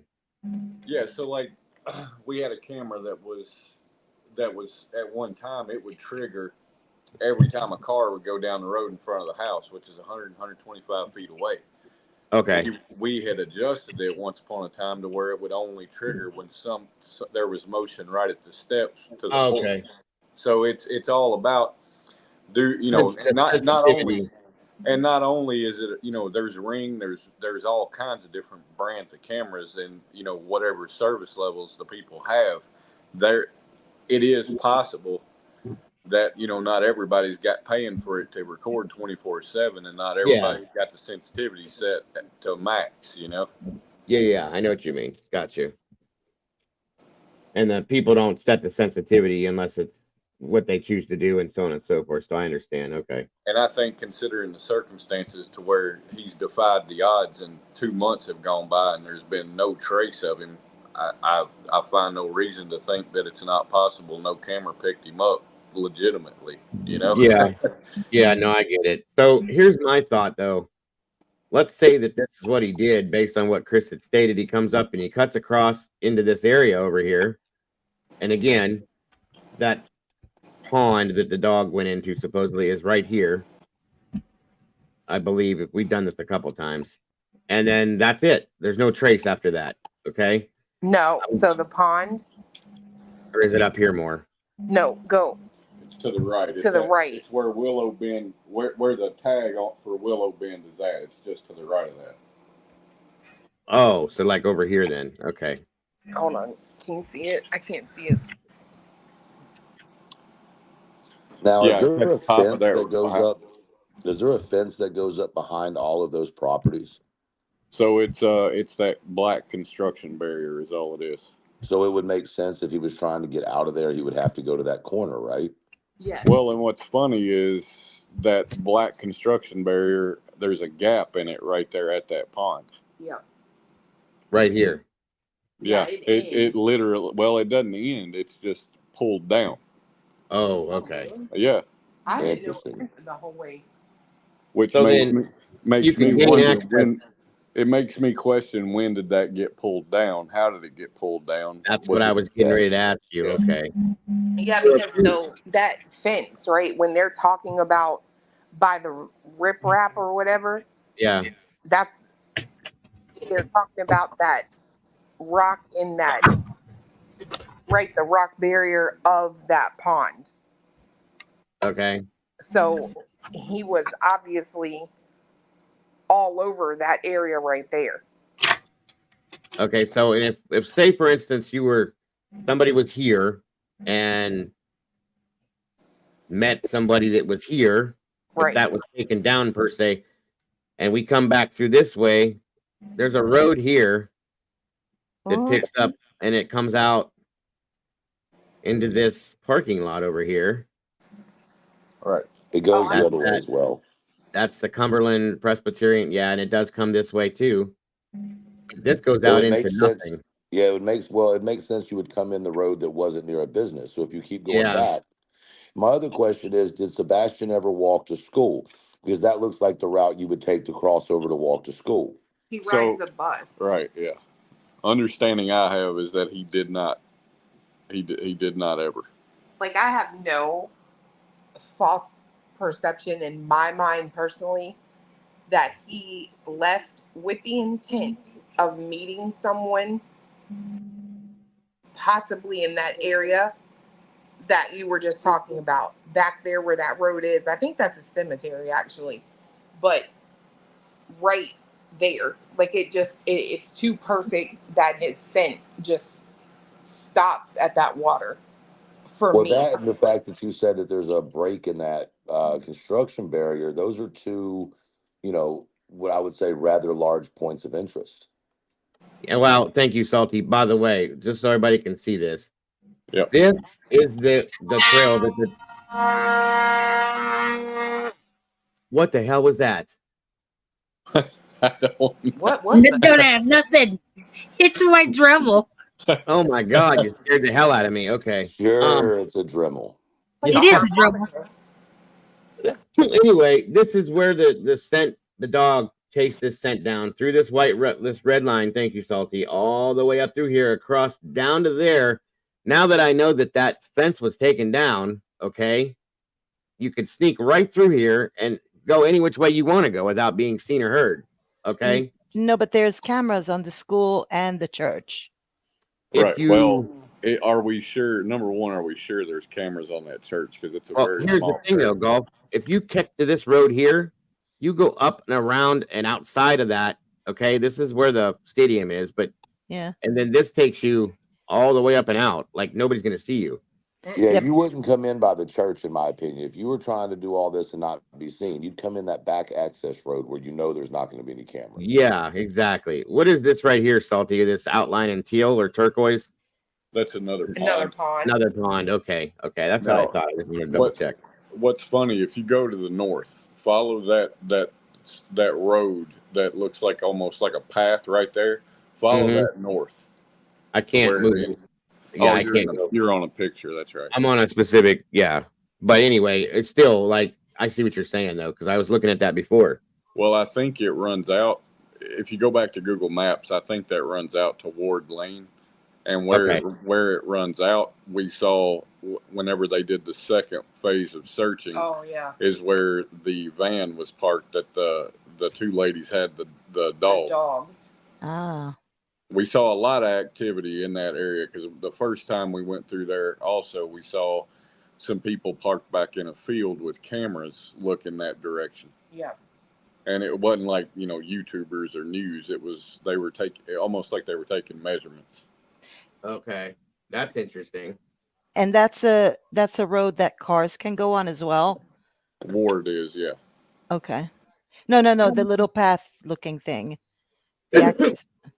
I'm not real sure about that because that down at the bottom of that picture to the left of Beach High School is that building with the silver roof is actually a Masonic lodge, and we've never pulled up in there to see if you can drive all the way back in there. I would imagine you can to some degree. I just don't know how far you can drive.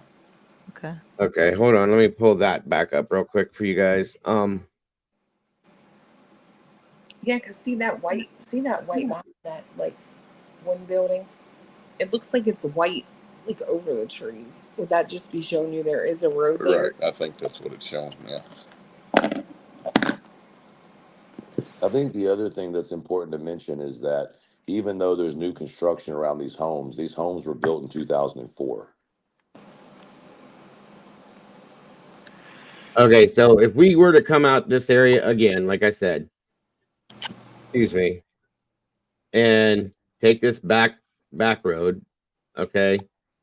Oh yeah, We don't that's bring you out on this main road here. so let me tell y'all something. On God, those of you who watched it live, we drove the second time they had a search because I wanted to see what kind of presence was out there. Yeah. On my life, this right here, this big open space where Ward comes off on this little path looking thing. Uh-huh. That is 100% where like it was 20 men walking around and then 2 ladies with a dog. Yeah. What are you thinking on that? I mean, so there's there's a couple of things, right? It's the first spot you come to on Ward where you could gather. Mm-hmm. That's one option. We're talking about this spot right here. Yeah, well, at the intersection of Ward and where that little trail comes off of it, right? Okay. Right there. Right in there. Okay. So just see that debris pile right there? Yeah. There at one point there was a silver vehicle parked just to the north of that. And they had that was the vehicle that had the camera looking thing pointing back toward that pointing south. Okay. Like they were taking measurements. Gotcha. Okay. Oh. Salty said that's interesting because that other person that you guys had been looking into, number 2, lives over there. Like right near that road. Near Ward? I'm guessing. The bad person, number 2. Pete, that starts with a P. So see, that to me says a lot because knowing the path that was taken from here up through here, across down into here, and then there's a gap in this area here that somebody very possibly purposely made to get back out through here to be able to get out of this area without being seen down through here. Okay. By anything. Nobody's going to see any of that shit back here. That's interesting to me because that's it. That's your home free at that point. Yeah, I mean, as many times as we went through there, for me it just, I can't say specifically why, but I can say there were more than one occasion where there was a lot of activity right there off the Ward. And that's one reason that second day the second search they had, I was like, we were about to leave because we just saw people walking. I was like, no, I really want to go down Ward. And when we got there, the presence on that road was insane. As if they knew that they needed to look there. Well, or they had reason to put a lot of emphasis there, right? Yeah. I mean, it's a common sense play. it's a common sense place you would look. It's the only out from that, you know what I mean, from Right. that location.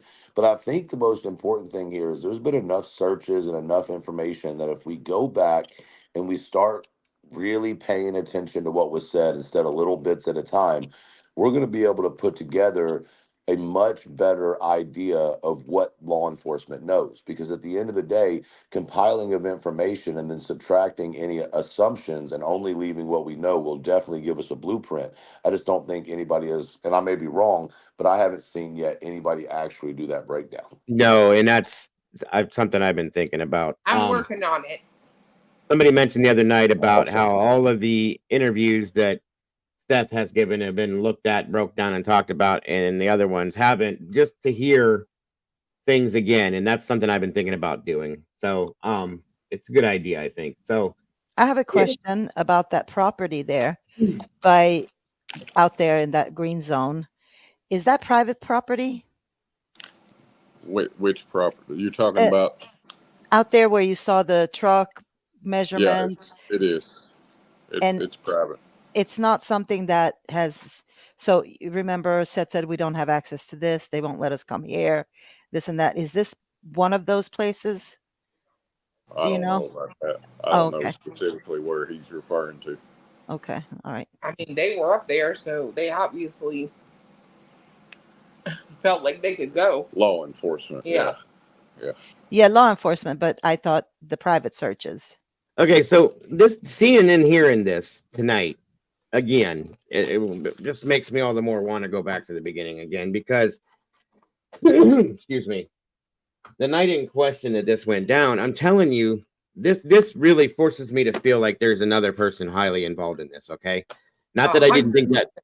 Right, not that I didn't think that before, but this gives it almost burden of proof in a sense by looking at this whole situation and the path and all that. So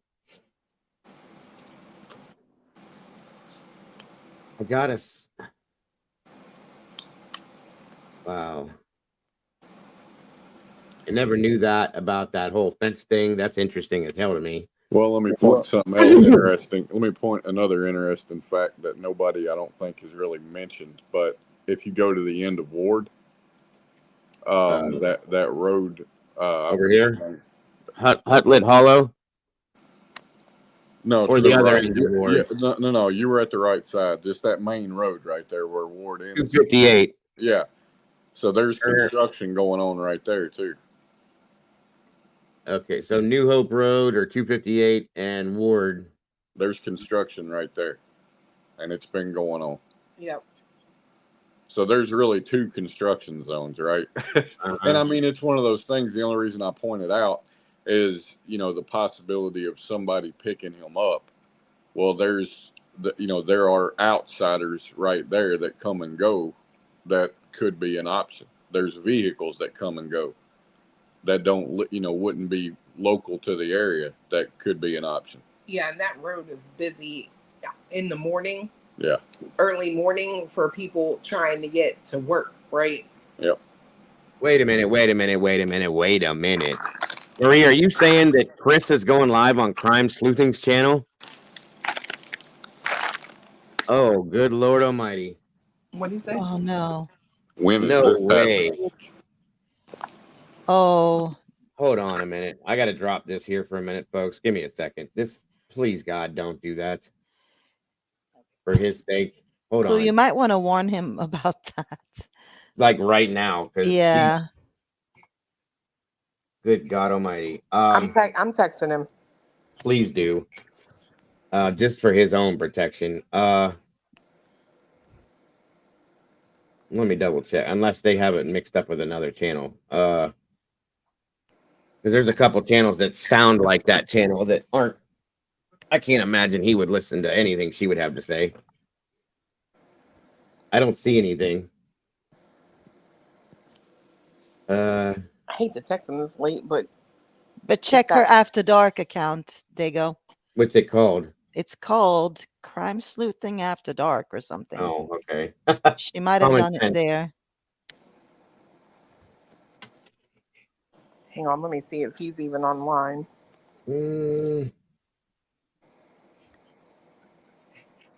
I don't see it. No, I don't see anything. It's on. It's on Web Sleuth. Hold on. That's the channel you were just watching.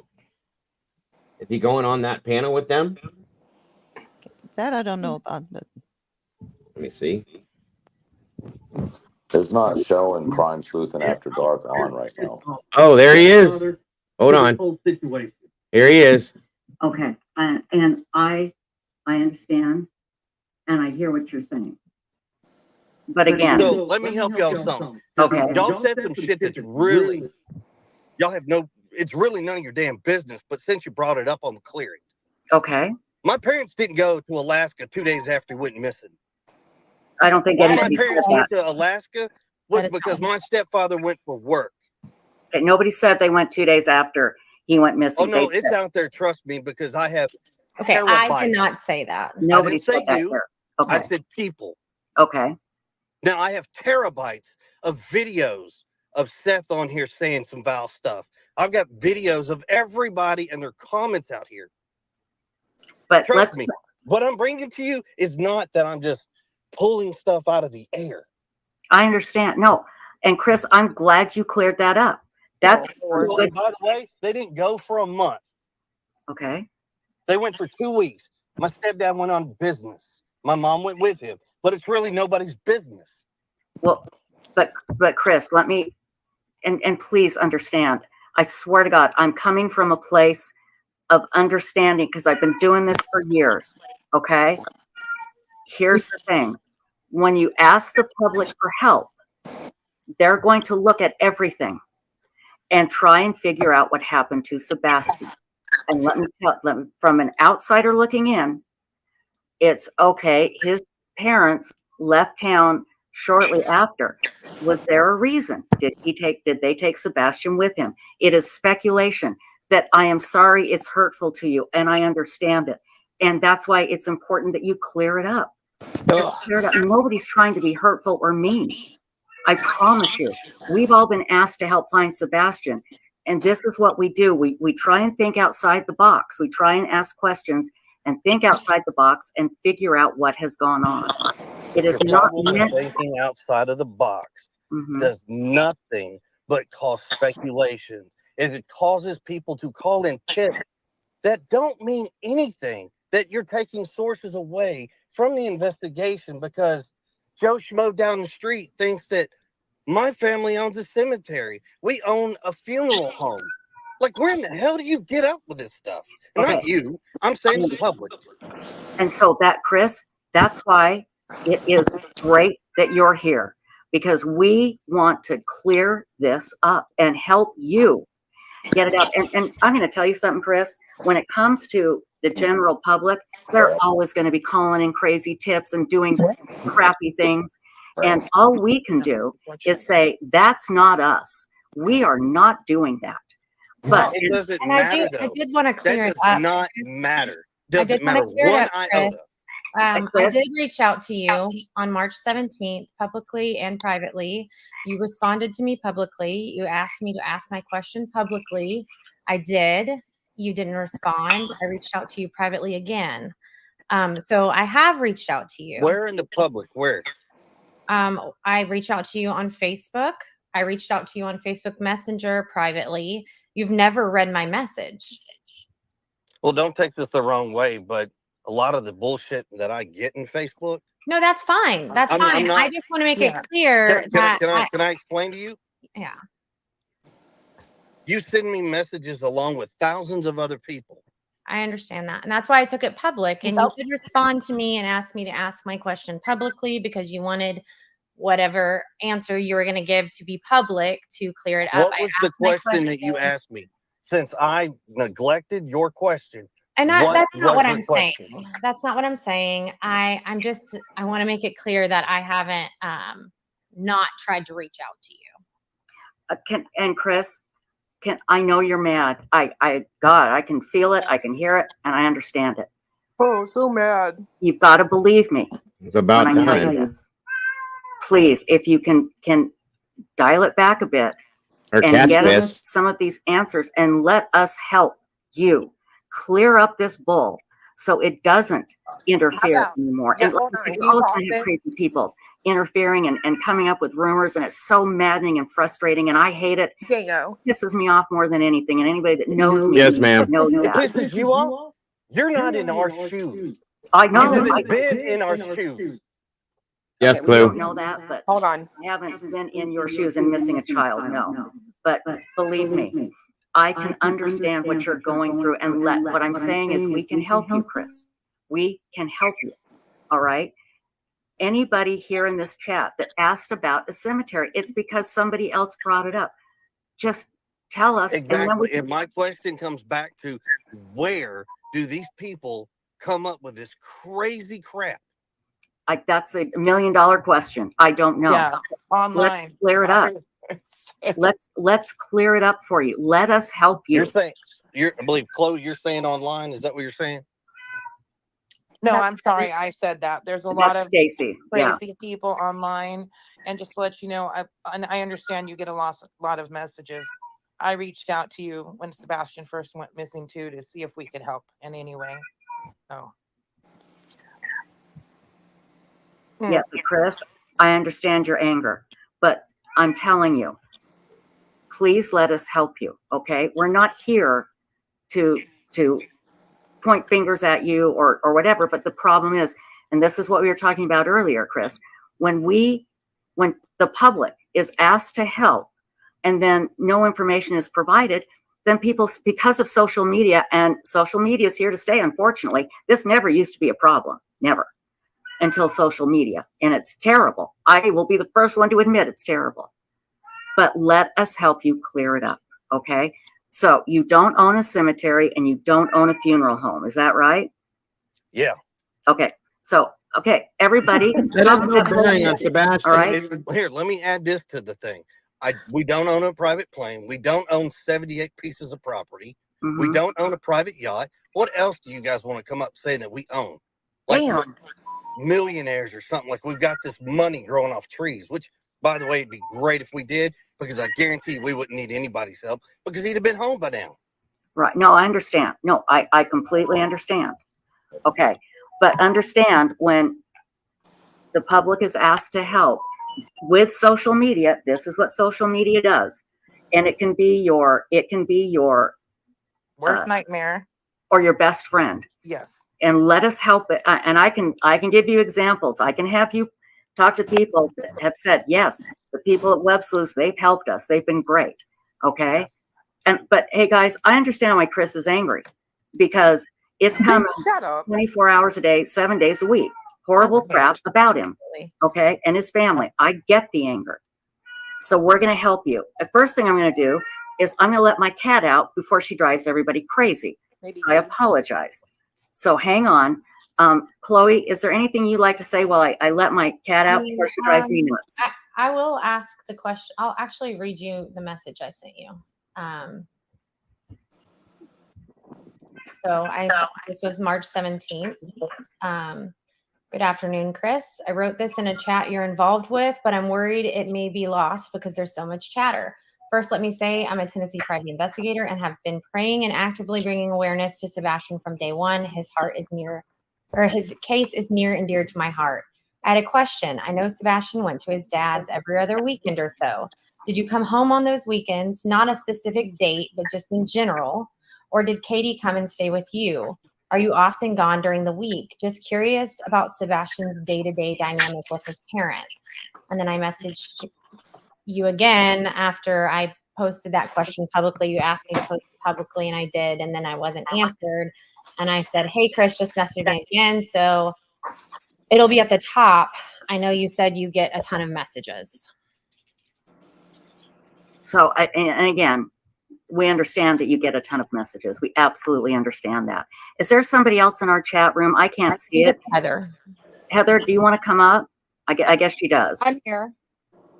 Oh, she is? Okay. Oh, hi, Heather. I didn't see you there. Hi. Okay. There's a lot of talk. I didn't really have a chance to say hello. And this Heather is the other private investigator. Yeah, I know who Heather is. Okay. Heather, would you like to say anything? Well, So I spoke with them earlier today, and obviously, as you know, Mr. Proudfoot did message me and ask for a number so he could come in. And I think that it is past due. I think that it's a good thing for Mr. Proudfoot to address some of the allegations that are being made. I would like to have the opportunity, you know, like I said to him earlier today, it's good for us, Chloe and I, to have access to them, to be able to, when we get this information, instead of having to go around them to other sources to try to get the answers to those questions, to actually be able to come to him for those answers and try to clear them up directly. So I'm glad he's here. I really am. Even though I am too. I'm thrilled. I'm even though he's absolutely thrilled. angry, I'm glad he's here, and I've spoken to him before, and he's been very upset with me before. But once he calms down, I think maybe we can get somewhere. Maybe we can get somewhere. Yeah. Okay, so let's address something real quick with your Okay. parents who say I'm drunk and belligerent. No, I'm just a pissed off dad. So let's get that real clear.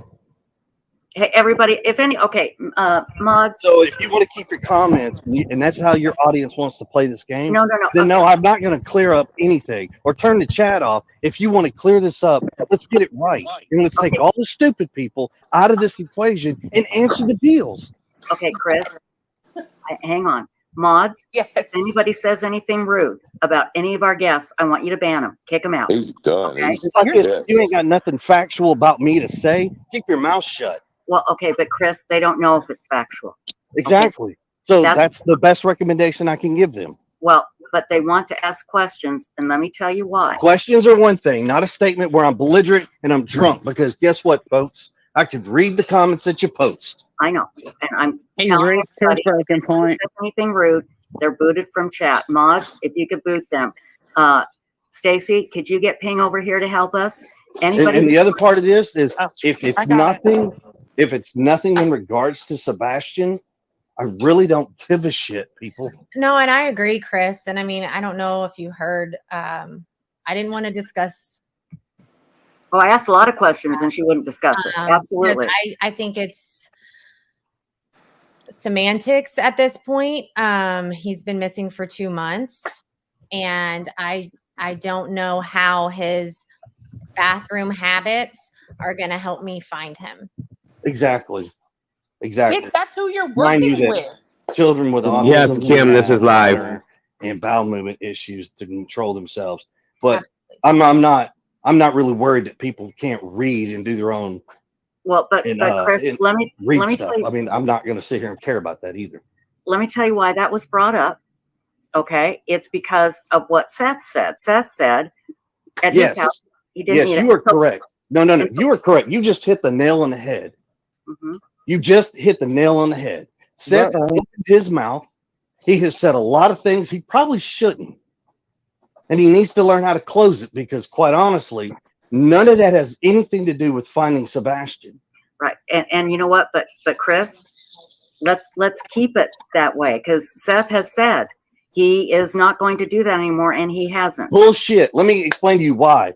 That Sunday when I went to that vigil and spoke to Seth, very calmly, very respectfully, we were having a good conversation while everybody stood behind me and would snap them little pictures and stuff. Heather came up in the conversation. She saw us. It was not a aggressive conversation. It was actually a good one. Mm-hmm. But see, it wasn't 3 hours later. Seth was on YouTube on somebody else's show, sitting and he's blaming Katie, my wife, for Sebastian's disappearance. Mm-hmm. Now, unless you got cold hard facts, which you don't open your mouth. Because all you're doing is making an ass out of yourself because you're assuming. Say that everybody is grieving and handling this situation differently. I won't comment on if I agree with any of the ways that people are acting at this point. I do think, in the last week we've been trying to build a bridge And I know it's difficult and it's not going to be just clean and perfect, but I think if we can all just refocus and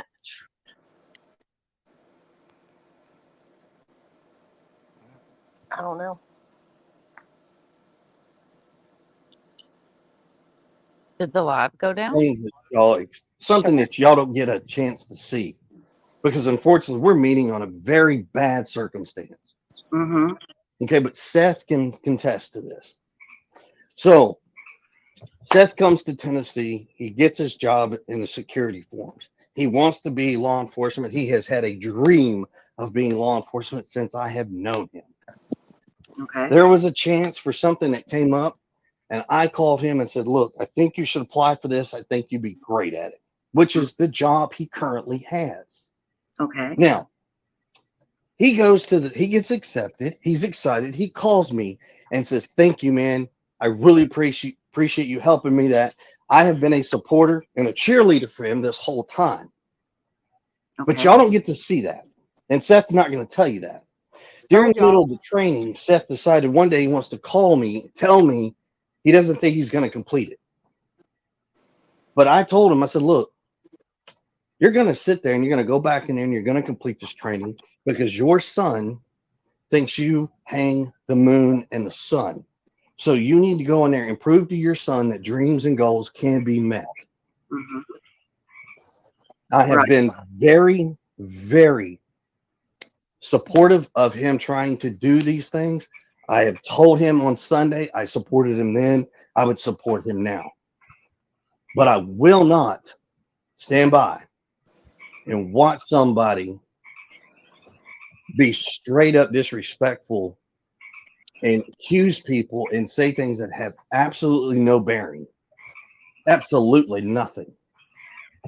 Okay. Well, again, I just, if I could just step in. I mean, Chris, I would love for us to refocus and talk about not necessarily the investigation that we can't talk about, but what has been done, what you understand about dog tracks, what you understand about the circumstances. We could go on and on all night, and I know we have a lot of really big feelings that are valid. But I think Heather would agree. We would just really love to redirect this back to Sebastian, because the anger doesn't solve anything.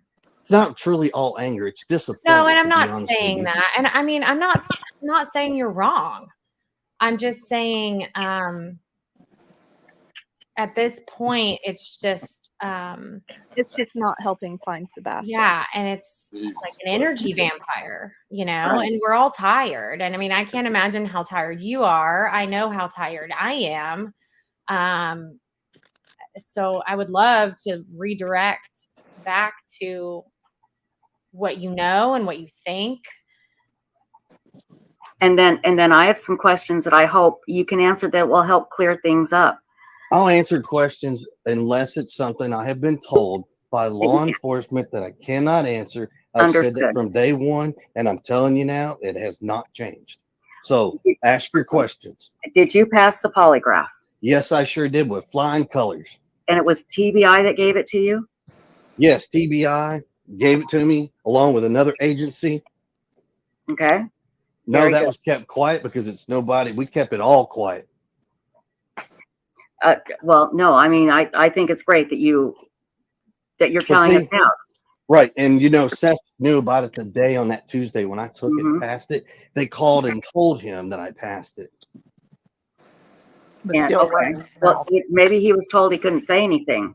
No, he was told he could say something. They told him so he would try to keep his rhetoric down. That's why they told him.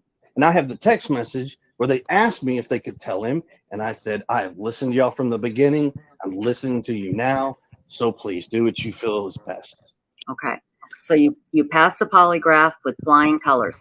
Let me ask you this. People in chat are asking, did you tear down any posters of Sebastian, you or anyone you know? That is a straight up know, and I can't believe people would think I would tear down. What does that have to do with flyers, finding the posters child? of my missing stepson? Okay, but Which, again, you know, another thing And which I is kind will. of funny that you bring this up, because some people, and yes, they are pertinent to the investigation, have said there's a video floating around of me tearing these things down.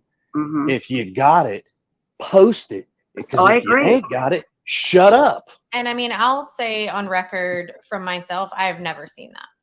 And I Exactly. also want to Because say, it doesn't exist. I'm sure it doesn't. and I want to say on record that in my conversation earlier with Chris and Katie, Katie said she had one request of me, and that was that when I do these interviews, that I, at some point in the interview, remind people to hand out the flyers and put them up everywhere. Please, all we're begging. I don't know how to beg you even more. I don't know what it's going to take for America, the world, whoever, to understand. We are begging you to hang posters, talk to whomever, spread the words, keep your eyes open, and when you find something, don't wait 2 weeks to make a report. Because let me tell you something, that's what's been going on. Some of the leads that are coming in are 2 and 3 weeks old. Why do you Instead think of when that you is? see something, you pick up the phone immediately Right. and you call the cops. Yeah. Don't call your best friend and Right. say, "Hey, I think I've seen this kid." Don't call these investigators. No offense, Chloe and Heather. You don't call them first. You don't call Seth. You don't call anybody but law enforcement only, and make your report And immediately. I will say, you know, we've received tips that maybe haven't been called into law enforcement, but we call them in. And we also received tips that have been called into law enforcement, but the person that called the tip in didn't get any feedback when they were told they were going to be called back. And so they were worried that maybe it didn't get looked into enough. So I don't want you to think we're not for the record, passing right? tips So to law for the record, I think what folks need to understand, because no, y'all don't have all the information that Katie and I, and some of the information that Seth has. You don't. And I understand that. And I'm sorry that we can't give you every single thing under the sun. I wished we truly could. But unfortunately we can't. Right. But when you do make a report and you give them a name and a number, you tell them the location, you tell them a very detailed description and everything. You don't expect to get a call back from law enforcement, period. Don't. Mhm. Because I'm sorry, but they don't have the time to stop and answer every single call back when they're looking for missing children. Not just ours, but there's so many children out there that are missing. Right. So I'm sorry that some of y'all feel that you deserve an answer, but it's not. And I'm sorry, it's just going to sound rude when I say this, but you don't deserve an answer. You'll get the answer when we get the answer. The family gets the answer on a missing boy, not strangers. They're not calling y'all to tell you. Chris, this is what I have to tell when I talk to law enforcement, and it's difficult to accept, and I still have trouble with it too. This is the way it is. I'm not saying it's right. I'm not saying it's wrong. But again, when you ask the public for help, people are going to start looking, and they look at the last place that Sebastian was known to be. And then it just goes from there. And I'm sorry, it shouldn't, but that's how it does. And we can clear a lot up tonight. And I'm so let's glad. do this. Okay, BW says, Chris, are you frustrated with law enforcement, or do you feel like you're getting adequate information from them? I'm not upset with law enforcement. I'm going to tell you right now, the agencies that are involved have thrown every asset that they have at this. What people don't understand, this has actually probably been one of the largest searches for a missing child in Sumner County history, period, and probably in the state, with the number of assets. Do I think they're doing everything they can? You bet your sweet tail I am. You can bet on it. Mm-hmm. I don't think, just short of making everybody in this United States go hand in hand, start on one side of the country and sweep through hand in hand, that's probably about, I don't know what else to tell you. I mean, I'm very happy with what they've done. I know there are some other folks that don't feel that way, and I'm sorry because they're in the know. But you do have to remember one thing.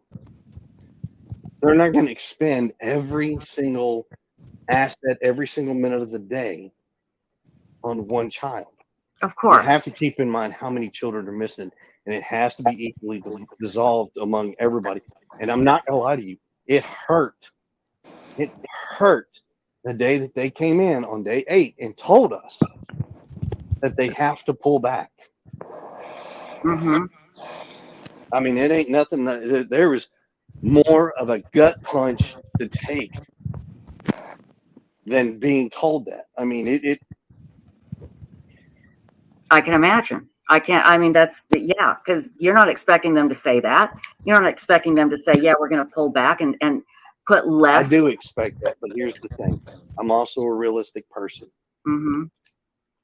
I would love for them to expend every aspect and every asset and every single second of the day finding Sebastian. That's not realistic.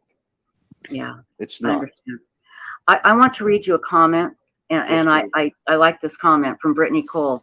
It says, sometimes you have to block out the noise, Chris. The public will do what they do, and that's the truth. A lot of us are just trying to offer help. It's the bad ones that you remember, and not all the much bigger crowd of good people who are not doing this. And I mean, weeks ago,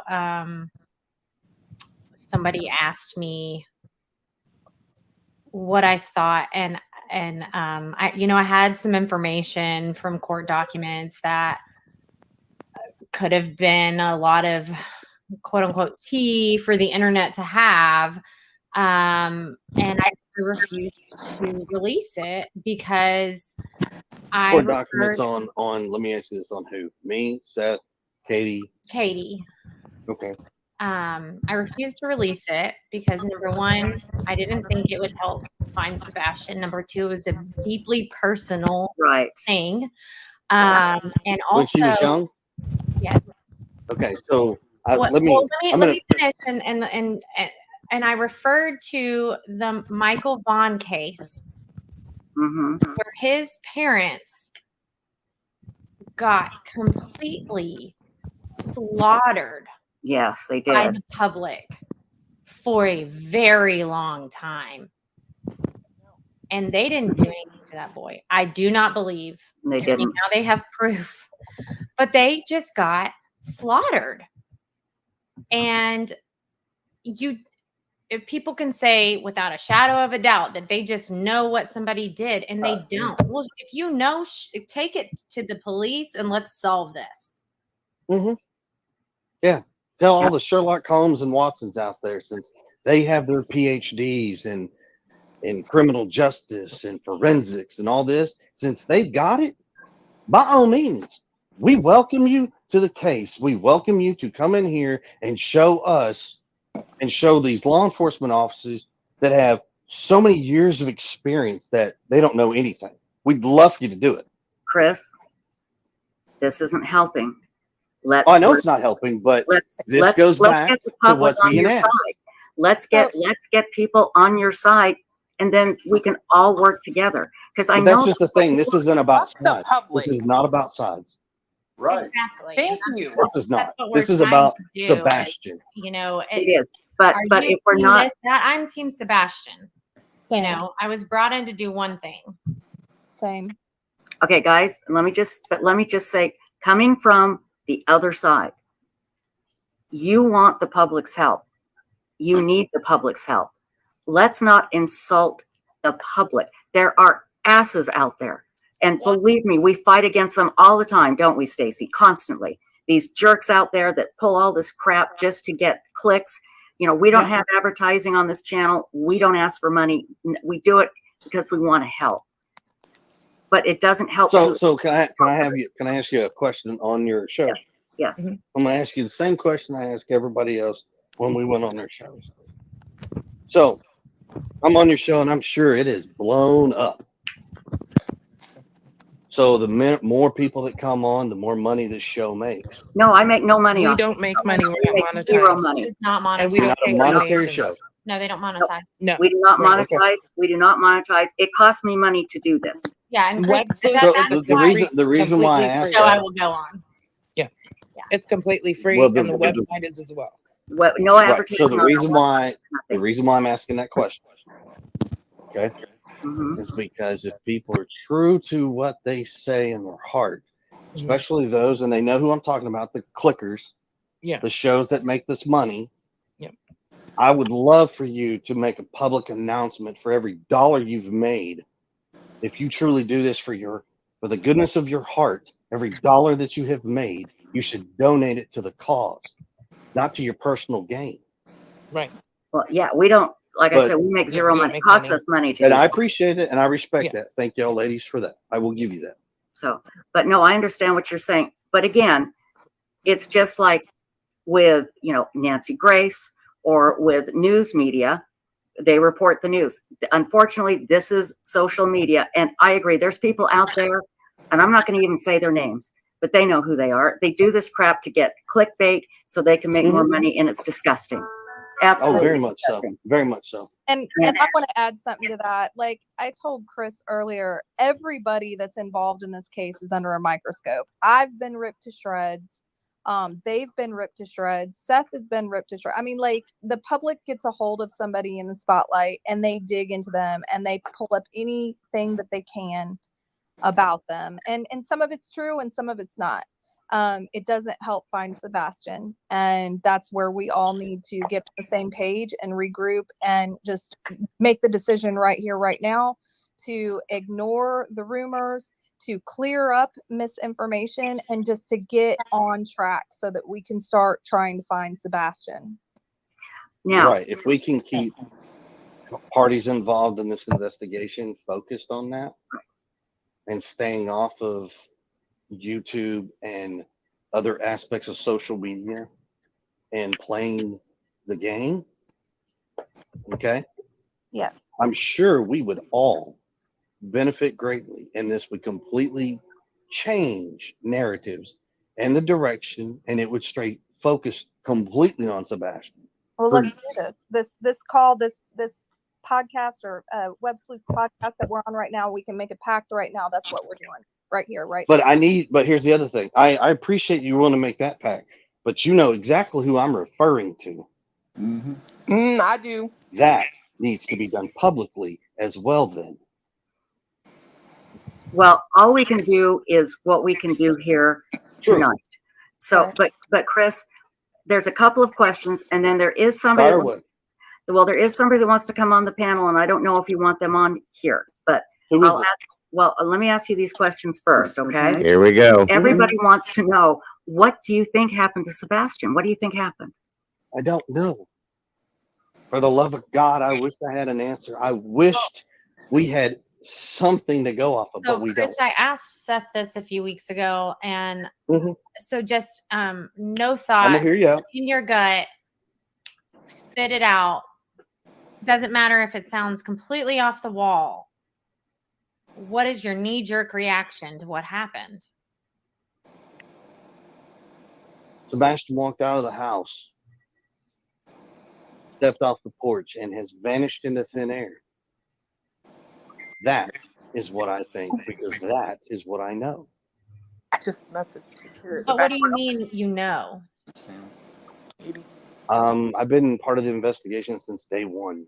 Okay. And if anybody else out there that's got some information in regards to where Sebastian has went, because last time I checked, there's not one shred of evidence. You know he walked off the porch is what I'm asking. I'm telling you, unless this kid is just in the thin air on my front porch, he sure had to go somewhere, so he had to walk off the front porch. Now, if you're trying to insinuate somebody was in my house or somebody's taking that child outside of my house, say I'm not that. insinuating anything. I'm asking, do you know that he walked out your front door? Do you know? That he went out the front door? Or any door? Is that what you're asking? Do you know? Yeah, that's what we're asking. Okay. Thank you. I just need a confirmation. I don't play games here. So just to make this real crystal clear, there's a back door.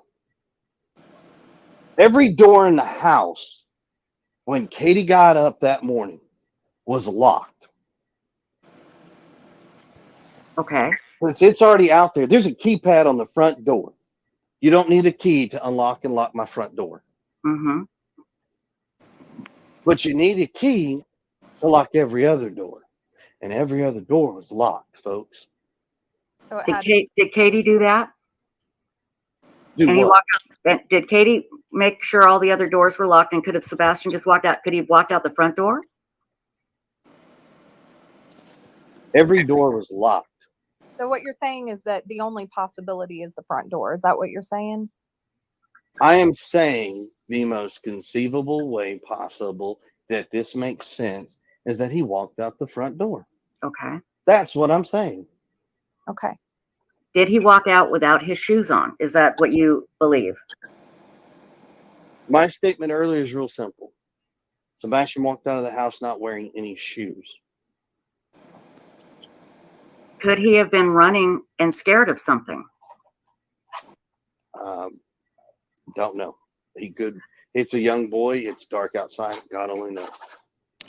Now, there is somebody that has been asking to come on, and Gray Hughes, he would like to talk to you. Would you like You can bring that. You can bring that man on board because I've talked to him. I respect him, and I will talk to him.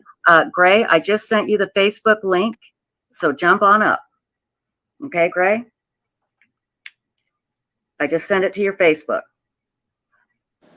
So he'll be jumping on here shortly. Stacy, can you keep an eye out because I can't see because of my stupid computer.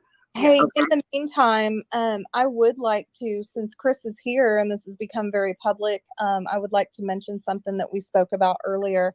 Chris and Katie did actually confirm that the clothes that he was wearing at Texas Roadhouse that night were accounted for.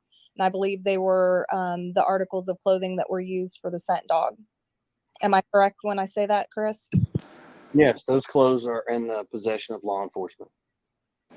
Great. And so do we know what Sebastian was wearing when he left? From the house that night? Yes. The description is still the same. It hasn't changed from 60 days ago. However, I will say this much. Some of the information that's out on some of these posters and flyers, we have actually requested to have some of that changed, but it hasn't happened. So I'll walk you through what the description actually should be. Sebastian was wearing long black pants. Think of the 1970s style Adidas style pants. You know, had the white stripes down the side. That style of pants on. He had a long sleeve shirt, not a sweatshirt, not a hoodie, a long sleeve shirt. On the front of that shirt is probably one of three depictions: Halloween, Star Wars, or Minecraft. Okay. So, Chris, I know that Sebastian didn't have very many pairs of shoes because his feet were growing, and Katie would toss them out pretty quickly after he grew out of them. But is there a reason we can't confirm which shirt if it's just one of three? I didn't say one of three. I said one of three depictions on a shirt. Okay, so that's So three different shirts, right? Say again, I'm sorry. So I don't know if we're saying the same thing or something different, but are you saying there's three different possible shirts he was wearing? Like he had three different black long sleeve shirts. One had Halloween on it. One had Minecraft What I'm on telling it. you, Star no, Wars. that's not what I'm saying. Okay. I said he had a long sleeve black shirt on, and on that shirt had one of three depictions. I didn't say he had three. I didn't say anything. I just said one. Okay. Right, Can I'm just confused by how have you not been able to identify which of those three depictions is missing? Can I ask you a quick question? Yeah. Can you tell me every single shirt in your closet right now and everything that's on No, your shirt? but if I had Okay, to then. choose between Right, but wait a three minute, of wait a minute. them, if But I hold had on a to minute. choose between three of them, I could. You're saying three of them. But I'm telling Well, you you, listed three things. I'm just confused. Oh my God. I listed what could possibly be on the shirt. Okay, can I jump in and try to interpret a little bit here? Okay, so are you saying that all three of those shirts are not accounted for, or are you saying you don't remember which depiction it was that was on that shirt? There you go. She is. Does that make sense? Is that a little bit clearer? Say it one more time, you broke up. Oh, okay. I'm sorry. Okay, so are you saying that you don't remember what the depiction was? It was one of those three things, or are you saying there are three different shirts with those depictions and all three of those shirts are unaccounted for? I'm not saying he had 3 shirts with 3 different depictions on them. That's not what I said. I'm telling you, I don't know what exactly was on the front of the shirt, is what I'm telling you. Okay, so Sebastian's clothes mostly consist of, if it has a picture on it, one of the 3 things. Those are his 3 favorite things. Okay, Halloween, so what you're saying is he has, Minecraft. multiple Minecraft shirts, multiple Star Wars shirts, multiple Halloween shirts. So it's likely he had a shirt that had one of those things on, but there's not just 3. Grasshopper. I'm telling you that he had a long Took long enough. with one of Thank the you. 3 depictions on it. That's it. Okay. I'm not telling you any more shirts. I'm not telling. So I'm not I know trying what to you're do- asking. I'm just trying to understand. I understand that, but you're asking me if he had 3 different long sleeve shirts with 3 different depictions on it, and No, I I'm think I telling understand you, what you're explaining. Like, so Sebastian had multiple shirts that had a Minecraft graphic on it. Sebastian had multiple shirts that had Halloween. Sebastian had multiple shirts that had Star Wars. I guess maybe several of them were long sleeve and black. So you can't identify. here, let's just make this very simple. Okay. He had a long sleeve black shirt on with a picture on the front of it. There Okay. you go. And that obviously is what you got from Katie, correct? Yes. Okay. Everybody, Gray Hughes is here, and people are saying, why is Gray here? I will tell you, Gray, I consider Gray someone that I like. Gray helped me in the beginning. When I started this, he was very kind to me. I know it's a shock, but he was very sweet. Shock. I asked, he knows I'm kidding him. And I asked Chris, is it okay if Gray Hughes comes up? And Chris said yes. So Gray, I'm going to turn it over to you now, please, sir. Yeah, I just want to say I've talked to Chris, and the way he's sounding right now is exactly how I think I would sound, or anybody else would sound, given the attacks being leveled. When I talked to him on the phone, we talked on the phone, we've messaged back and forth, but we talked for like an hour one time, and literally went over detail by detail on where the light video was taken. The flashlights. Exactly where that was filmed. We went over where the dog scented and all, and I kept sending him the map, and he would show me the route and everything. And it was like, to me, he seems like somebody who's literally out there trying to figure something out. I know my opinion isn't like all the rest of the people out there. I've never seen anything like this. It kind of reminds me of like remember the Chloe, was it Chloe? Yeah, Chloe Smith in Australia. The 2 parents that were sitting there, and they just didn't look quite right, and everybody blamed them for the abduction out of a tent. And it turns out it was literally somebody abducted the child out of the tent. Right. There's just so many cases like this, and all I'm saying is when I've talked to Chris Proudfoot, I have never seen anything that he said in any of the interviews where I went, wow, this guy, wow, he must have something to do with it. I actually look at him and think, man, I would feel the same way if from day one the entire community hated me and I never got the same love that Seth got. Seth was absolutely admired by everybody like he was God or something. Let me explain why. And I agree. I think that's exactly how you would sound, Gray. There's no question. But let me explain why, okay? Again, social media is here to stay. We need to learn this. When anybody comes on and they are aggressive and insulting, it blows up like wildfire. And you're asking public for help, but you are condemning the public because of a handful of jerks. It's not. And that causes problems. I haven't Well, for the heard. record, Jim, I have not in the past gone onto a show and been a jerk and ridiculed the public and said a bunch of hateful things and inappropriate things. I have not done that. So I'm sorry that folks are upset that day one, Katie and I were not on TV or on YouTube Nobody expressing expects that. everything. Well, you say that, but as you said, social media is here to stay. So Absolutely. with that being in mind, you're one, and there are millions out there that think otherwise. I would never. So, I would never didn't say expect you. you to come on. But I I'm think not the saying way, you. I think the way he was just talking a minute ago, to me, it sounded normal, given the fact that the 90% of the chat is just trashing him. No, that's not true. That is not true. We are kicking people I out. can see it right now. No, I Go know look you're at doing your it. chat right now. I can see They're comment after they're comment after just comment after comment. slamming him left and right. Really Yeah. Yeah, Oh, great. This is man. closed the Damn. chat. I'm not Yeah, even. like looking you, And at she it. I said had she was going to had bounce somebody in people the that were chat doing it. that literally asked the question, was Katie arrested at 19 for an incident? Like, I'm sorry. No. But once again, No, this goes right back to semantics and none of that has anything to do with Sebastian. Okay. Yeah, Matt. No, I'm not trying to create anything. I know you're not, Gray. I'm I just know. trying to say that I absolutely understand how he's feeling, and I know out there they go, "Oh, look at he's soothing Chris's ego." I listen. I've talked to him late night on a phone. He's just a normal dude trying to figure something out. That's how he sounds like. Now he's on here with.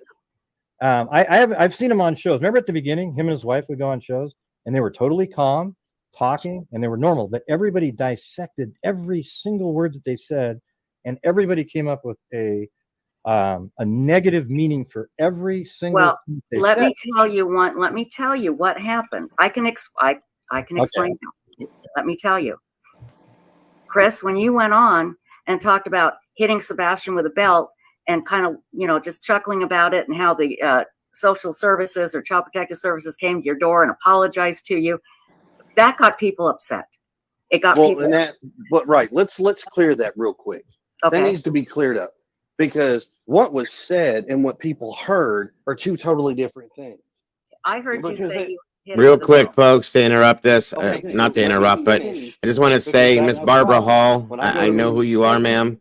I people want to want to say interrupt to and you, try to say, well, this my and that. deepest No. condolences. You wanted the answer. I think I'm that giving you, your family, and you answer. got the very short end of the stick Now, in that when I situation. answered that And I want to thank you for joining our chat and supporting this I tonight. told God him bless, ma'am. Sebastian got a You're spanking. always welcome here. He got And one anything I can lick do for you on ever, his butt please just get a outside hold of his me. clothes. Thank If you. somebody can tell me how that's abuse to a child, explain to me. Can you confirm when that happened?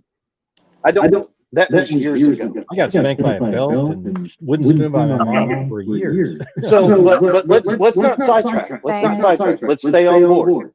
Okay.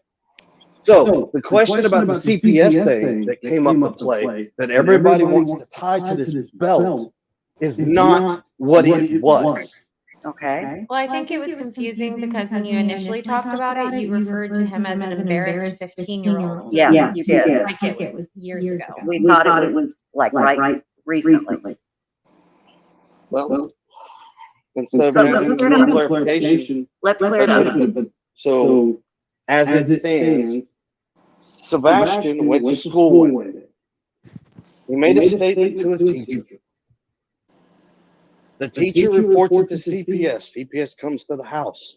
That case has nothing to do with Sebastian getting spanked. That had everything to do with Sebastian didn't like being in trouble.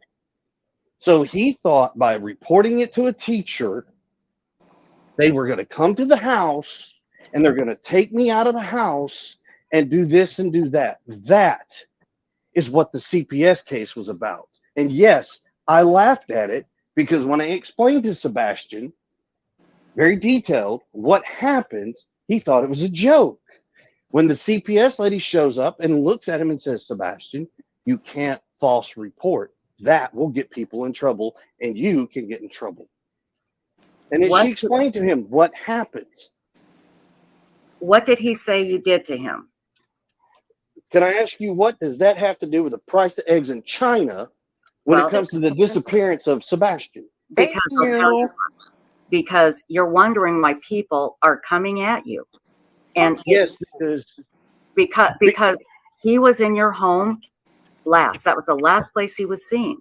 Yes, so he was. When we hear these things, it's like, okay, let's just clear it up and see what happens. Because I'll tell you why. Because people, I'm not saying me, but I've seen people say, hey, he was hitting his child. He reported it to his teacher. Did something happen? Was there an explosive incident that happened? No, absolutely nothing of that nature. Okay. And for people to not understand, when you discipline a child, there's a difference in discipline and abuse. There truly is a difference. But I think hitting anybody with a belt is abuse. I'm sorry, I do. And a lot of people agree with me, and that's the problem. And so guess we have what? a difference That's of the opinion. great thing. That's the great thing about having your opinion. Yes. That's an opinion. That's not a fact. That's opinion. Okay. I think a belt is abuse, but that's my, again, Well, that is my, if I was leaving bruises and marks on a child, that's abuse. That would be considered abuse. Okay. Yeah. I mean, so by definition, that's weird. That's what I'm trying to get y'all to understand. You can say your opinion, and that is fine, but you have to back it up and say, what I am stating is just an opinion. There's no fact to it. When you don't say that, you leave it open to interpretation for a lot of people to take it and run with it. That was a lot of the problems with this. and there will be people, I can get people from CPS that will say hitting a child with a belt is an abuse. But here's the thing, you're right. That doesn't have anything to do necessarily with Sebastian and his disappearance. But what it does is it creates a narrative in people's minds that we need to clear up and change, Chris. We need to clear it up and change it. Okay? So let's do that. You don't. So we just did. Okay. If now you did go on Nancy Grace and say that CPS has never been called. And no, a lot that's not. No. Nope. Okay, that's what I heard. What did you say on that? She asked the question about a situation, and she asked me if I had ever had. He just lied right there, you guys. That's not true. I heard that whole thing. I'm going to tell you right now, I don't exactly know what the question was without hearing it again. So I'm not going to answer you with something without having it in front of you. Okay, that's fair. That's very fair. Very fair. And so let's move on. Okay, so nothing came of that from you hitting him with a belt. Has there ever been any, and people are going to ask, has there ever been any violence in your home as far as Sebastian is concerned? No. Okay, now Gray asked, why is Seth being treated so different? Because of how Chris came on and became so angry and did what you did tonight, Chris. You've done this before. And I think that's why, and Seth didn't. And I think that's the difference. Right, because I don't feed out of people's hands. I don't feed into what people think. I don't, and once again, that's the difference. But how about just saying thank you to the people that want to help you? Okay, well, that's simple. There's a difference in me saying thank you to. He said that he went on Nancy Grace and said that CPS had never been called, and that's not how he said that. He said that there was a call before. He never said they were never called, is what I'm saying. Yeah. I don't know how he turned that backwards, but that's not how he said that. That's all I'm saying, guys. Which if you go back and listen to every single interview I have done, I have told everybody, thank you for everything that you have done. There's not enough thank you in this world. We can't begin to describe how much we appreciate it. I have said this. Mm-hmm. Go back to one video and show me where I haven't. I've also said that our family prays for everybody else, and we love you all, regardless of what you think. But you know what? Once again. Yeah. I think when his first interview, you got to admit, his first few interviews were really calm. The one on, can't remember the names of their channels, but he was on multiple channels, calmly talking. Both of them were. and yet the public was already angry with him before he became angry on a show, because that was definitely later. You got to admit, like his first 3 or 4, both of them. And I can tell you why. Because he said he hit Sebastian with a belt. That made people Which angry. interview? Which interview was that? It was the very first one I heard. With Okay. I can't remember. Smiley stories. I Yes, can try to yes. pull up a transcript at some point. Yes, it was on the Smiley story. Yes. That one. Okay. But yeah, but once I mean, again, but here's the thing: there is a perception. See, look at. There you When I go. was That's growing up, I just want to say this. When I was growing up, my mom spanked me with a belt, wooden spoon, everything, and she's the greatest mom I've ever. I mean, like, just awesome. I didn't ever feel like it was abuse.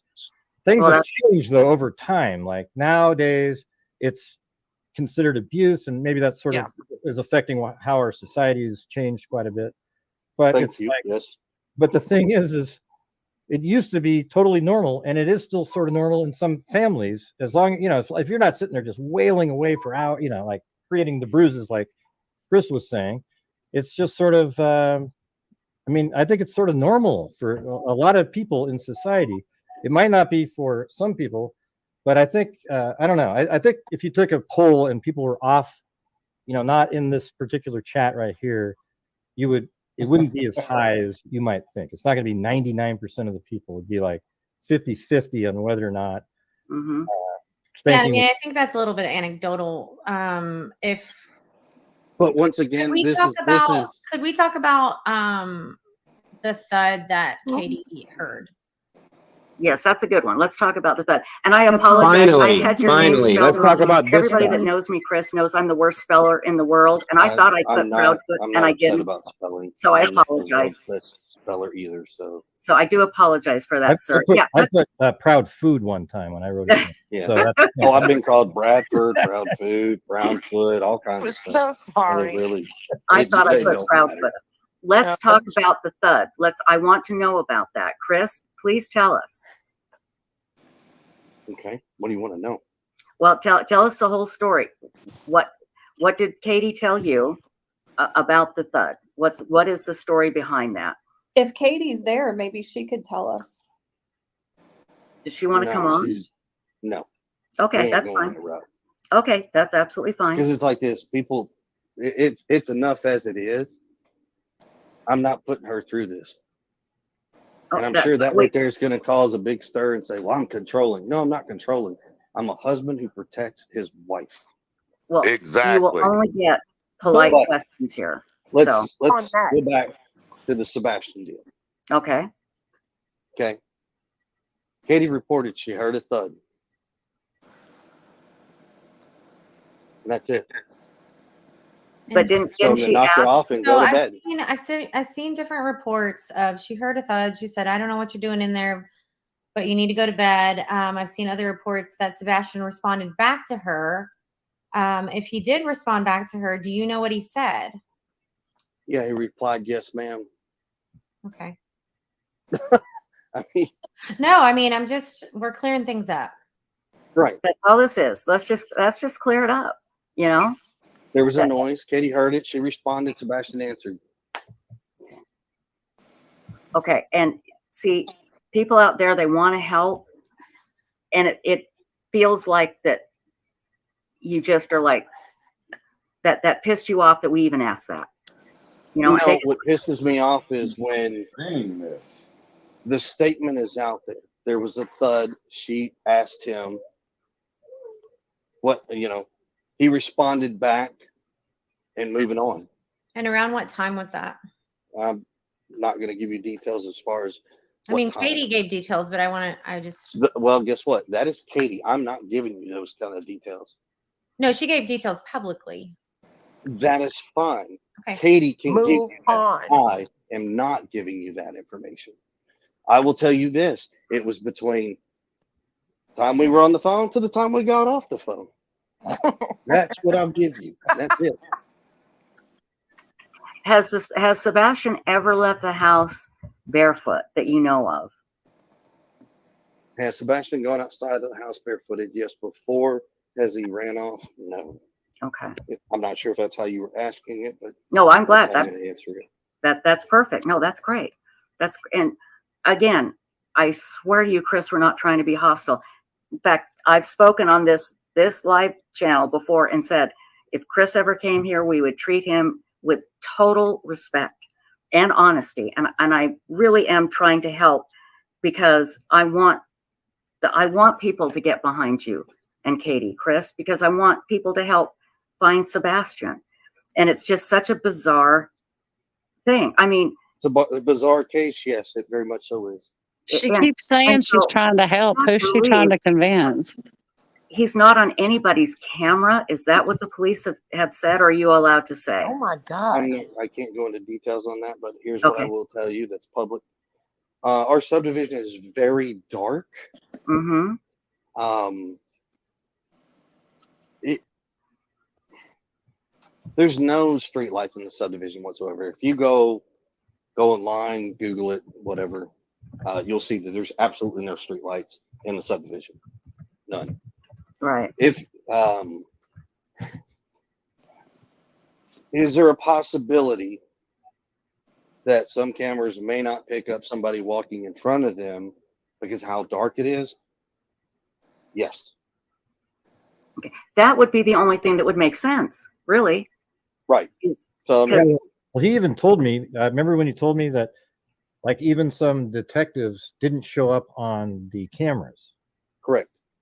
Yeah. Well, there you go. Yeah. That makes perfect sense then, because that's been driving everybody crazy. But if it's so dark, and I know, and it's hard for it. Trust me, for everyone out there that cameras will pick up and all this. No, I promise you, not all cameras have the best quality. As I mean, the stuff that you see on TV, and you see a demo of a camera in a store. It's different when you put it on a house and different elements. So, Okay, so it was so dark that it is logical to conclude that the cameras that Sebastian would have walked by, did not pick him up. And that's something that is logical, that people can accept. Absolutely. I think this is a good question. Did Sebastian ever have nightmares? Could he have had one that scared him so badly that he took off? Has he ever had bad nightmares?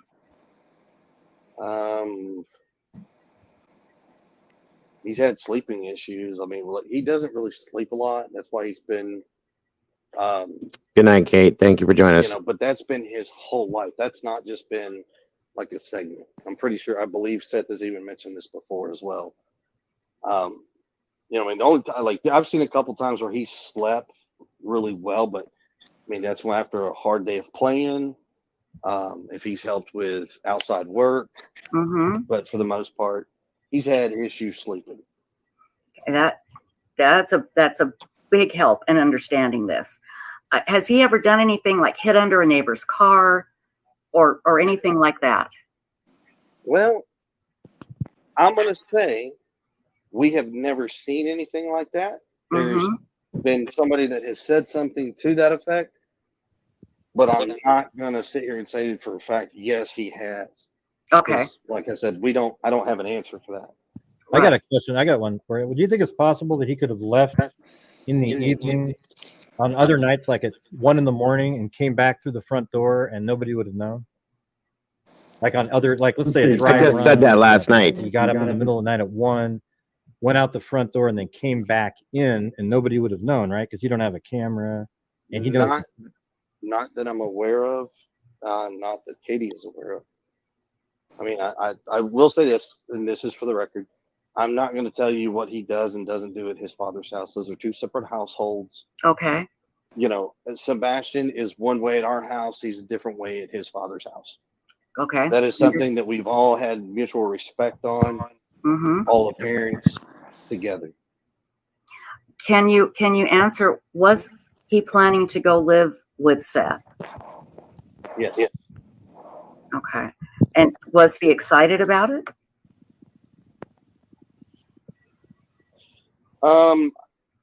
No. Okay. At one point he was, but no. Do you know why he changed? Why he wasn't excited?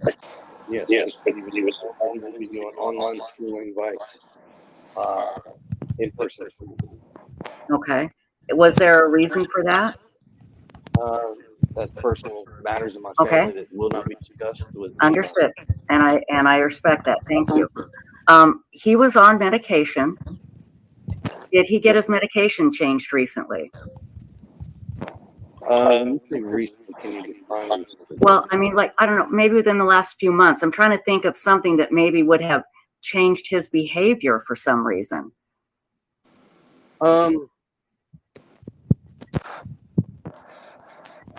It's really hard to say yes or no to that, just Mhm. because he goes and sees his doctors, and then in there they will talk about his medication and things if they want to change or if it needs to change.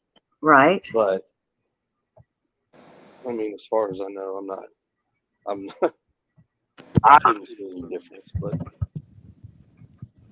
And is it, and again, this is just something that people want to know.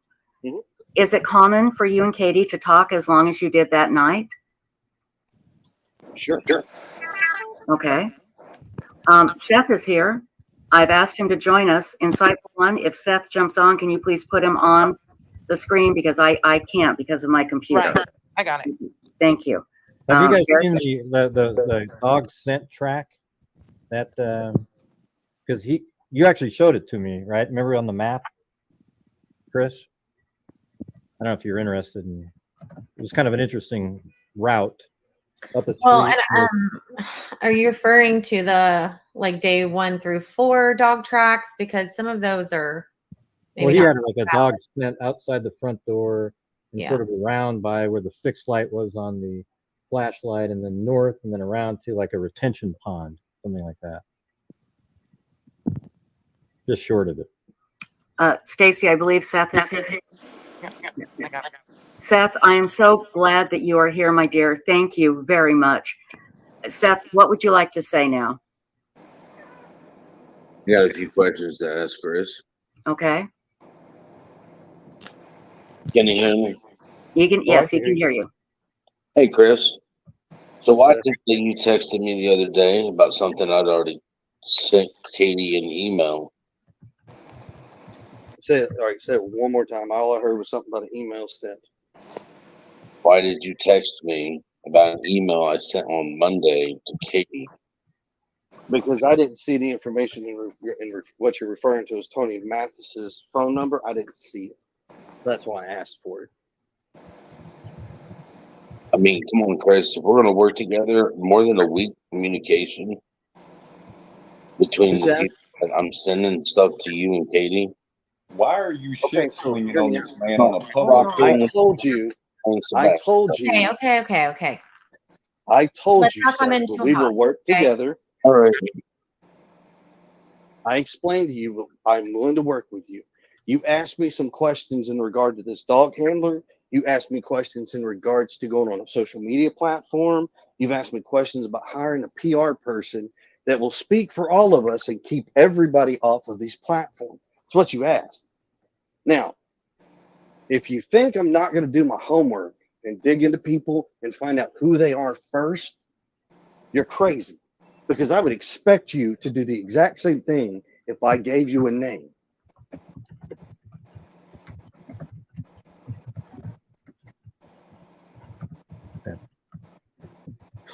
I don't know what's going on, but did that solve it? I hope. Oh, Seth? Seth gone? It looked like he's Uh-oh. I think, wait, is this Seth? Did Seth jump off? Let's see. We've got me, Stacy. Yeah. How about I'll get off the panel. I'm sure that'll make a lot of people in the chat happy. But I just wanted stop it. I just wanted to say that, you know, I understand what I've seen from the beginning is that there was sides chosen. Now I know you said because of this and because of that, but it was Seth good, Proudfoot's bad, and everybody has been in those camps, and they never really got a chance to breathe, and that's probably why Katie went to be with him, because she probably was scared to stay at home by herself, given these lunatics like JLR, et cetera, running around, chanting and screaming. It's insane. I agree. It's horrible. That's what I think. Yeah. Yeah. Yep. So And it that's should not be that way. That's just kind of where I'm coming from. I appreciate communicating with him. We've had nothing but good conversations, and that's it. I mean, that's all I can do. And I've never seen anything that made me go, God, ooh, that's, it's weird. I mean, I don't know. I watched the same things you guys have. But anyways, yeah, see you later, guys out there. Okay. See ya. Take care, Gray. Bye, Gray.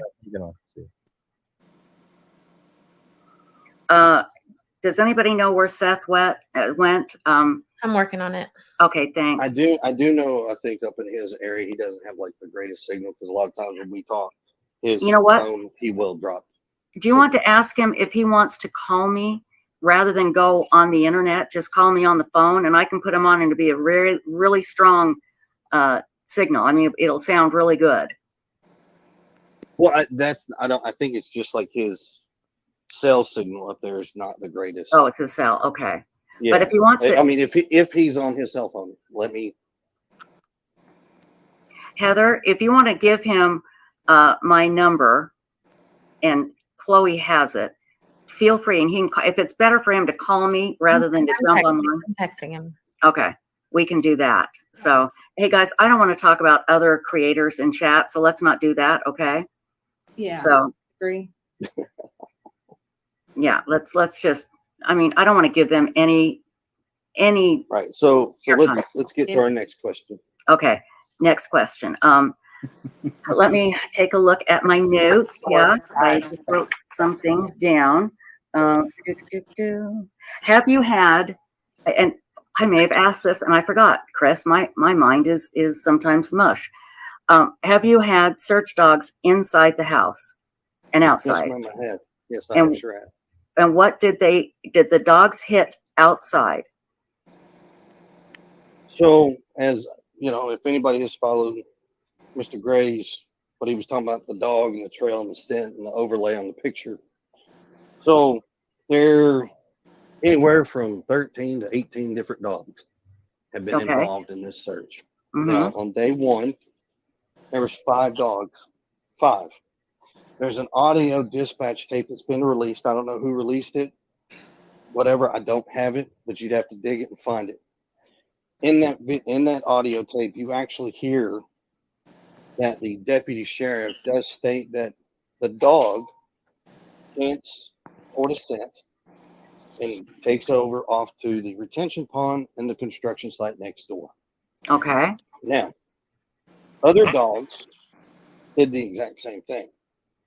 Now, am I going to say every single dog? No, but I do know of at least 3 dogs that went on the same scent trail, same path. The rest of the dogs, I'm not going to tell you that they are 100% honest and perfect and accurate because honestly, dogs are only probably 25% reliable when it comes to a scent. Okay. Now, 8 days, I've had dogs in my house the first 8 days. Into my house, outside my house, around my house, around the neighborhood. So, yeah.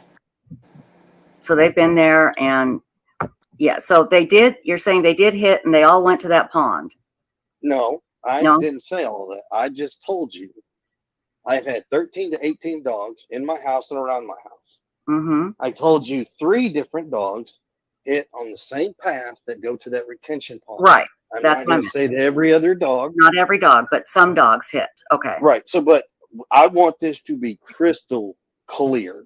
Okay. So when people say every dog, that is not the case. 3 dogs went on the same path. Okay. That is all that we have on that. The rest of these dogs go in different directions, but it's all unreliable. Understood. We do have a question from Michelle. Chris, was Ellie able to go in and search the cave they said had collapsed about 10 feet in? I haven't heard this. Okay, so Ken Widener is the EMA director for Sumner County. They called in all kinds of stuff, got layouts of where these caves were. I don't believe, and I'm not telling you by the gospel, I don't believe they were able to get into certain caves because they were not safe to enter. The one that she is referring to that collapsed, Honestly, we know that the one collapsed. We don't believe they had anything to it. Got it. Got it. Okay. Let's see here. Let me get my notes. I was taking notes while we were talking. Let's see here. Hold on. So people have been asking, and this I don't mean to sound insulting, but people are asking, are you searching? Are you putting up flyers? That's what they're asking. Yes, we are. Okay. Yes, and here's why they're asking that question. No, you're not going to find pictures of us out there doing this because it's real simple. We, all three parents, initially were told in the beginning not to go out and search. We needed to be available to talk to law enforcement. Right. Yeah. Seth has been out there searching and doing his thing.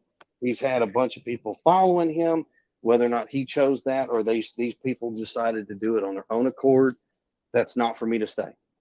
But we, Katie and I, are not going to have some big, massive search party following us around with a bunch of people that are already threatened death threats, by the way, to us. You know, I'm not doing that. If you were in my shoes, you do the same thing. You listen to law enforcement. You do what they tell you to do. Yes, we're out there putting up signs. Yes, we're out there putting up flyers. Yes, we are searching. Chris, I'm sorry. Did you just say you guys are getting death threats? Yes, we've been getting death threats. And they have been reported to the CBI. Everything gets forwarded, screenshot, and sent straight to them. Wow. Okay. They've been getting worse than death threats. Okay, everyone. I have Seth on my phone, on my JBL speaker. Seth, I want to give you a chance to talk uninterrupted. So please go ahead. All right. Mainly, Chris, the communication needs to be a little bit more prompt. Hell no. If I send you an email on Monday and Tuesday, I'm not willing to wait a week to get a response back. I mean, that's unacceptable when we're trying to find Sebastian, buddy. I understand what you're saying. I respect that. But when it comes to you asking people to come into my house on my property, who I don't know Adam from Eve, and I really don't care what certification, who can vouch for these people, I don't care. I'm going to do exactly what I have always been doing. You send that to me, okay, well, we're going to review it, and then we're going to send it to law interrupt you, enforcement. Chris. Let law enforcement go that route, the and then when law spokesperson enforcement comes, for us doesn't Hold on. need to be on your property. Hold see, on, this Chris. is Chris, hold on one second. Hold on. Seth, what did you say? I said the person to be our spokesman to speak for all three of us doesn't need to be on your property.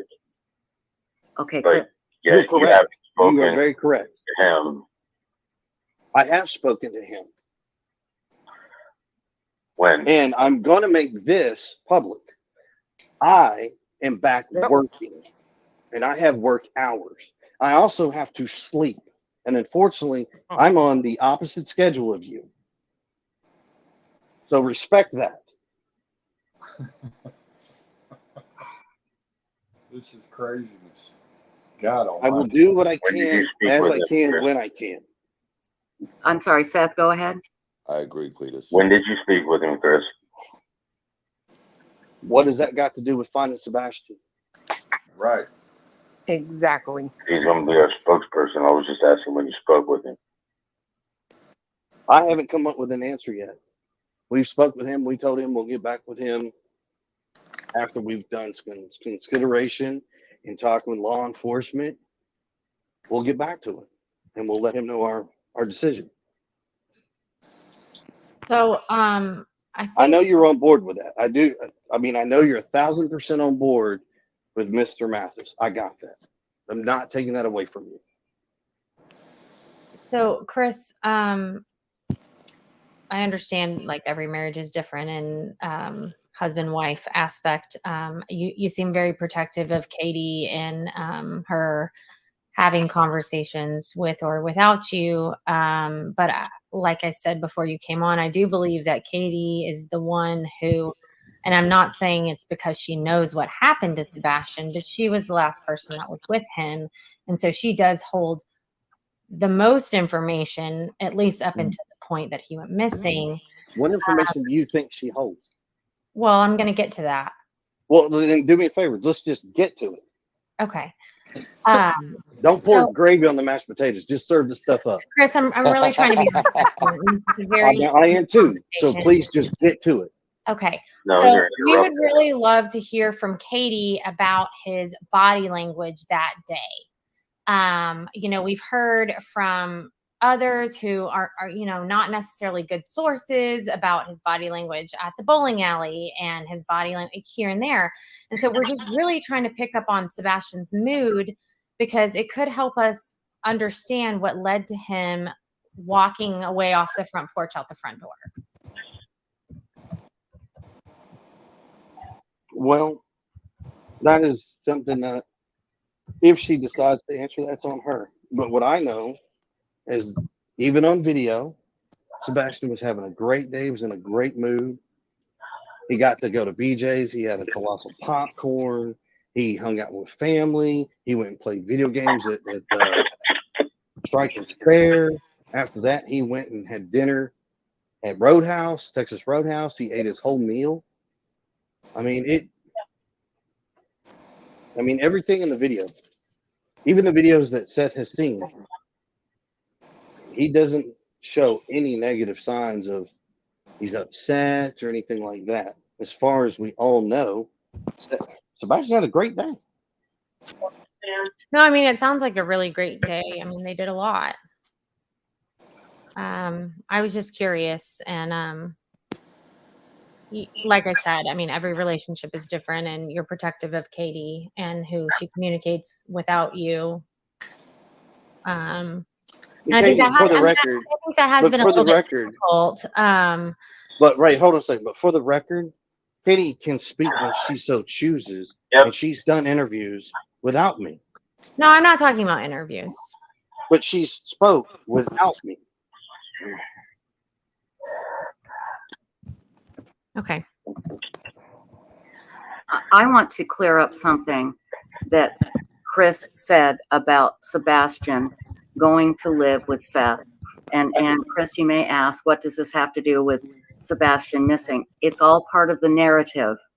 It could mean he ran away. And that is the fuck up. Chris, did you not say that he was not looking forward to going to live with his father? Yes, I did say that. Seth, did you know this? Nope. Chris, do you want to elaborate? And I'll tell you why. Yes, ma'am. Yes, ma'am. I will glad to elaborate. Become a question. Hold on, Chris. Hold on. I'm sorry, Seth. Start over. And then Chris, we'll go to you. Seth, go ahead. But I know why I was putting him in online school. He needed his therapy. That actually had been started with ABA. Don't want to support before I put him back into the situation because he's not ready for certain things. Okay. So he was going to go. I'm not going to set my son up for failure. I want my son to succeed. He was going to homeschool until he was ready to go back to regular school. Is that what you're saying? Right, and it's not really homeschool. I mean, it's just online school. Okay, online, right? Online school. That's a better term. I'm sorry, I shouldn't have said homeschool. Right, With online. No access to internet.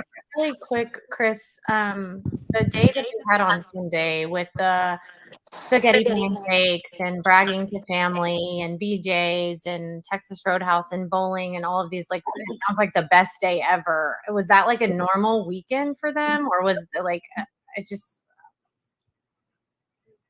I don't know. Was that like their normal weekend? Right. Well, do me a favor. Let's pause that question because you just diverted away from what she asked, and let's clear this out. Okay. Go ahead. We Chris. want the facts. Let's get the facts straight. Okay. So yes, I did tell you Sebastian was not excited about going to his father's house because online school. Online Seth school. was aware of this because Seth stood in my house with me, Katie, and Sebastian in my kitchen and had this conversation where Seth asked his son about, you don't want to go to online school? And Sebastian's retort was, no, I don't. But I don't really care about playing tit for tat. I understand that this may be a reason why he wanted to run away, so to speak, if that's the case. Right. But we're not going into this. We're not going to play this tit for tat on social media. We're not doing this. Okay, Seth, go ahead. Chris, unbeknownst to you, had already talked to Sebastian. He knew this wouldn't be a permanent thing. And me and him had already spoke. Well, that right there is a conversation you should have had with Katie and myself about what your plans were. Sorry, you want? Say that one more time. I'm sorry. What Seth was saying is that if I had known the conversation that him and Sebastian had, then I would know the whole thing. But the downside is that's where Seth should have had that same conversation with me and Katie, and that didn't happen. But this goes right back to, here's the thing. If you're saying that because he didn't want to go live with his dad, he potentially ran away, is that a possibility? Sure, we'll put that out there. Okay. But quite honestly, what goes on between Seth, me, his mom, and our households is none of the public's business. If it had something to do with his disappearance, I would understand that, but it doesn't. Well, we don't know that. Well, I understand that. That's why we're making this clear. And that's why I asked about his day, because I Let's didn't go back know. to the day. Okay, go ahead, Megan. No, okay. So, Chris, you don't know me very well. I have 2 decades of experience working with autistic children in different capacities. So I do understand they are all different. I do understand that that day may have been very overstimulating for him. So that's why I was asking if that was a normal day for him. And if it wasn't, that just gives me more information that maybe he was very overstimulated that day.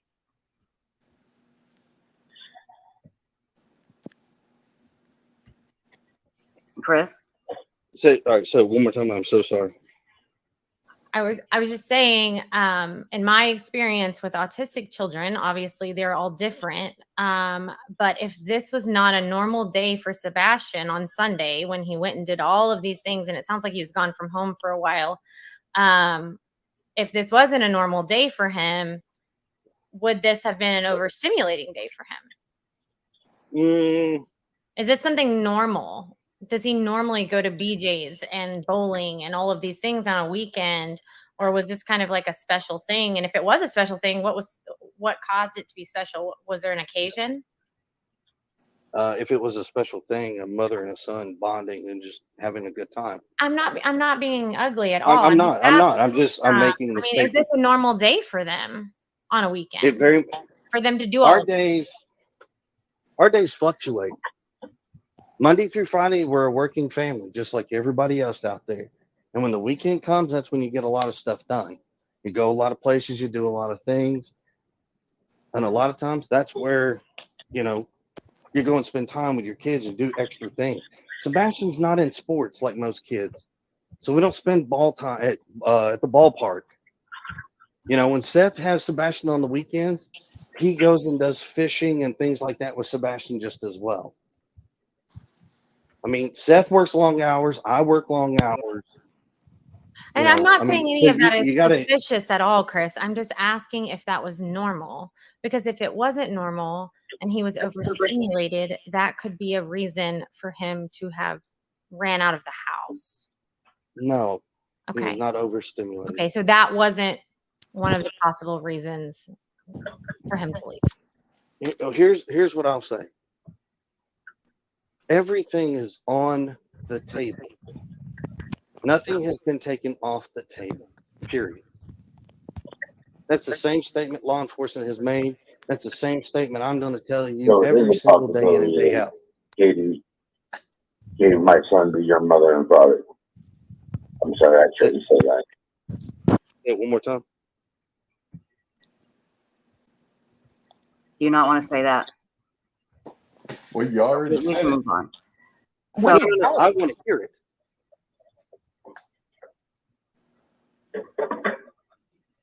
There's a rumor out there, Chris, that your mom and your dad have Sebastian. It's been brought up to me. Oh my God. Seth, you know darn good and well you got a question about my I'm just mother. asking. You pick up Wow. the They phone take me and you somewhere call to her. lead a boot camp or anything like that, and Katie just thought I wouldn't accept it. I don't think Hold Seth on. is being accusatory. I think he's just trying to clear up a The bunch of fuck beef. he isn't. He said it. Right, the and I'm first time. trying, and I'm telling you, if he's had this suspicion, he's got my mother's phone number. He can pick up the phone and call her. She is not afraid to No, answer any Chris, I'm not questions. saying you. I don't want to talk to your mom. I want to talk to you, and I want to talk to Katie. Well, it's real And I'm simple, just Seth. asking to put it to the rest. You I have bet you seen do. video footage of I Seth haven't. on Sunday. Don't tell me you hadn't. I know you have. You sat in the room No, I with haven't. all the agents. No, they didn't show me the video footage, buddy. So you didn't see you weren't sitting in a room Wait a with minute. law enforcement, the district attorney, when they showed you a video when you wanted proof of life, saying that you hadn't seen proof since Friday. That When was you've been at my house the first 3 damn days. Sunday, buddy. Chris, let Seth speak. Go ahead, Seth. Chris, they showed me video proof of him coming out of Texas Roadhouse on Sunday. On a Sunday night. You damn right. Just Chris. Seth, I got a problem with you sitting here making these accusations. As you should. Because if you got a problem with them, guess what? Let's squash it. I think we're just trying to talk things out, and I don't even know if this should be public, honestly. Oh no, y'all brought it public. Okay, here's all the public knowledge you need on this deal. Law enforcement has talked to my parents, my whole family. Once again, the statement is true, what law enforcement says. Just because you hear a rumor doesn't make it true. Chris, I don't think he said it was true. I think he's just trying to clarify. He said That's not clarifying. No, stop sitting here trying to defend his actions. Stop. Okay. I know that's right, honey. Chris, is I'm trying to squash the rumor. We're both here. Squashing the rumor. Seth, there is no rumor. You know my parents were not with Katie on Sunday. That's all I'm doing, Chris. No, you're causing a problem because you know damn good and well where my parents were at their house on Sunday night. They weren't near Katie. They weren't near Sebastian. And if you got a problem, all you got to do is pick up the phone and call her. Be an adult. Be a responsible adult. And just call her. Chris. Boom. Can you hear me, Chris? Oh, I can hear you. All I'm hearing is anger and attitude from you. What I'm trying And you should, Seth. You should. Because what you're doing is bullshit and you know it. Okay, stop. Okay, People are right, talking enough. over each other. Enough. Seth, go, and then Chris, go. Please, Seth, and then Chris. Thank you. Chris, a unified front squashes rumors together. That's all I am stating. Okay, Chris. This is a rumor floating around, and I would like us to squash it. Yeah, I think that is a great rumor to try to squash. That one's on Facebook, and the rumor is actually that about your mom, her car being parked at like Worsham's and him getting Okay, so here's the answer. The final answer to this. It's not just an online rumor because people have driven up to me and personally spoken about this. Okay, ladies and gentlemen, can I make the statement? I wish This is very simple. This conversation has nothing to do on social media. You want to have this conversation, Seth? You call me, you get Heather, you get Chloe on the phone. Hell, I'll do you one better, and I will get Bobby and Carter on the phone, and we'll all sit down and have this little fucking powwow. Preach. We're not going to have a powwow like that. But I would Well, then guess what? the situation, and I would love for it to be private because I believe a lot of what is happening right now should not be public. So explain to me why you don't want Bobby and Carter involved. I didn't say I didn't want Bobby and Carter involved. I said I was referring to your tone, which is very angry. Oh, I'm very pissed. I know that. I think we just all need to take a breath because no one is accusing anyone of anything. We are trying to dispel things because in turn, dispelling these things will take so full of some of the BS off of you. Whoa. Ma'am, you brought it out in public. Uncalled for. Yep. Seth brought it out in public. And Chris, I mean, I do understand your anger. I have to agree with that. I know Chris these should ladies. be angry. He's got every right. I just know what I've seen. But these ladies are not full of shit. I didn't say they're full of shit. I was referring to Seth being full of shit with his daughter. Seth is full of shit. So, that doesn't help matters. No, it doesn't. So when you brought him on the show and he wants to start this shit, that isn't going to answer questions. It's going to spiral into the shit that's in. So we can set this shit aside and answer the questions that you got. Okay. I would like to move on very quickly, but I will say the public opinion is not going to improve unless we can take a deep breath. That's exactly right. And I know you are frustrated. Is your son missing? I'm not saying I know You how don't. frustrated you are, but I know you are frustrated. And I am not saying that's not valid, but this is not helping. Then quit starting shit with this man. If it's not helping, then you shouldn't be talking about it on social media. But as a PI, you should have said, you know what, we're not going to answer that question. We're going to do that privately. That's where that should I have did went. say that actually several times. You And did. you can listen to that recording later. So let's move on to the next question. I just got to say one thing. You want the public's help. You want them to be behind both of you. And we need them to find Sebastian. Exactly. And it's a very good chance that somebody in the public will find that's him. my biggest frustration is that we all collectively have to deal with all of this instead of focusing on Sebastian. Thank you, Seth. And it's a disadvantage to Sebastian. Really, it's sad because we're not any closer to finding him as long as we're all arguing like this. Yeah. And mods in chat, you're removing these comments, I hope, because I've been removing some too. And we've got extra people, extra mods in chat. No, they're anything not. rude that said they're banned, they're gone. Okay. So we'll get them out there as quickly as possible. And let me go through chat really quickly here to get some more questions here. You've been on here for many hours, and I so appreciate this. I really, really do. So, Can Chris hear me? Yes, he can. Can you? Well, you can't throw us in a back room so me and him can talk real quick.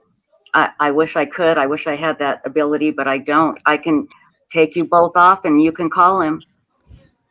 You want to do that? Let's finish this first, and we'll do that after the fact. Let's get these questions out of the way. Chris, listen, you may not like my opinion, but when we got rumors out there, when you and I squash these rumors, then they stop being rumors and everybody just looks at the people who are spreading them like they are shit. Seth's the one spreading them. I'm trying to upset you. I'm trying to squash these stupid rumors that are literally filling up my privatized email address, their inbox with crap. Which is crap. That's what he's worried about? Sebastian, so if it gets squashed, then people will stop.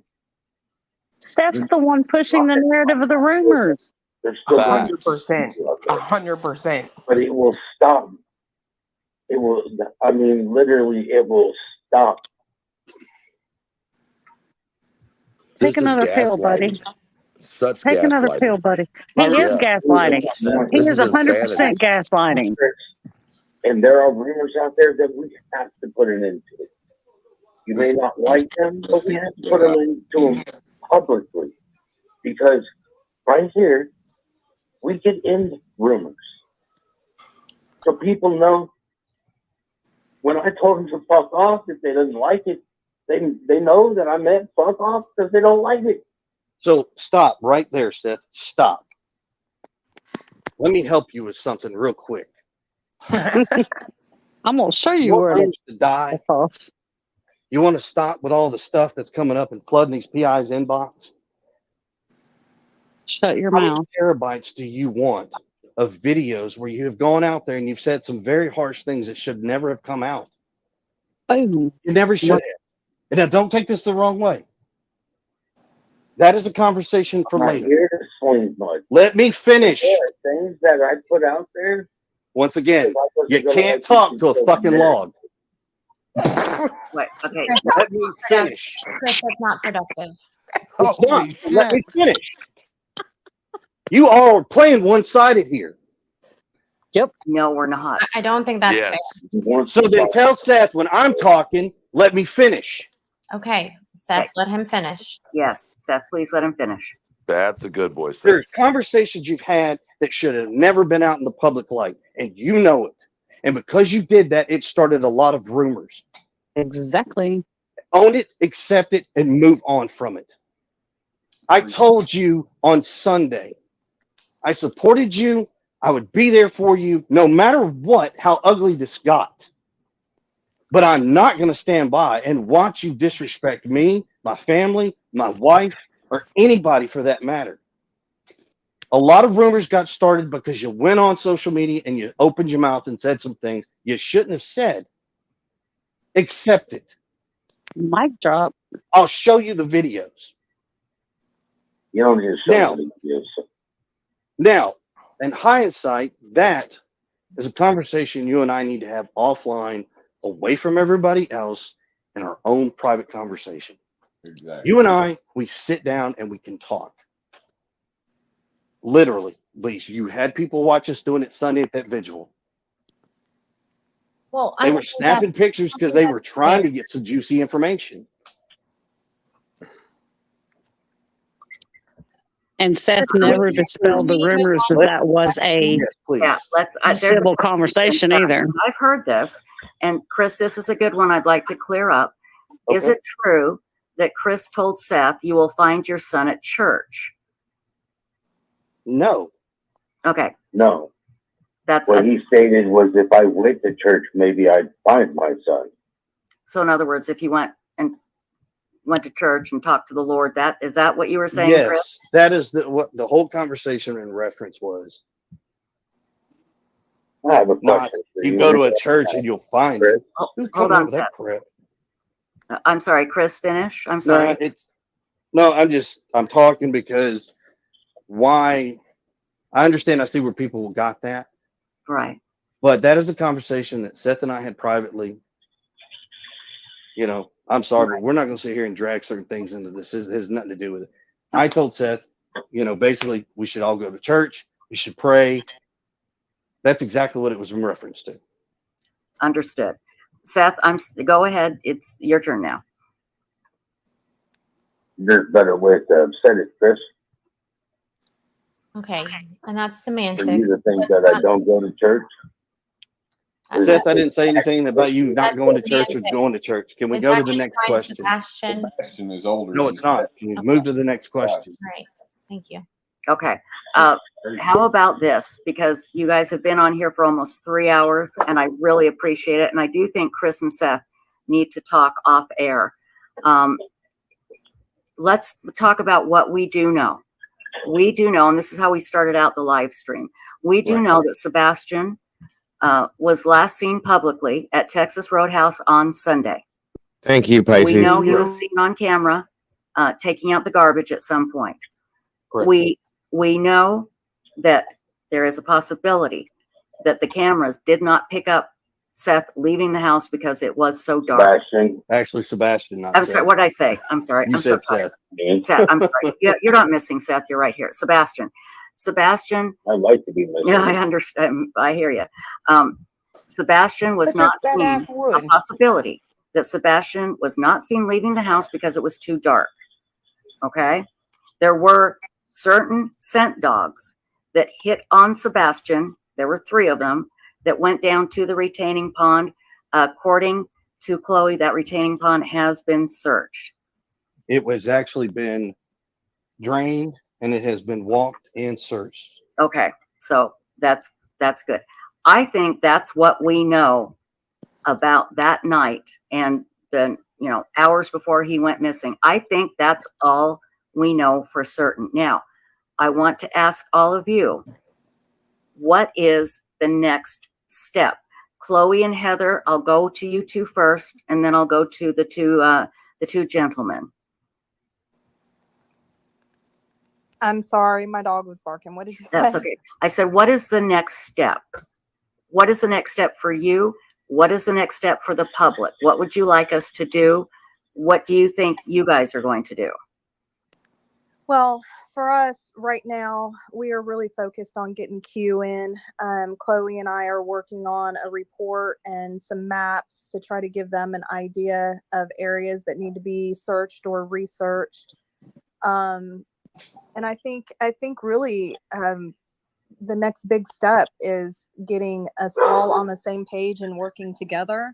And even though this is a mess right now, I think this is a huge step in that direction. Thank you so much, Barbara. God bless. And I'm hoping that, as I said, Chris had called me earlier and just right before the show started, and I messaged Chloe and was kind of talking to her about what you guys were going to talk about, because I wanted to, some of the things that he cleared up with me, I wanted to make sure she was aware of. But, reaching out to me and then reaching out to you guys on the podcast tonight, I think it's a huge step in the right direction. He's angry, but once we get past that, I think maybe we can all work together and start putting our heads together on where we need to look for Sebastian. Thank you. Very good. Chris, what would you like to see us do? What do you think? At this point, keep spreading the flyers, keep keeping his name out there in of good graces, not of in a negative light. Spread the words. If you know something, say something. Don't wait 2 weeks. Don't wait 3 weeks. I told Heather the same thing. There's so many tips that come in weeks later instead of the moment that they come in. When you get these tips, you call 911, you call TBI, you don't call these PIs, you don't call Seth, you don't call us, you just call the law enforcement agency. Keep spreading the flyers, spreading the word, prayers. Trust me. Keep Thank you, Butterfly. God bless. We need them. I agree. And I think, because of all of the noise, people have not been reminded to continuously search their properties. And like I said before, everybody else came on here. There's a lot of really large properties in the area, and the terrain is treacherous in a lot of areas, and things get missed. So I think it's important to center it back to the local level, first of all, because this has become national, and nationally people are giving their opinions. We need the community to come back together and search their acres and acres of property, because I believe he could be very close to home. Thank you for being part of this community for 10 months. Salty, God bless. Appreciate you very much. Everything she said is exactly the same thing law enforcement's been pushing. If you're not comfortable searching, call law enforcement. They, I'm sure, can work in getting a team out there to search the property. Please, everybody that's searching, do not. I can't stress this enough. Please do not just walk on private property without having prior permission. Please. By the way, there's comments in chat and we're removing them. Chris has been searching. Okay. He has been searching. Just because you don't see him searching, because you personally don't see him, doesn't mean he's not searching. So that needs to stop. Okay. That needs to stop right now. And Seth, what do you feel the final word should be? I need people to keep the faith. I need people to keep faith that we will find Sebastian. I don't know. I don't know what people's mindset are right now, but it doesn't need to be about me. It doesn't need to be about Chris. It needs to be about Sebastian. Mm-hmm. Sebastian is the goal. Sebastian is what is lost. Sebastian is what used to be found. Oh, honey, I'm sorry. I'm so sorry. Just for the easier for me. I am so sorry. My son is missing. I need people to continue with the flyers, as Chris said. Mm-hmm. PBI has already stated that most of their tips do come in from flyers. I have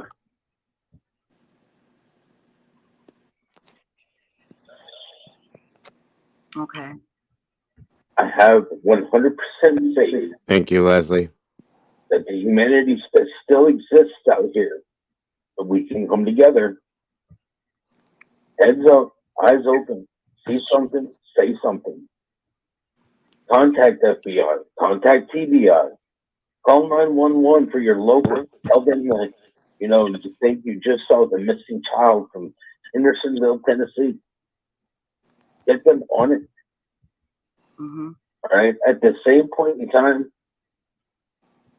if you feel that they're not doing it, you just fix it. Law enforcement is short-handed. All it takes for evil things to exist is good men do nothing, and that's good females too. I'm not. You know, it's just for evil to exist and continue. Is good people don't do something. They do nothing. Right. Don't fall into the simplicity. On your way to work, on your way to the corner store, on your way to Walmart, you might see my son. Absolutely You might right. see him, and I need you to say something. I need you to call 911 immediately. If you're not in Sumner County, I need you to call 911. After you call 911, call TBI, so that way they know that 911 has already been called. I have found that law enforcement groups do not communicate with each other, and I don't mean this as a negative, but I mean this as a Facebook lead came through, and I called Lebanon, which is here in Tennessee, and they didn't even know that my son was missing. Oh, jeez. All right. Mm-hmm. I will second that was said. So there's a lot of people they out there don't communicate. that don't know locally. Right.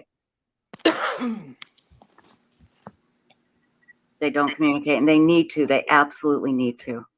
Well, I'm not saying communicating. I'm just agreeing It's that he is short-handed. saying that there's a lot Not of everybody folks. gets the information that is necessary. Mm-hmm. Somebody forgets to do a pass down, and the next officer on duty doesn't get the information that he needs. So he doesn't even know. It's not his fault. The officer before him could have been working at 16, or have even been working more than the 16, which is illegal. But we still have to have law enforcement out there. Mm-hmm. Right. I just need everybody to work together. The rumors are killing it. The rumors are killing people's time. And that's the one thing Sebastian doesn't have. Right. So if you've already called TBI with your information, but you think it might be a rumor because you heard it from Joe Blow down the fucking road, you're not helping find my son. You're part of the problem. People out there listening that are doing the death threats, I don't see you at my door. You're going to sit there and pick on people. You're a coward. You are a coward. And if somebody has my son, understand that I love him and I need him back. Mm-hmm. I need him back. Not that I want him back, it's I need, because my life has stopped. Because Seth, my son is not here. And His mom wants him back too, fool. can you ladies get him a to hold for me, regular please? life without my son here. Get a grip on him. I'm sorry, Chris. Seth. What did you say? Go ahead, Chris. Right. Seth, I know what you're doing and I understand the plea, but hang tight. You and I need to get off this panel. You, me, Katie, PIs need to get on a phone call. Absolutely. Not on here. Our message is simple. Find Sebastian, you see it, you say something, you call it in. Don't wait. Don't go down this track, man. Don't. I'm looking out for you. Don't. Can I just say one thing? I don't want to ever discourage people from reaching out with information that they think might be pertinent. Now, getting the same tip 100 times from everybody on social media, just sending the screenshot, did you see this? And we've already seen it 500 times. I mean, that's a little excessive, but I don't ever want people to think like, oh, this might not be important, because that might be the one tip that actually was important. Mm-hmm. So I have a different message to send. I don't want anybody to feel discouraged. Please reach out to us. Please reach out to TBI. Do not keep anything silent because you don't think it's important. Absolutely. And I wanted to reiterate, like I get a ton of messages, and even if I do not respond to you, that doesn't mean I haven't looked at it, and that doesn't mean I'm not looking into it. Mm-hmm. So please, I mean, I get them on Twitter, I get them on Facebook, I get them in my emails. If I don't respond, it's not because I'm ignoring you. We are You don't need to be looking into them. You need to be turning them over to law are enforcement. probably nothing. Right. But we're still vetting them. I mean, that kind of goes back to what I was saying earlier. It's regardless of how everybody out there feels about me personally, regardless. Let me help everybody with something, and this might help you understand where we're all standing. There are some folks out there that have children, and I would like for you to take your step back, and you can go look at your children. You get to look at them, you get to hold them, you get to hug them, you get to give them kisses every night, you get to say I love you, and all the fun jazz that you get to do. Mm-hmm. Right now, there are 3 parents that cannot do that right now to one child. One. Regardless of how you feel about me, because I can tell you now, I'm not the most liked person in the world, and I'm perfectly okay to accept that. But if your heart's in the right place and you're doing this for the right reasons, it's not about me. It's not about Seth. This ain't about Katie. This is about 15-year-old Sebastian Rogers, our son. And all I'm asking for y'all is to please tone everything down. Focus on the positive. Keep pushing the message out there. And trust me, when we find Sebastian, when he comes home, let the party begin.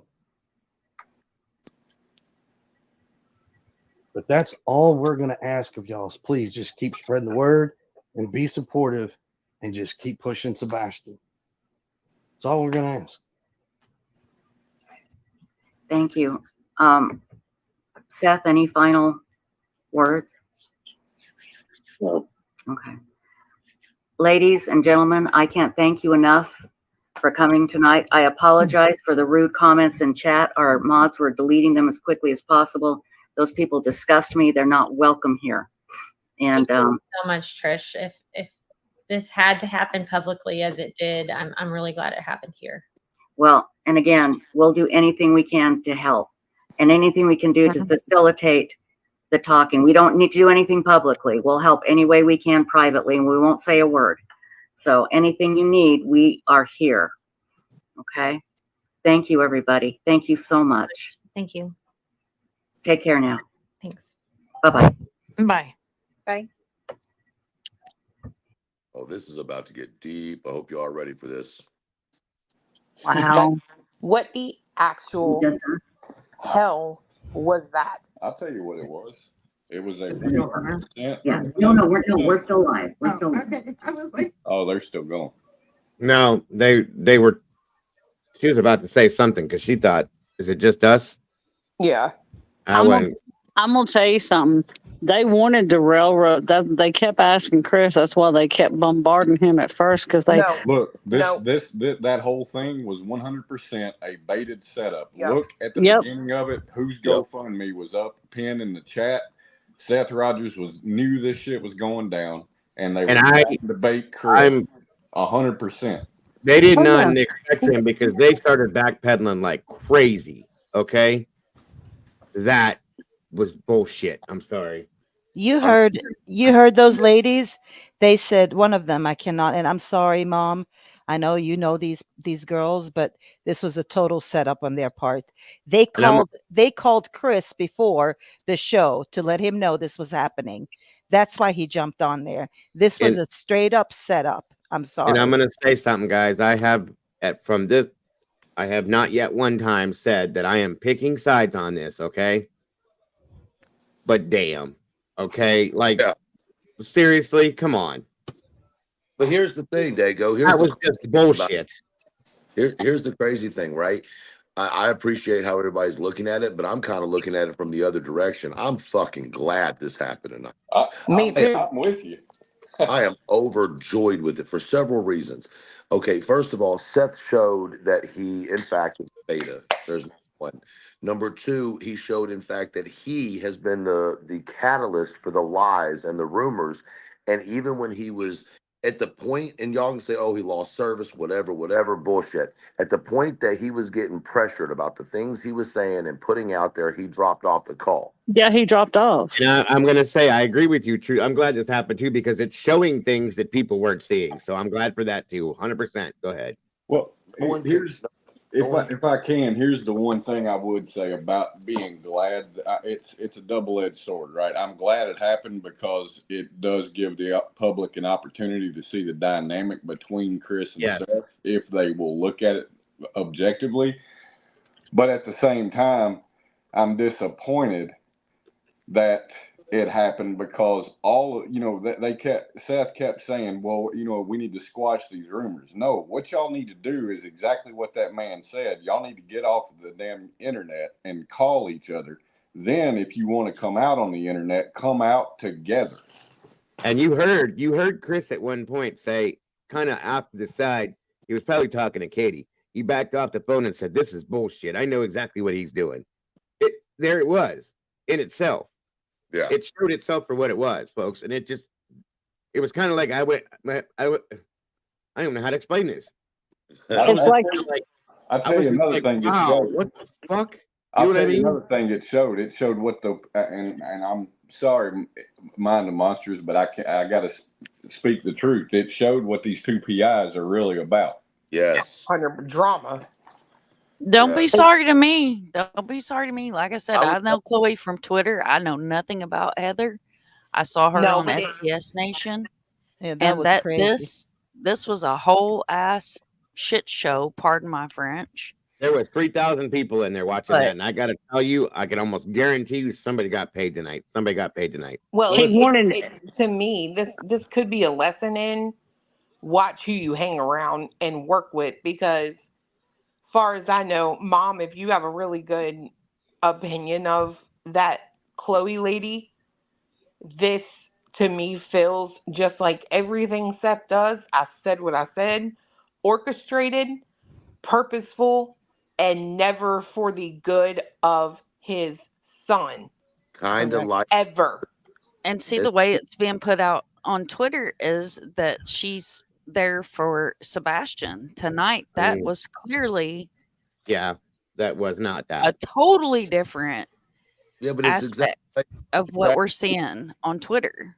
It's exactly like the missing Sebastian, but in a different form. Exactly what happened tonight shows exactly how Sebastian could go missing. Right. 100%. 1,000%. I mean, there's no way around that. If you don't see the relevance between what happened tonight and the explanation of Sebastian leaving, Like what? Well, I this would is have left too. I'll tell you what this also shows 100%. Why? In my opinion, I think it has to show how it's been 2 months with absolutely nothing because everybody's running in their own damn direction instead of the direction of him. Well, and I'll tell you this much: what I like is Seth. You're the one who has come out with all of this BS, even down to there's a video of Chris taking down flyers when Yep. he's confronted with his BS. A lie. Well, and he sat in the background and accused. He said, "I know, I know your mom and stepdad have Sebastian," or he said something like that, and then he. No, he made listen. He said it wasn't an accusation, but it was an It was. accusation because it The was first stated time in he public. stated that, he accused him, and then he shut up, and then he reworded it, and it's And like, Seth is the one that is fueling the narrative for all of these rumors every time he speaks on social media. Just like he is the one, just like Chris said, he says they're going to work together, but then he is on the internet less than 12 hours later talking about that he suspects Katie, that she was the last one with him, that he feels like that there was things Katie didn't say. So he is the one that is fueling all of these. He is the one fueling the narrative for every one of these rumors. And that And did he come can out. stop. He can stop it. He can stop it. That But he clearly won't. came out as an accusation. No matter how you worded it, it came out as an accusation. Yes, it did. I must say real quick, I'm still clearly and only Team Sebastian. I'm not picking sides, but I have seen something tonight that I've never seen yet, and that's all I got to say. And I just want to clarify one thing. Gina, you keep saying Seth is out there looking for his child day in and day out. No. Where? Where is he? He Because hasn't I'm trying searched to it. tell you, I got to say this right here. I'm a fat ass person and I'm okay with that. But I can tell you this, if I was doing all the searching that people believe Seth was doing, my gut would be smaller. My double chin would have shrunk. The dude Something. can't do that searching like that. He just physically No. can't do it. Okay, he can sit there No. with people that are doing it maybe and direct them. Maybe that's what he's Which is doing. But what, Dago, boom. That's the only that's what I'm thing. saying. Like he can't physically do it because it's not possible. Okay, he'd have dropped over already. So April 4th was the last time that he was involved in a search. April 4th. That is the last time that we know he was at least on location of the search, not even that he was participating in the search. Because mind you, in the searches, He hasn't searched. He hasn't physically searched before Easter because he went to church Easter Sunday, and then something about his shoulder. Yep. And the doctor told him to take some time off. And that's fine. And Listen, he hasn't. But I mean, it doesn't matter. But Even like if- the other day, he was talking about searching. He goes, "While I'm sitting here searching," he said, "Sitting here searching." So how do you sit there and search? Yeah, I pointed that out last night, and that's the thing, guys. That's so be it. If the man's there and he has a team of people searching because he physically can't, then say you can't. I couldn't do it. It's fine.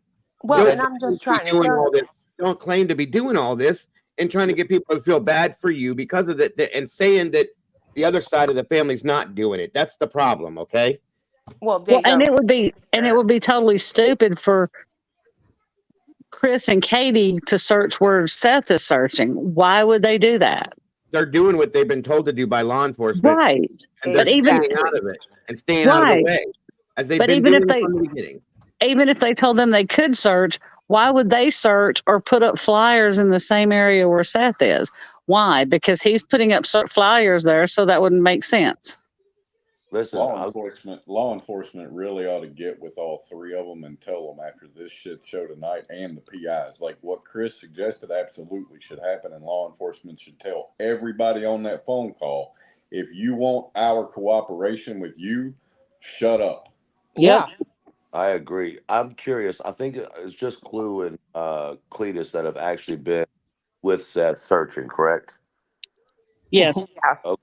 Yeah. So I'm just going to ask y'all firsthand, how was the of that search? How was it handled? Was it organized? Was it not? Like, I just want some. No. No, it was a No. group of people hanging out around his truck until For 3 hours. yeah.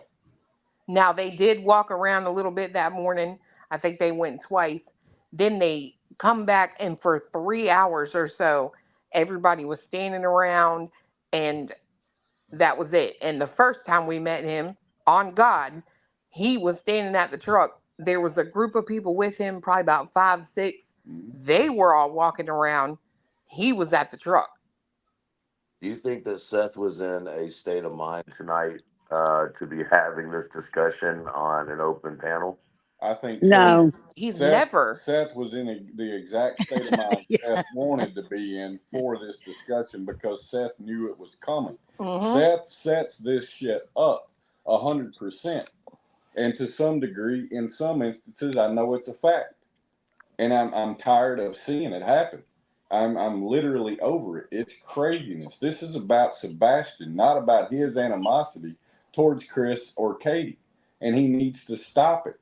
And people 100%. stop giving him a damn platform to do it with. And don't take me wrong. I agree with that wholeheartedly. I will guarantee that Seth is suffering in his mind at the loss of his child, not knowing where he's at, this, that, everything else. I agree with that. I get that. I'm all with that. You're not handling it the right way as a parent, is all I'm saying. That tonight was bullshit, and it should have never happened like that. And what Chris said should have been the only way that this happened between the 4 or 5 of them. And that's it. This should have never been on somebody's panel, guys, just as none of the other shit should have been ever done. Period. Protection is a mother. But it came about from the PIs. That's how it happened. It started with the PIs, and that's some bullshit.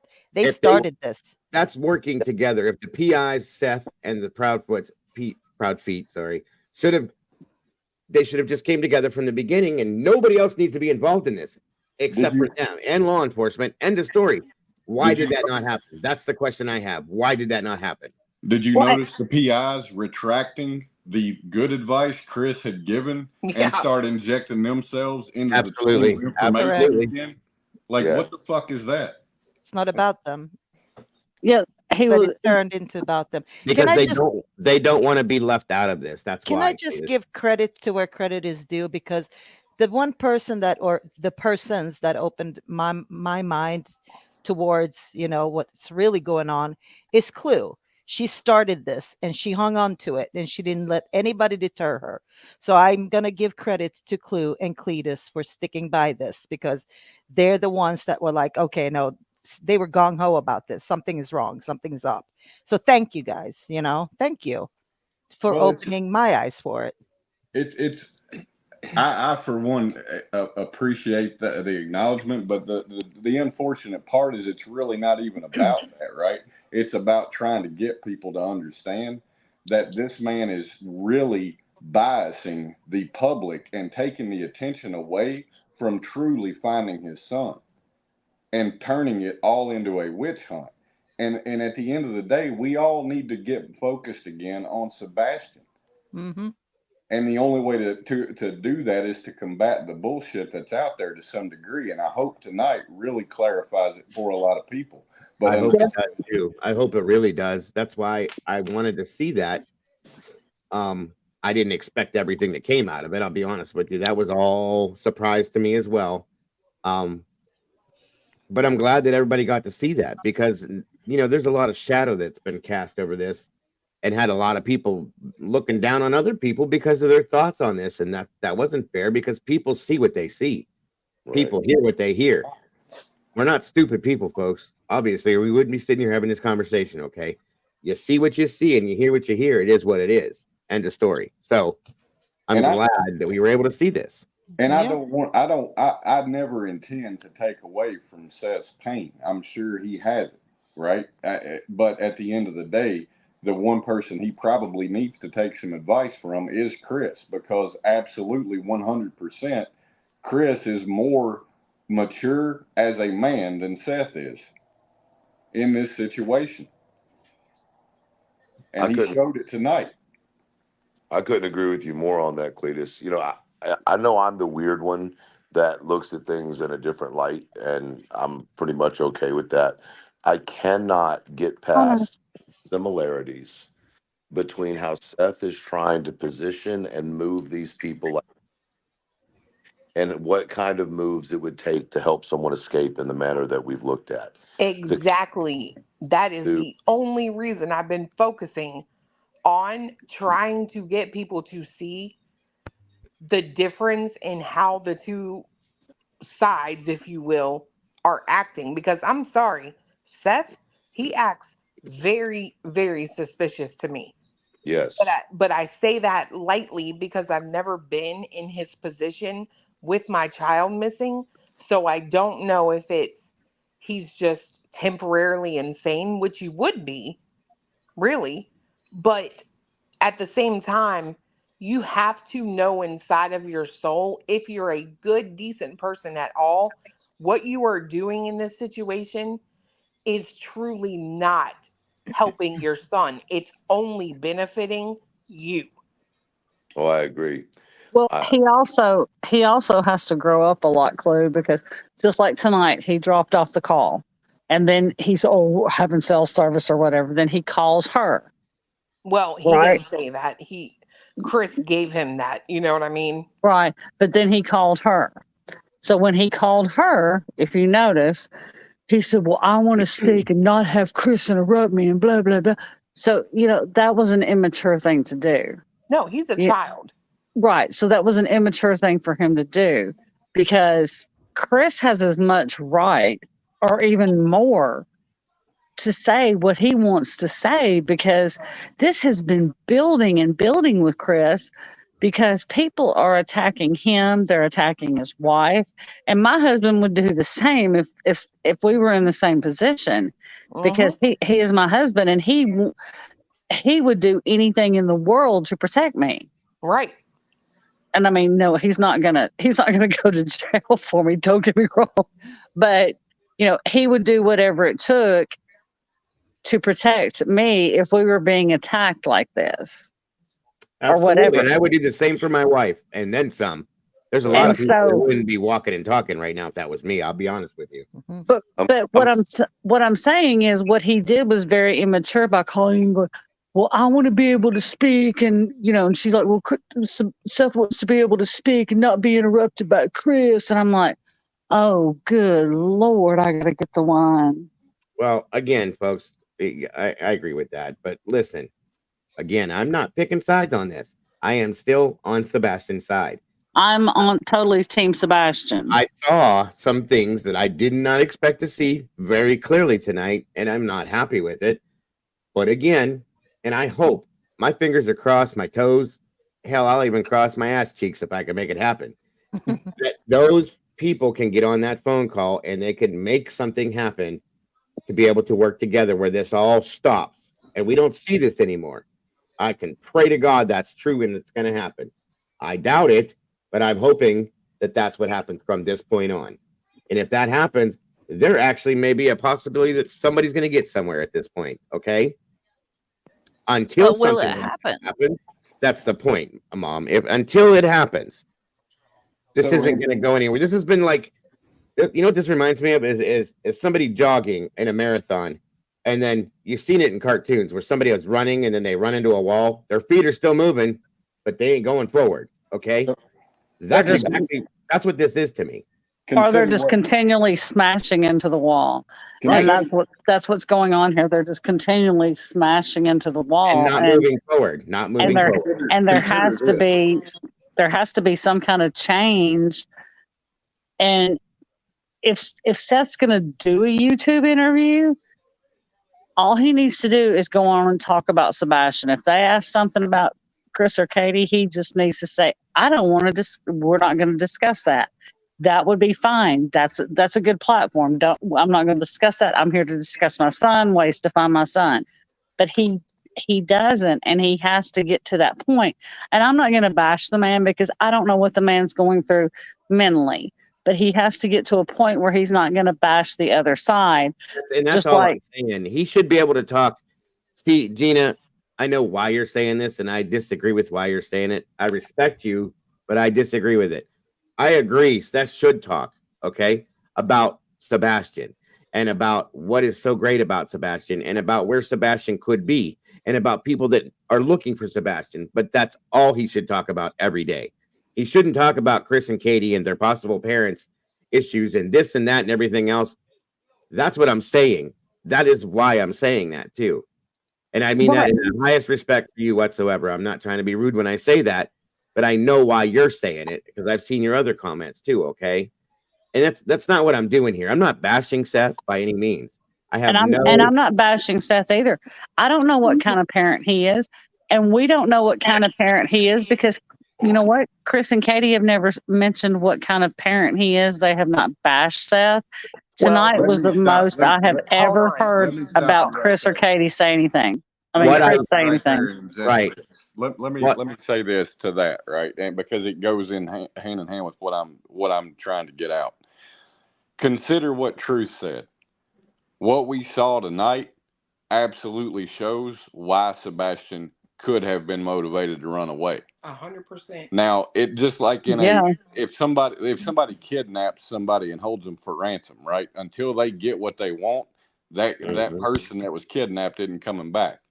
I If agree. he ran away because of the animosity between these three, imagine what could happen if they all three came back together.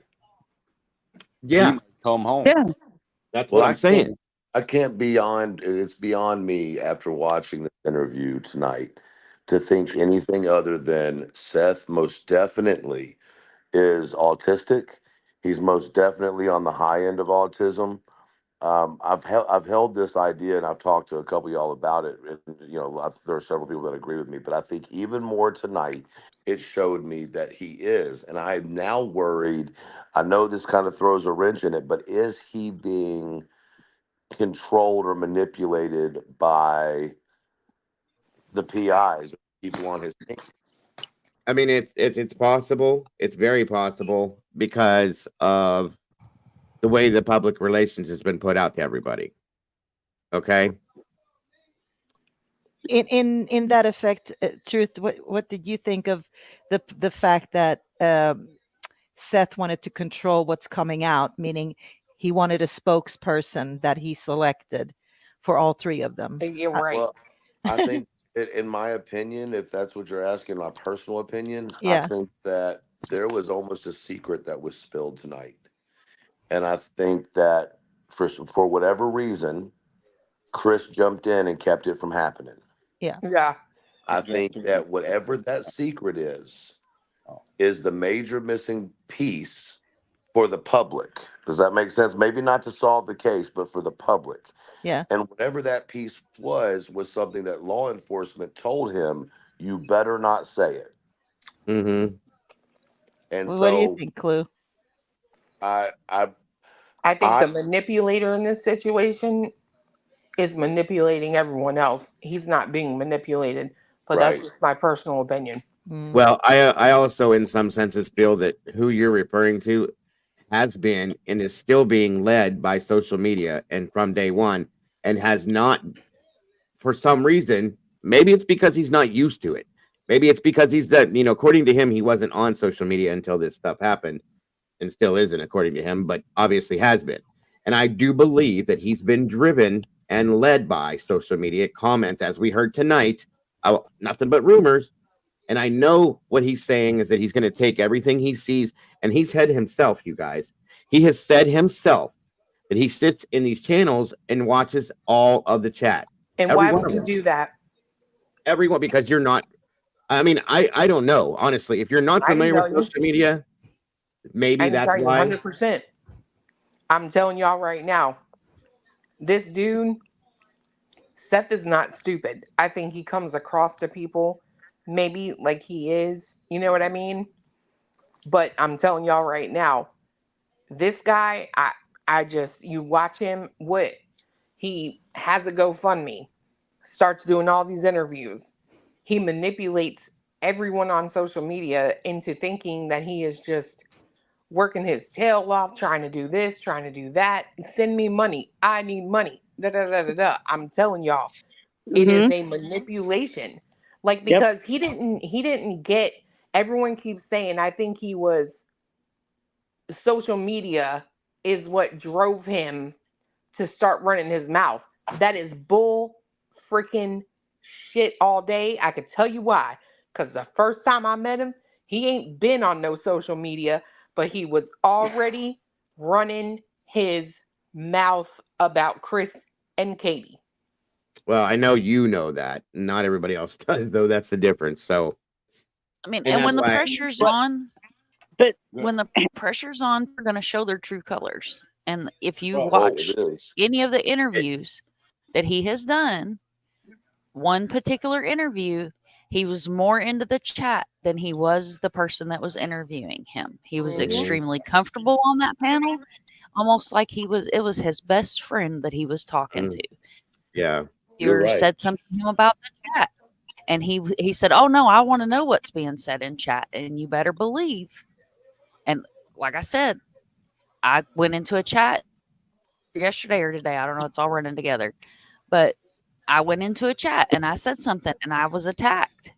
And it was, "Oh, you need to tell Seth." Well, you better damn well believe that Seth is watching these channels, Yeah. these channels, and he's watching these chats.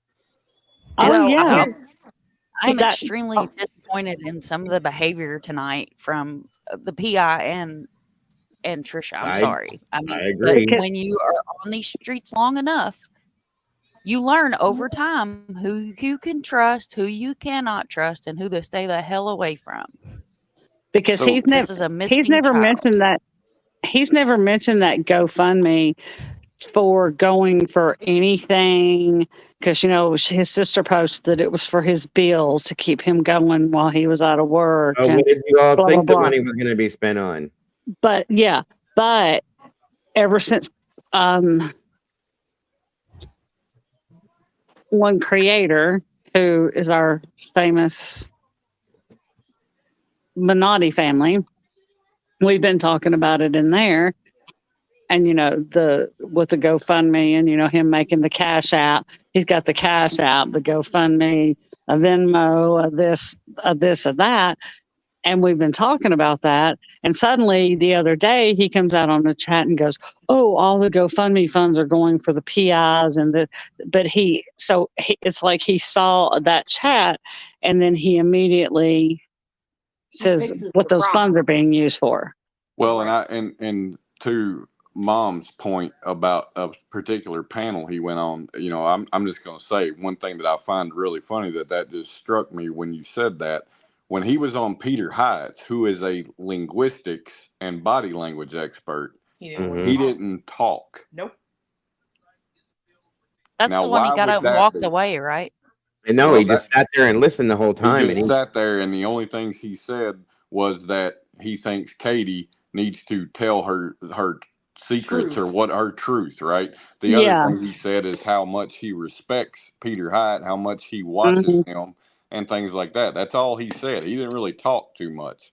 And I right. find that very interesting when I consider the fact that like she said, he is the 100% reason the shit slinging started on social media, because the day we met him is the day that Chris and Katie went on Duchess's panel. And some of the people that were attacking him, in my opinion, were some of the people that were present that day when we met him.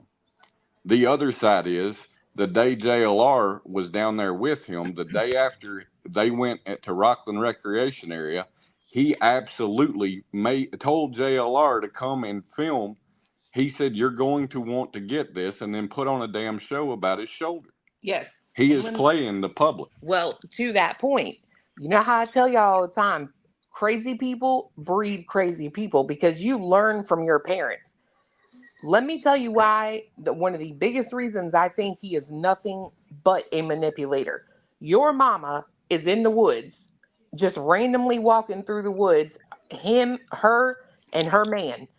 And she is the person who said while CJ was live, which I know she knew because we've already confirmed that she That's watches how she CJ. found him in the woods. Exactly. She said purposefully while he was live, "Oh, Seth has a video of Chris tearing down flyers." That right there is a manipulation.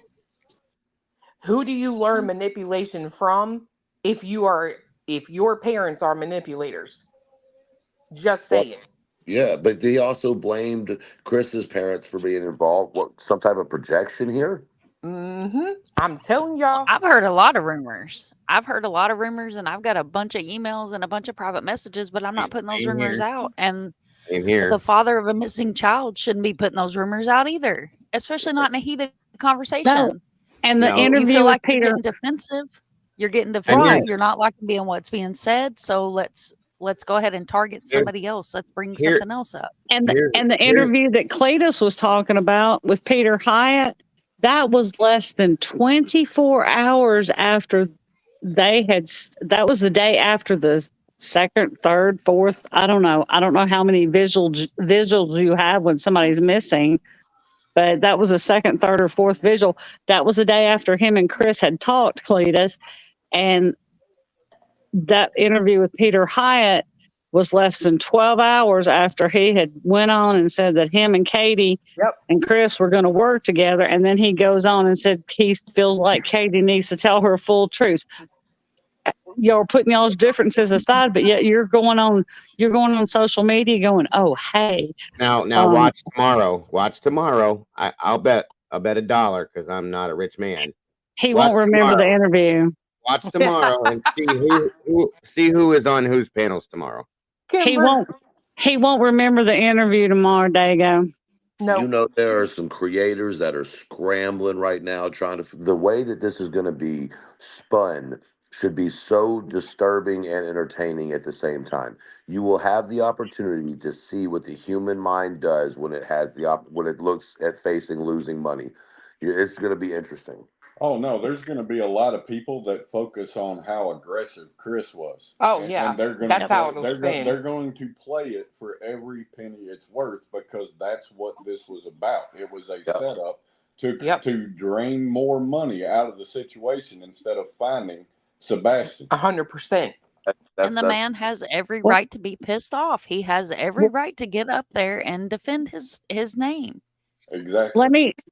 Let me just say this. I think that the reason Seth goes, oh, well, I have to send it to Katie and Chris for approval. I don't think it's just that he has to send it to Katie and Chris for approval. I think that Katie and Chris may be helping fund some of this. So I'm just saying. I can say that, yeah, that's I could see that because I can too. There was something said tonight about that really shocked me about Seth's job. Yeah. So that floored me, and I just was like, okay, now that's something completely. I can see Katie and Chris probably funding some of this, so I can see where Chris wants to check these people out instead of just letting. Because that's like the deal with Brothers Underwater Recovery. Well, it's not even that, Kimber. It's like Chris said, I'm not just letting, and Clue said that last week. I ain't just letting anybody come in my house, dude. Like, you're not going to Here's another. Say, hey, you can come in my home. That's just not how that works. In terms of a spokesman, right? This Tim Mathis or whatever it is. I don't know who that guy is. His name sounds really familiar. But what I've heard the name before too. I would say this. If there's going to be a spokesman for the three of them, there is a $25,509 as of right now GoFundMe that would absolutely hire a family attorney to get in between all three of them and the public. I'm sorry. And could possibly get more information out of law enforcement and disperse it the proper way to them. No, I'm sorry, but I'm sorry. Heck no, I'm not that person. I'm not about to do that. I think it is absolutely freaking ridiculous that there has been this, the idea, I will go ahead and say this, I don't care, has been brought by Seth. The person has been brought by Seth. There is nobody on this planet, especially a mother trucking stranger, that can represent me better than me. Exactly. Especially, they can't represent that family more than the three of them as to how they miss their child, who Sebastian is, how he acts, how he was on that day before the day before. There's nobody that can represent them better than them. Right. And Why I'm do you not pick Nobody. taking a public anything away from spokesperson? dads. I'm not going to take anything away from dads, but in all reality, Katie should have had a safe place as her child, as the one that gave birth to him, to be able to come out and be his spokesperson. But Yes, she because of should the have. way people act on social media, the woman has been attacked to the point where she doesn't even feel safe at home or safe Right. going to a vigil. Wait, you She's mean But he she's not not should on be safe at vacation? home. there. Y'all, she's not safe at home. Okay. No, No, I Listen, totally believe that. trust because you me, got these she's crazy ass not. YouTubers, and I'm not talking about you, Cletus and Clue. I'm talking about these crazy ass YouTubers that have a history of being crazy, You didn't throw my driving name back in and there. forth in front of. Well, you're not You're not in Tennessee. You know, driving back I'm and just forth in teasing. front of their house I'm just and teasing. filming every move they make in their home. You know, I wouldn't feel comfortable either. I'd have the But dog chained to the porch. mine, it's a total mob mentality up here. You know how Tennessee can get, but it's a total mob mentality up here. And the other day, one of my friends posted on Facebook about him missing, and then I was married when I was 18, divorced when I was 19. That's another story for a long time ago. That's another story for never to be told. But anyway, so but he had posted something. Oh, I think they did something to him, and he's an idiot. So anyway, I was like, well, here's the deal. I'll wait for law enforcement to tell me something because we just don't know what happened. So until law enforcement tells me otherwise, all three of the parents could be suspects. And, so shut up. Nobody asked your opinion. Why did they just talk about Katie and Chris's lie detector test, but refuse to talk about Seth's? Because Nancy Grace can't save face. That one will never be talked about. Yeah, but why Only wasn't that But Seth asked knows tonight? the answer. Seth That knows should have the been result. asked. That should have been asked indeed. Right, but then they sat up there, all of them. I'm not biased. This isn't Right. side versus side. Chris, you be quiet. Seth, you go first, honey. Yeah, Seth, you talk. But did you notice when when Chris came on panel, they're like, "Oh, hey, Chris." But when Seth came on, that woman Hey, was like, honey. "Oh, Seth, honey, I'm so glad you're here." And I'm like, I'm so "Oh my sorry." God, I'm so sorry." They address them in the way that they present themselves. Like children. He's No, a child. one as a man, the other as not. Right. Mm-hmm. I mean, that's just how it is. Yeah, it's true. So, because Chris came on to protect his wife, and the other came on to make accusations and to protect his lies. Right. Yes. Right. Yeah. Truth. Right. And now we And- should I mean, all it's- shut up it's- about it, is what they were telling us. But here's the thing, guys. I don't mean to be rude, and I'm going to jump off here in a minute. But this one tonight, man. This one. If you thought a different way before this and refuse to reassess at the very least your thought now, then they could come out tomorrow with evidence on a video, and you would say it was filtered, it was made up. Like it's beyond. Oh, so frustrating. I agree. What do you think, Dago? It was definitely an eye-opening experience. I'll be I'm honest. curious, Dago. You said something about his work that changed. Something happened. What was that you were referring to? I'm curious. Because Chris has stated multiple times that he's got Seth's back. He's there for Seth. He supports Seth. He's always supported Seth. Seth has told us that him and Chris were trying to work together to get Katie to believe in something, to go along with something.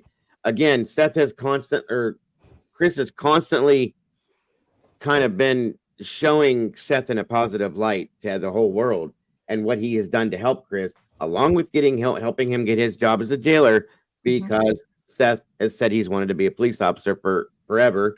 Again, the whole thing all the way through, Chris has been a positive enforcement in Seth's life.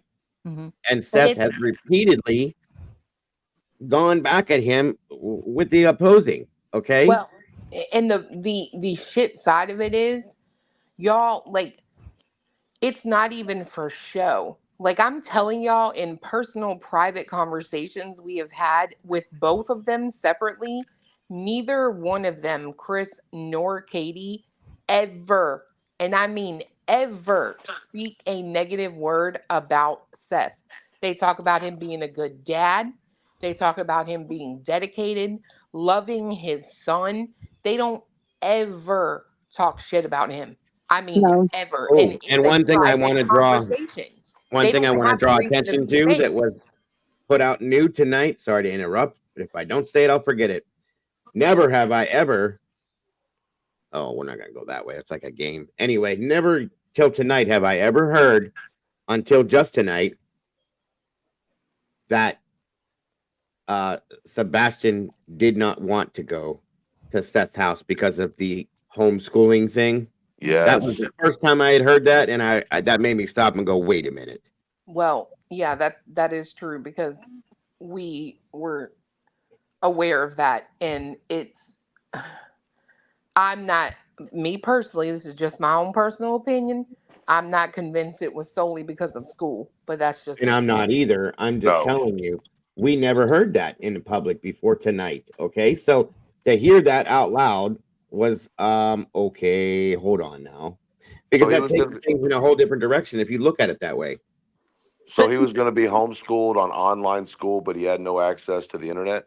Which is the only way, which now makes sense as to how he could have been enrolled already in Yep. an online school. But he Okay. didn't say that. He said I enrolled him in school up here. He implied that he had put him in school up there. But Well, how did and that's what I'm saying. That clarifies that now. so let me ask this question. How did he manage to enroll him in a school in Clarksville when he's currently enrolled in a school in Sumner County? You can't unless it's online, because you can do both. You can be in online school and in public school at the same time. You just have to get transcripts transferred over, because people have done it in different things, but still, Which he I'm didn't just make it. gonna He say, didn't say nothing about online schooling until tonight. which I'm just gonna say, I'm sorry, but Seth, I don't understand what exactly. I didn't hear it. Sorry, Rhino Tone. I don't understand why, me personally, you would want Sebastian in online school. Like, with an IEP and all of that other stuff, one would think that hands-on in-person teaching would be the way to go. Well, Because it would be. online school is not just a commitment from the child. Online school is a commitment more for the parent. Because You're Exactly. isolating you your now, child. right, Exact. and you're going to be working 12-hour shifts and At still night. have the energy to be a teacher. Does that At tell us his night. autism? Does that tell us his autism may not be as intense as we might think it is if they think he can do homeschooling by himself? Like there's a level to that as well. Well, who said who? Hold on. Nobody has ever said he was going to do online schooling at home by himself. What's one Well, advantage of online schooling? What's one advantage to the internet? You have access to it from anywhere at that's any true. time. And I don't know how an IEP even works for online schooling, to be honest with you. I don't know how that would even help out. So Me either. I Like, don't think it would. But, right, but the whole thing is, Clue, he's going to come home and go to bed. But the thing is right. that concerns me about that, with him living with Seth, he's going to be left at home alone by himself at night. With Right. the internet. So that's, again, part of my reasoning for wanting to start maybe the eye opening of people, because But Golf, did you hear when you were talking about the job? Did you hear what Chris said about the job when he was talking about it? And he said that Seth said, "Oh, when he was talking to Chris about the job, and he found a job for Seth, and he told Seth, and Seth said, "Oh, I just don't think I can do it." And he goes, "You can do this. Your son's counting on you." Seth was going to stop. Seth was going to stop. once again, And he told him, "You can do this. Your son is counting on you to show your son that you can do this." Right, Jody? that's kind of true. sad. But I mean, it's a good thing. It shows character for Chris. Honestly. You Well, know, he showed a lot of character tonight, I think, because he was a true gentleman. Like he could have not said anything about anything when Seth just left the conversation, but he was a true gentleman I and gotta wonder saved now. face for him. Right. I gotta wonder. I gotta wonder at this point. I actually threw a question in that chat. Nobody, of course, they didn't answer it, but and it was, can Katie remember the mood and mentality that Sebastian was in that night? And I asked it for a reason. I didn't expect an answer. I would have been highly surprised. But the reason why I asked it is because it makes me wonder if, especially now, if that conversation came up again, if time was getting close, and if this could have been the trigger. You know, maybe the conversation came up after all the good stuff that happened. There was a conversation that was about, you know, you're going to be going to dad soon and this and that. So we need to get some time in together and hang out and do this and do that. And maybe it went to his head and he's like, I don't want to do this. But if there was another person involved, Dago, just out of curiosity from your perspective, how would that person play into his mindset? Like if that was the case. Well, that's where I have the wall that I keep hitting. It's hard to. Okay, let's take it back to one thing. Sebastian wanted friends. Okay. He was at beach and he was in school.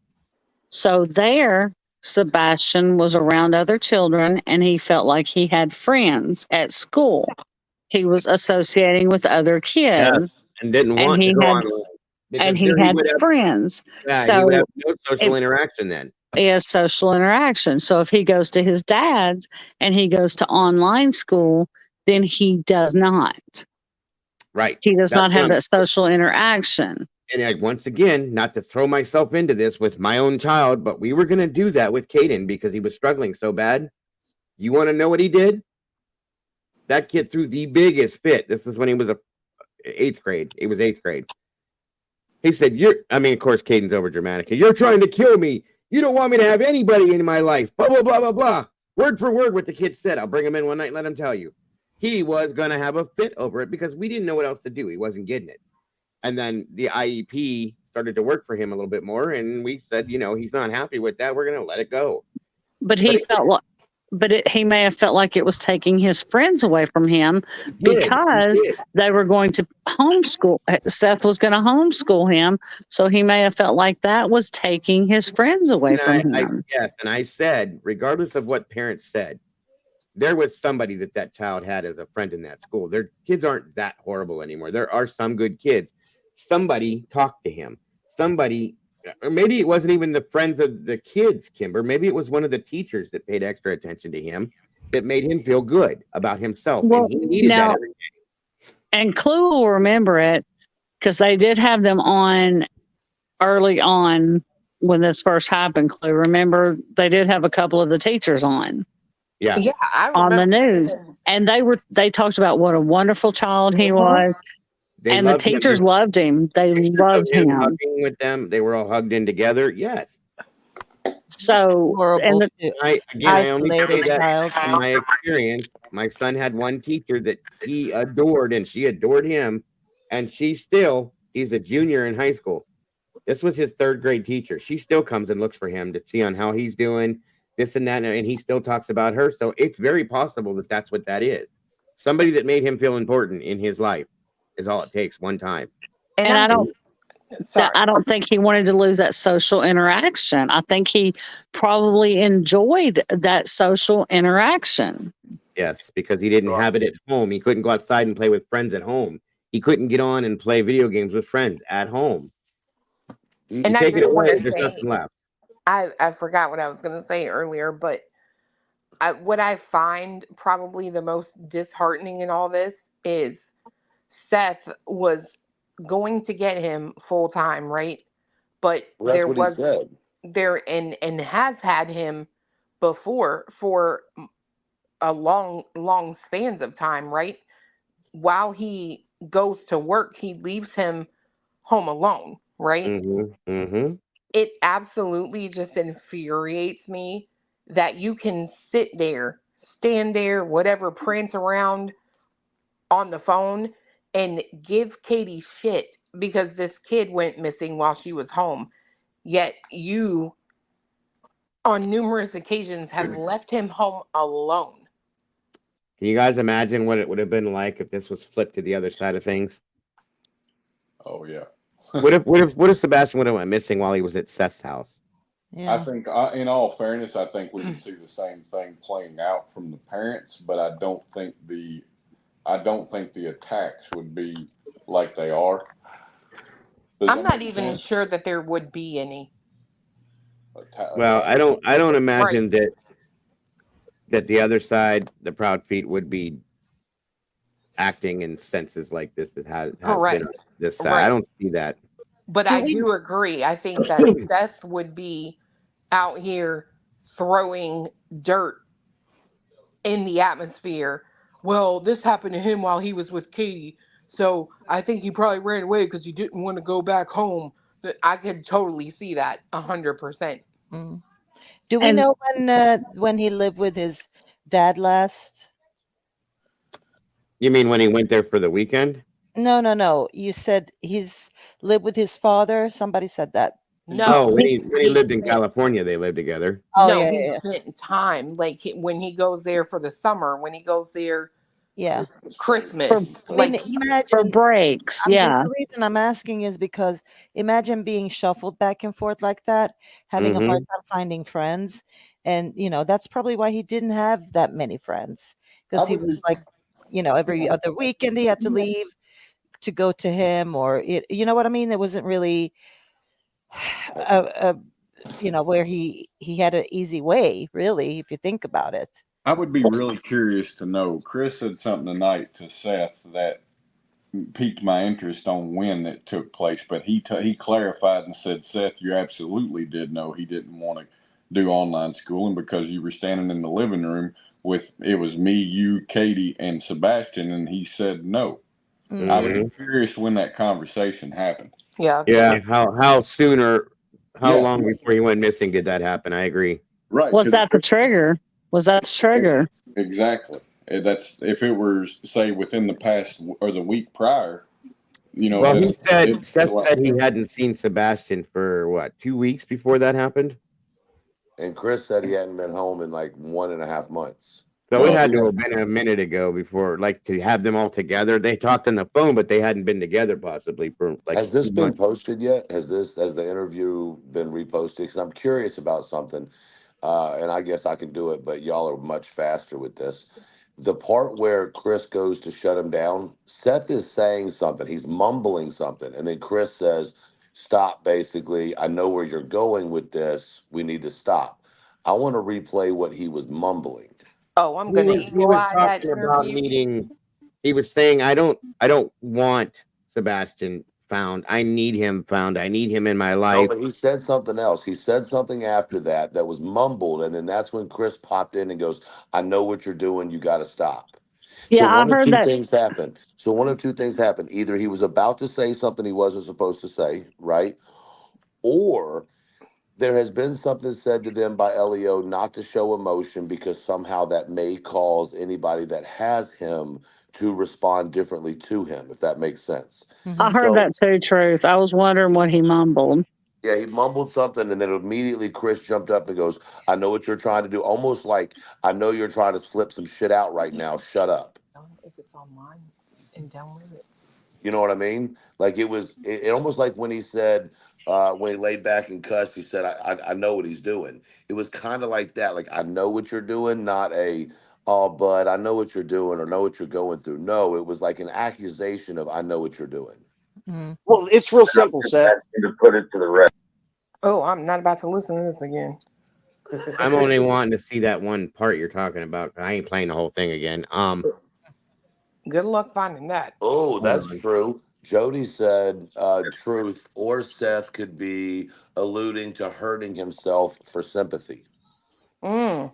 That's more along the lines of where I was kind of heading because of the way he started talking about needing him in his life because he just can't handle it. He said Yeah, Yeah.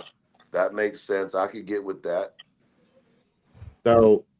In Chris's tone, became more sensitive instantly.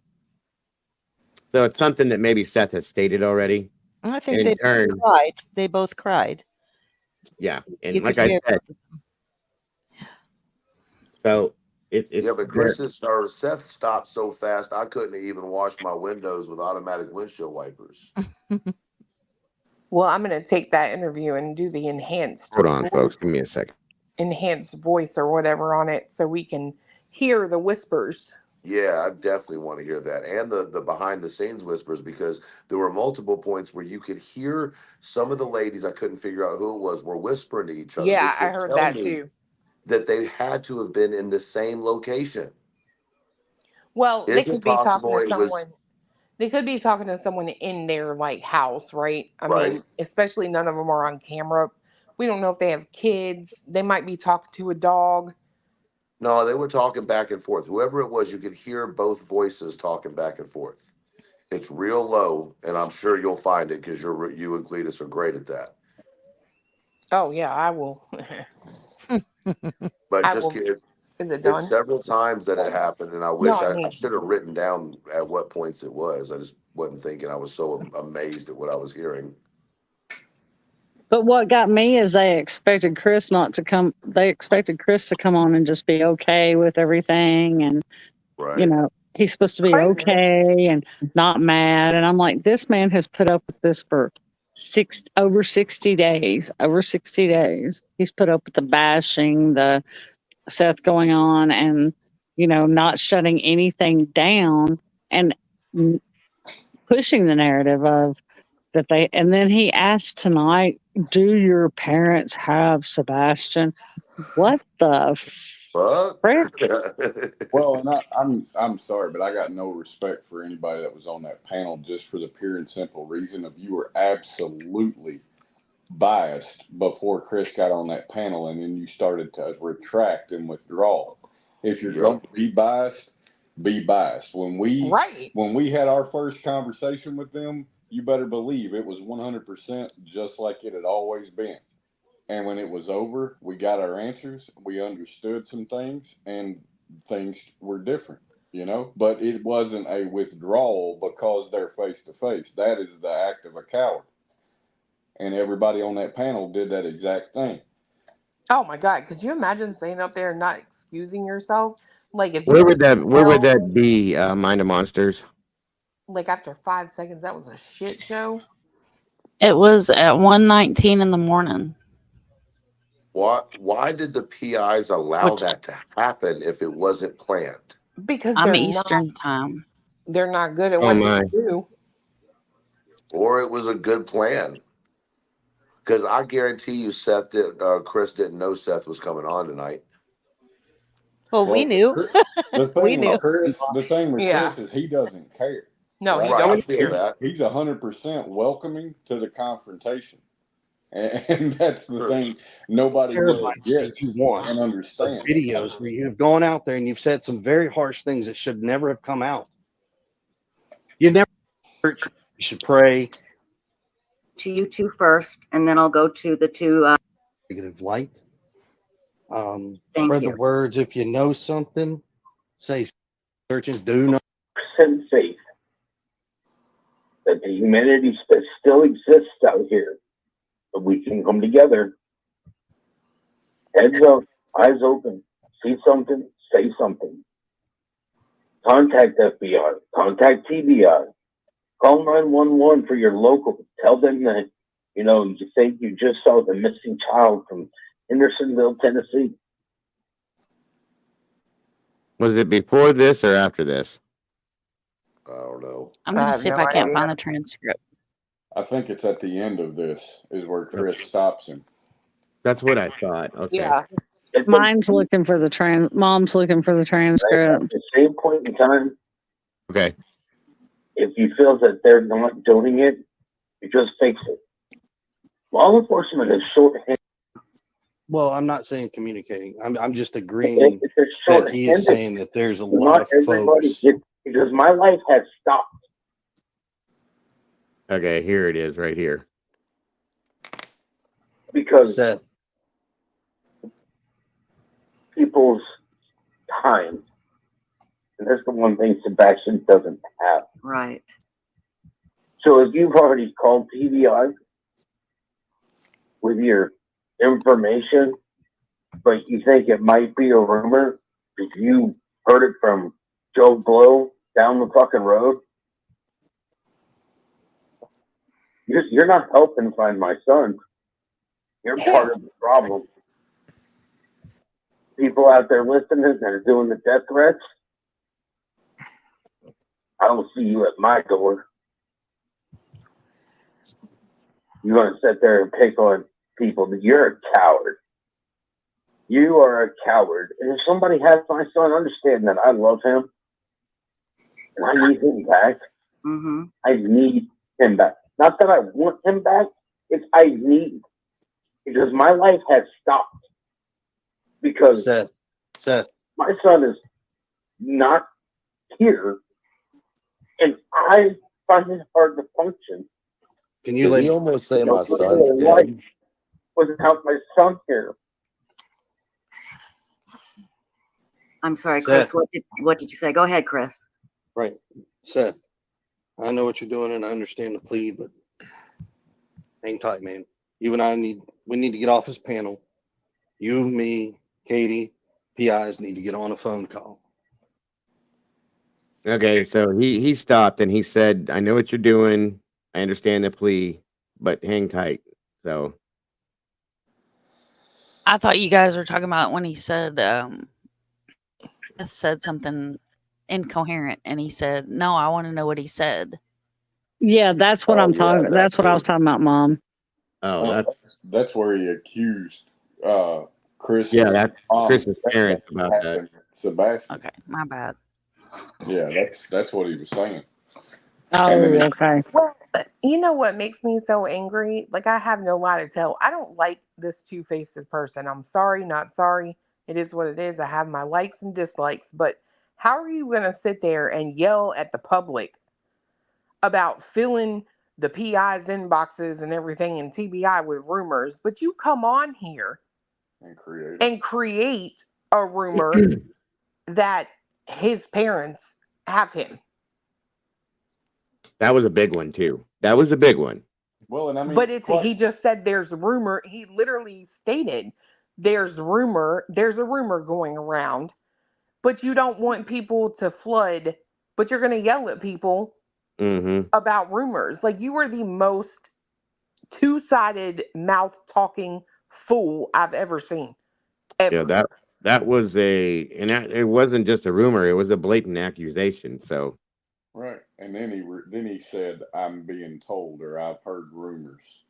And it's that's something to discuss with them in private, right? Like I said, you should have called Chris and said, yo, listen, I'm hearing all this stuff and whatever it is, like it sounds crazy to me, but what's the deal with this? You know what I mean? Yeah, that shouldn't have been mentioned on the internet because, see, that further fuels the narrative for the rumors. Well, and I'm sorry, but you can't function. Dude, I've seen you learn to work StreamYard. I've seen you learn to work YouTube. I've seen you learn to watch chat. I've seen you go out on searches. I've seen you go to vigils. That don't look like not functioning to me. I'm sorry, not sorry. Good night, Golf. Thank you for joining us tonight, Golf. Have a great night, hon. No, I agree. I agree with that. I mean, and I can feel that to some extent too. I can't completely dissolve what he said because of my emotions. Like I feel like I couldn't function either. But again, I got to go with what you said. You just said it. Like, it's all been done. You know, it's all being done. So yeah. I don't know, you guys. This is. I really think that creators in general should just promote Sebastian. And if these parents want to come out on social media, everyone should just demand, if you're going to do it unified or don't do it at all. That's a huge thing right there. That's the best way to do it. I want all three of you or none of you, period. Because this is, at the end of the day, this is never going to stop unless one of those two things happens. Because anytime you get one side at this point, right? If you get one side on there, there are going to be questions that are asked, or there's going to be emotional things said in emotion that are going to create more drama. If you get a unified front, it minimizes the potential for that drama. I don't think that's even a possibility. I don't either. I don't think it's a possibility either. Which I got is a why question real quick. At the end of the day, it should just be people promoting Sebastian and finding Sebastian and putting out, new information or new whatever, right? And pushing the TBI number and leave it at that. Other than that, or trying to figure out, the mapping and stuff that we talk about here and there, stuff like that, but nothing else, But since, not to jump off subject, but real quick, for the four of you that live in Tennessee here, how far is Seth's home that he actually lives at from the Proudfoot's home? 40 minutes. It's a 40-minute drive, like in a car. Okay. Yes. So it's very plausible for somebody that. Okay.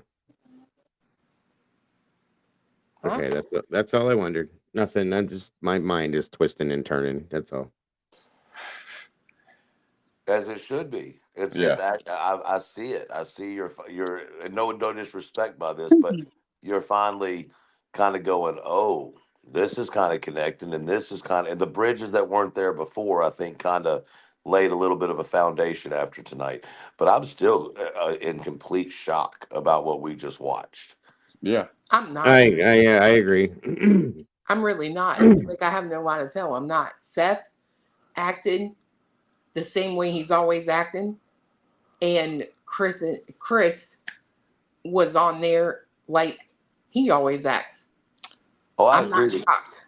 I'm just so shocked that it happened with both of them on, like, you know what I mean? Like the circumstances of it, not how they acted per se, but I also find it interesting that they've eliminated the ability for us to have any physical tells on them because they won't turn their cameras on.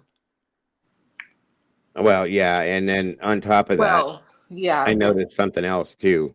I noticed that the PIs were pushing for Katie to come in there and speak herself. Okay. Yeah. And I feel like they have their own. Oh, how can I put this? Assumptions, agenda. Thank you. They have their own agenda with her specifically. Yeah. And I think that they were trying to prove something by doing that with Chris. One, to me, it has nothing to do with him controlling her. That's not what it is. I think that they were trying to push the narrative that she's avoiding this for a specific reason. And I don't think that's what it is at all. Well, I mean, in fairness, right? In complete fairness, if she is, that's probably smart, because it is true. She would be the person with the absolute most information of what went down that night. But she's also probably the most important person to stay quiet about that, because she could absolutely jeopardize the investigation more than anybody else. That's how I took that right there. Is exactly how I took it, Cletus, because again, out of everybody involved in this, those two are the only ones that are following along with what law enforcement wants them to do. Seth definitely doesn't. He said he wasn't going to. It is what it is. Imagine if Dylan Mortensen had never seen, they'd never said she saw what she saw, and she came out and spoke. Right? Like that, imagine what that would do to the Idaho case. And it would be the same situation here, right? It's going to screw up the investigation. Yeah, I agree. I wonder what other PIs think about the way the PIs are handling this on a professional, moral level. I'd love to I know that has nothing to do with Sebastian. I'm just curious. Well, it kind of does, because they are creating they're aiding and abetting the distraction and the circus. And I can't, I mean, I'm not a PI, but I can speak on professionalism, and they're not showing it. No, I don't. Well, that tells the story as to why law enforcement probably ain't even looking at them at all when they ask questions. And if law enforcement was giving them information before, they ain't going to after tonight. Well, they weren't giving him, according to what we heard, they weren't giving him anything. They're not going to get anything at all now. So yeah, I'm just sickened at the display and the presentation and the fraud of, well, this isn't biased. This isn't, you know, that's that. it was. I Listen, haven't this seen a started more off. blatant display of bullshit. This Are you started sure? off as a slam once again, like it has been. And as soon as Chris appeared, the backpedaling started. They were going so fast backwards they couldn't even hold on to the pedals. Okay, and then conveniently, here comes Seth. And I'm sorry, but I'm saying convenient. I can't not look at it that way. I was kind of floored the fact that Gray was there. That was a little weird to me, but whatever. But it sure as hell looked to me like the whole thing was planned, and that's all I'm saying. Yeah, I mean, I'm disappointed and heartbroken, to be honest. I'm just floored. I'm yeah. absolutely floored. It's complete. Well, listen, guys, we've seen a lot of this thus far now. I wasn't a avid follower of Pascal, but I've watched his stuff in the past. Okay, never have I ever seen him act like he has with this case. Never have I expected this channel to do this either. This just doesn't seem like the norm for a lot of people, and it's what's happening. So No, I've respected Trisha for years. I mean, like, we had plans to meet up and have coffee at CrimeCon, but and I think, Mom, that it's people have. Like, I'm speechless. I guess but like I said, I guess what you see on this platform and how stuff develops is where you learn where to stay the hell away from. This case has been super emotional. I think a lot of people have set their mind in motion and made their choice early on, and in turn don't want to see it any other way. They don't want to have an open mind about it. They have to pick a side, and just because of certain experiences. Okay, I said it in the beginning. I was not happy when I first heard, and I'm not going to lie about it. When I first heard the whole belt thing with Chris Proudfoot and the fact that Sebastian's autistic, it kind of angered me. I'll be honest, it made me mad, and I spoke on it at that point. And then as things progressed, and I heard more, and things were talked about, things made a little more sense, and it didn't really make me so angry. I still don't think I wouldn't have done it that way. I'd have been different, but it doesn't mean that he even himself claimed it happened once. People say, "Oh, it was more than once." I guarantee it was more than one. Okay, whatever, fine. So what? That's fine. You think what you think. I'll think what I think. I don't care.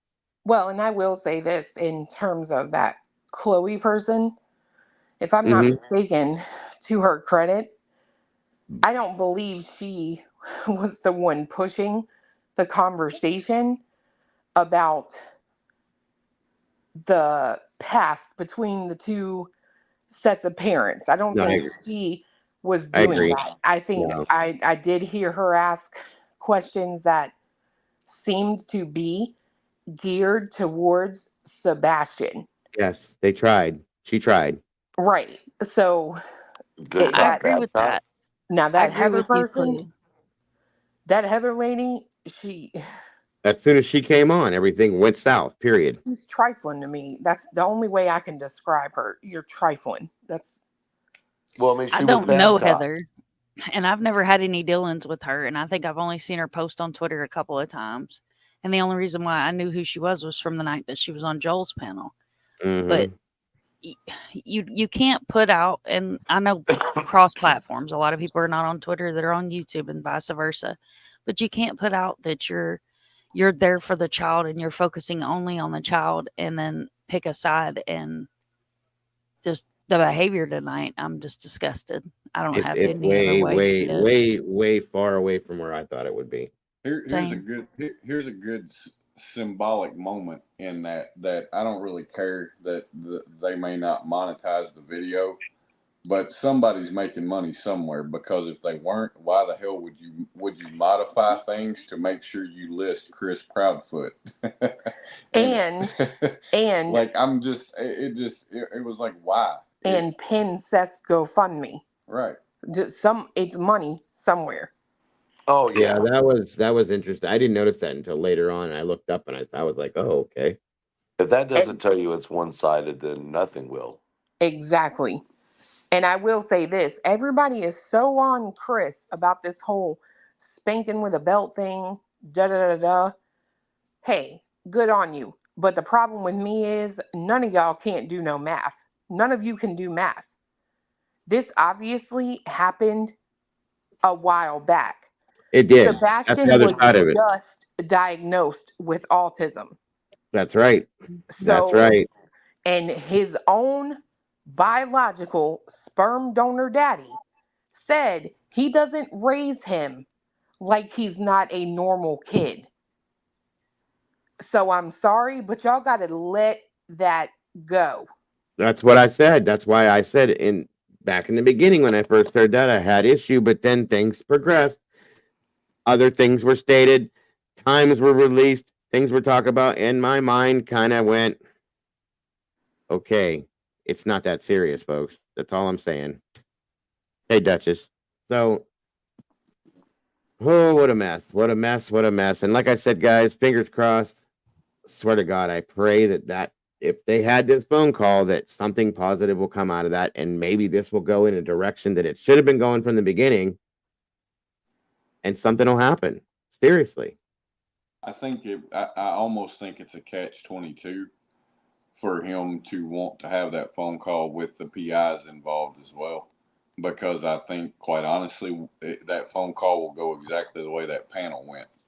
Mm, It'll be 3-on-1 I don't Oh think so. yeah, because definitely. they're gonna side with Seth and Yeah, give. but Chris, we've heard it tonight. Chris can Yeah. hold his own. He can hold his own. I No, I wouldn't know, do but it I'm without saying my attorney. in terms of it being productive.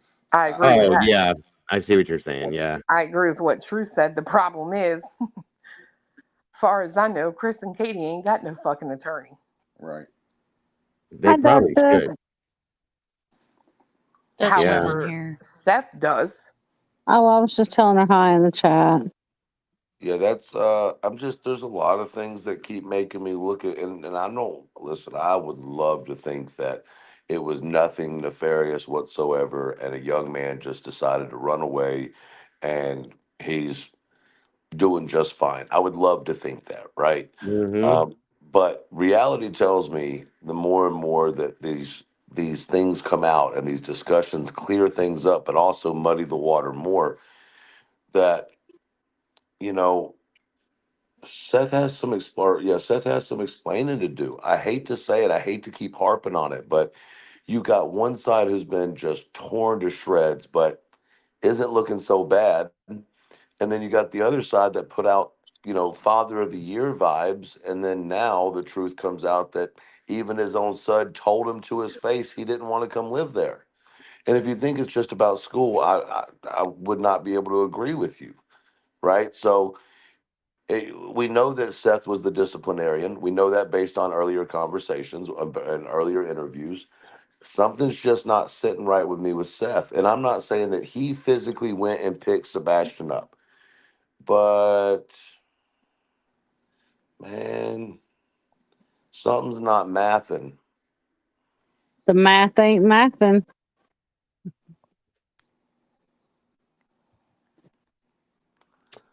I don't know. I don't think it's that, Paul.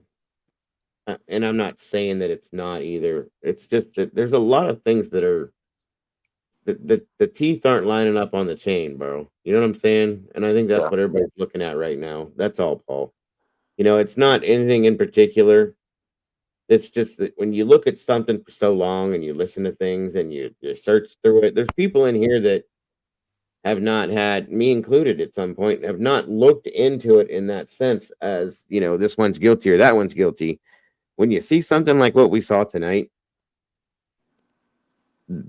things change a little. That's all. Well, and just to answer the part of that question, right? Is he smart enough to pull it off? That's not accusing him. That's just answering the question. Absolutely, Yeah. absolutely yes. Because at the end of the day, it really wouldn't be that hard. You watched it tonight. You watched all that orchestrated. That's Like what I'm saying. I mean, you could move move a child from place to place and make it very difficult to track where that child is at. Now that's 100% true. Now all you got to do from there on is figure out a motive. That's all. Well, I mean, a lot of motives. There's been a lot of motives presented on both sides. Right. And I mean, there's, even taking sides out of it, there's motives that exist from outside as well, right? And at the end of the day, that's that's really what it is, right? Yep. I think that's one valid point Seth has made in all of his discussions is somebody could be moving him around from place to place, and I think that's 100% valid. But Seth keeps having all the ideas about wanting to disappear when they find him. Have a good night, Mom. Thank you so much for joining us tonight. I appreciate you, and we'll see you soon. Night, Mom. Like making comments about, just different unsettling things, especially in tonight's conversation. There were several moments where I was like, what? That I'm sure we'll go, one of y'all will go over in the next few days. I know Cletus and Clue are all over that shit. What? Well, just being able to break down this interview tomorrow where we can actually listen to it a little bit more and like go through it. Oh yeah, that's definitely a thing that's going to happen. Period. Whether we both do it, she does it, I do it, whatever it is, it's going to end up happening. I know that. Just because there's so much to it. Somebody just said something in the chat that caught my attention. I can't find it now. I just had a more along the lines when you're a private investigator, it's private, not. And I don't think this is. I don't think this is very private. I thought private when you say PI, to me, private investigator means private. Like, so how I do don't you get get a it. job after this? I'm not even trying to be funny, but like, this is so public. There's so many people watching. Never seen this before, ever. And it's not just YouTube. You guys are doing news interviews. How do you work after this? Just curious. Well, I mean, if you're a private investigator, private investigators do follow people.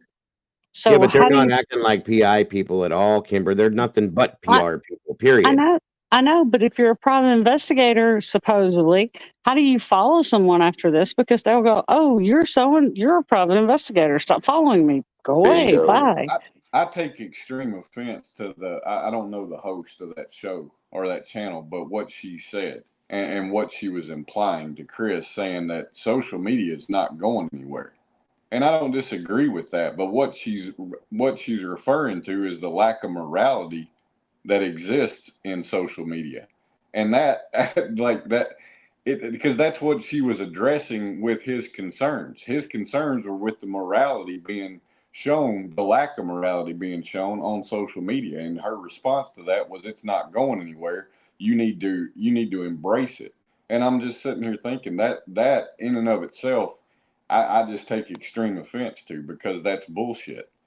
Just because we're online doesn't mean we don't have to operate the same as we would if we're face to face.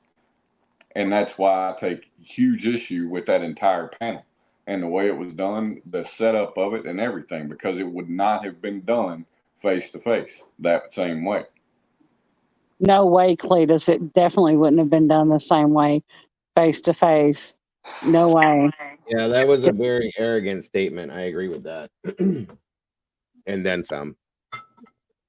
And yeah, Duchess, I wholeheartedly agree with you. That should have never happened, ever. So. And they had those ladies had the arrogance, in which it was a setup for Chris to come on there, but they had the arrogance to believe that he would not come on there upset after they had been attacked for 60 days. And accused and everything else. They had the arrogance to believe that he would not come on there like that. And No, like, "Oh, calm down, don't be mad, blah, blah."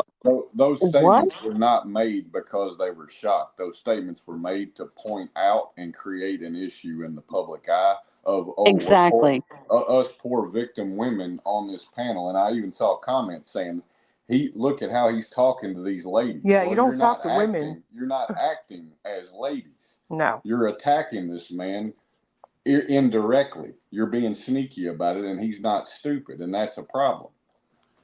You know what's crazy to me is everybody wants to call Chris a narcissist, but he showed absolute care and attention to Seth tonight, even to the point where he talked over everybody else to get Seth's attention to make sure that he calmed him down.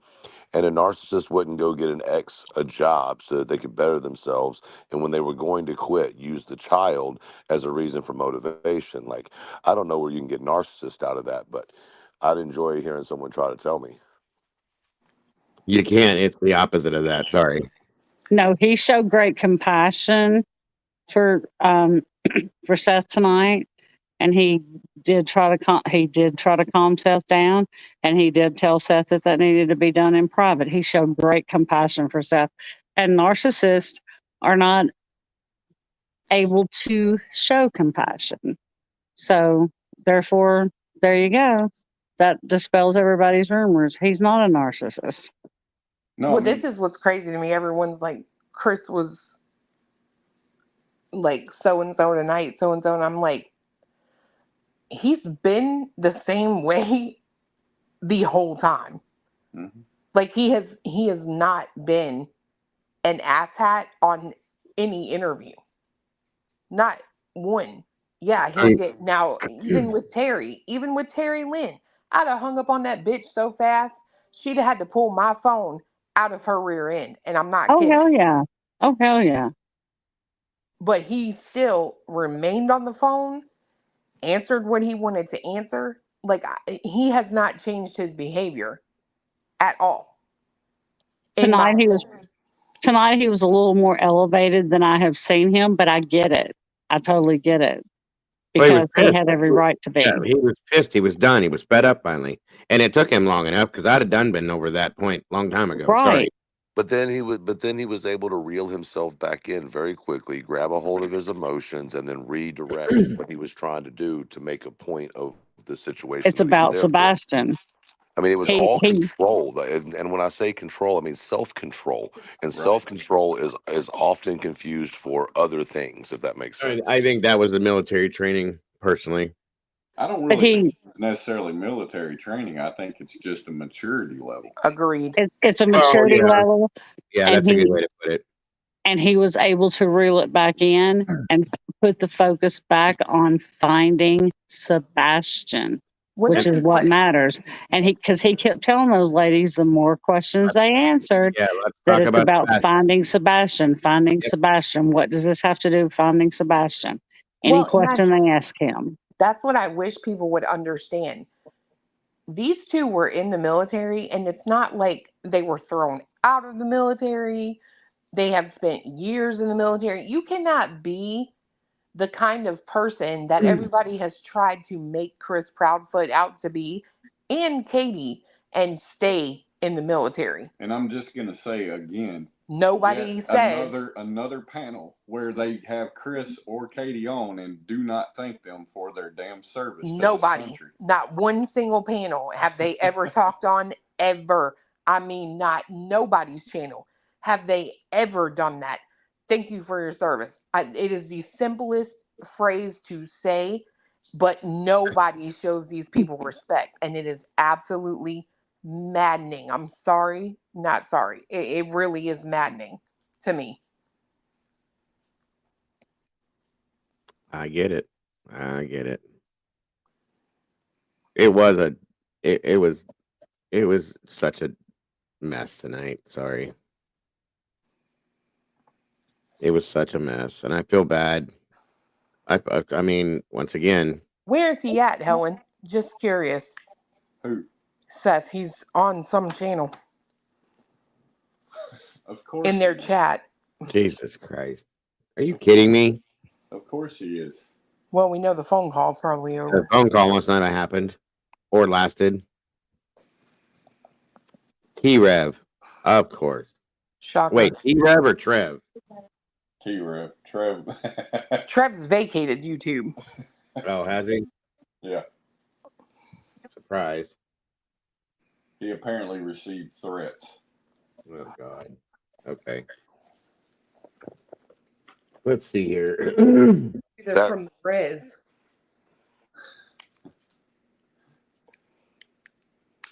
See, this is what I'm talking about right here.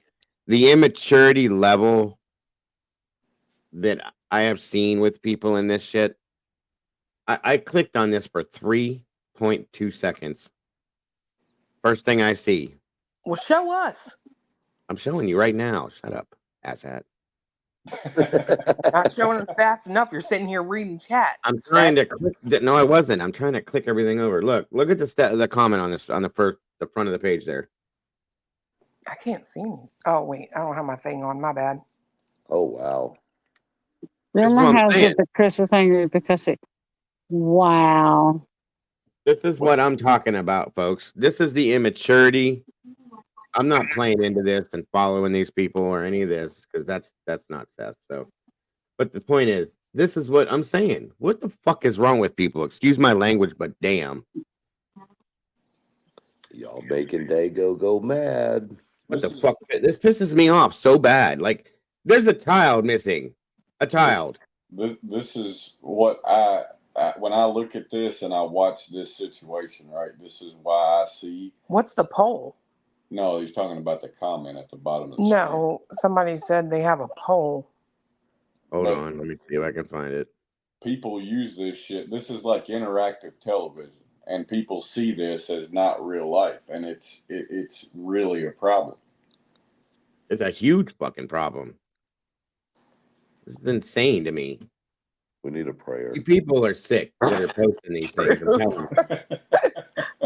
This world needs more than Jesus. I mean, I think he is the one all be all everything, but I'm trying to tell you. So there's a poll up that says, what did you think about that interview with CP? Hostile, allegedly. At least we learned something. He's mad, allegedly, and I'm pissed off, Rev. Like, what? You're such sounds legitimate. What's the percentages? Another child. It's another child in the house there. What's the percentages? Okay. It doesn't show me. Oh. You can't see. Here, I'll show you all you can see with it. If you can see it. Eyes of an angel. That's all it shows right there. This is crazy. 676 votes. This is disgusting. This is a child's life. Okay? A child's life.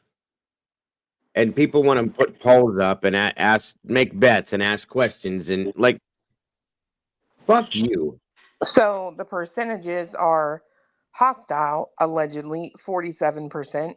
At least we learned something, 14%. Oh, you found it. He's mad, allegedly 8%. And I'm pissed off, Rev, 30%. And there's 679 votes. So 47%, just like Cletus called, are turning All right, this Helen, into it's not your fault. being hostile. It's not your fault at all, Helen. I would have seen it eventually and would have swore then. I'm sick of all of these pieces of garbage. They don't care. And I want one of them to tell me they give a shit that this child's missing. Or are you here because you want to hear the argument between these two fathers? Or do you want to hear the drama that has happened in their lives? Because that's the truth as to why these people are here watching this. Okay? Not because they care where Sebastian's at. And fuck them if they say that is why. But you have to remember, Dago, when T-Rev calls Seth, he calls him the man, the myth, the legend. Well, he might be a legend one day, but not in the way he wants to be. This is also right. This is also the man that has went online and said we need to quit giving evil a microphone. Yes, we do. I'm done with this. I'm done with this. These people. I'm done with this. I'm done with it. It's crazy. It's just crazy. Oh, here, look. You need to see this. Our Father which art in heaven, hallowed be thy name. Yeah. Kingdom come, thy will be done. I'll let thou finish the call rest. while I'm on this StreamYard, but What's the matter, Clue? nothing. I'm sorry that I'm like acting like this, you guys, but that I just can't with this anymore. Well, I mean, in fairness, we should be acting like this, and I mean, I think people should be acting like this, right? Because it is. It's Anybody that truly cares about this situation absolutely has to feel this way, right? Because I mean, it at the end of the day, the feeling that was nonsense and unneeded and unnecessary and inappropriate for the situation is 100% valid. Like it is. And to deny anybody to deny themselves the right to feel that way, that would be a mistake, because that kind of shit right there is what's wrong with social media and needs to stop. And people need to stop supporting it. That's just my opinion. Amen. Oh, he angers me. That Seth guy angers me. I'm telling you. Whew, there's just he's so smug. Like, oh, I gotta go, y'all. I'll call you. I mean, I'll talk to you tomorrow, Dingo. Okay. I'm Bye. shutting this down anyway. Have a good night, Clue. It's late. Thanks for joining us. I need to shut this down anyway because I'm so pissed off right now that I just can't. I just can't anymore. Good night, Dago. I hope you get you some rest, brother. Yeah, I appreciate everybody up here on the panel tonight with us, Kimber. Good night, Dago. Everybody else, and everybody in chat. Thank you all. Like I said, guys, I didn't expect this tonight, and I actually thought that there could have been something good that came out of that, maybe, but nope. Now we have this other shit. So it is what it is. I appreciate you guys very much. Thank you, Duchess. It's already been a month, and I'm so proud to have you in this community and to know you. So thank you again, Duchess. My apologies, folks. Like I said, it was a 8-hour stream. Thank you all for hanging out so long. Much love to each and every one of you guys. Please, guys, don't forget to love yourselves and love each other, and please don't change a thing, because you guys is what makes you so awesome. I appreciate you all, and I will see you all so very soon, guys. Good night and God bless.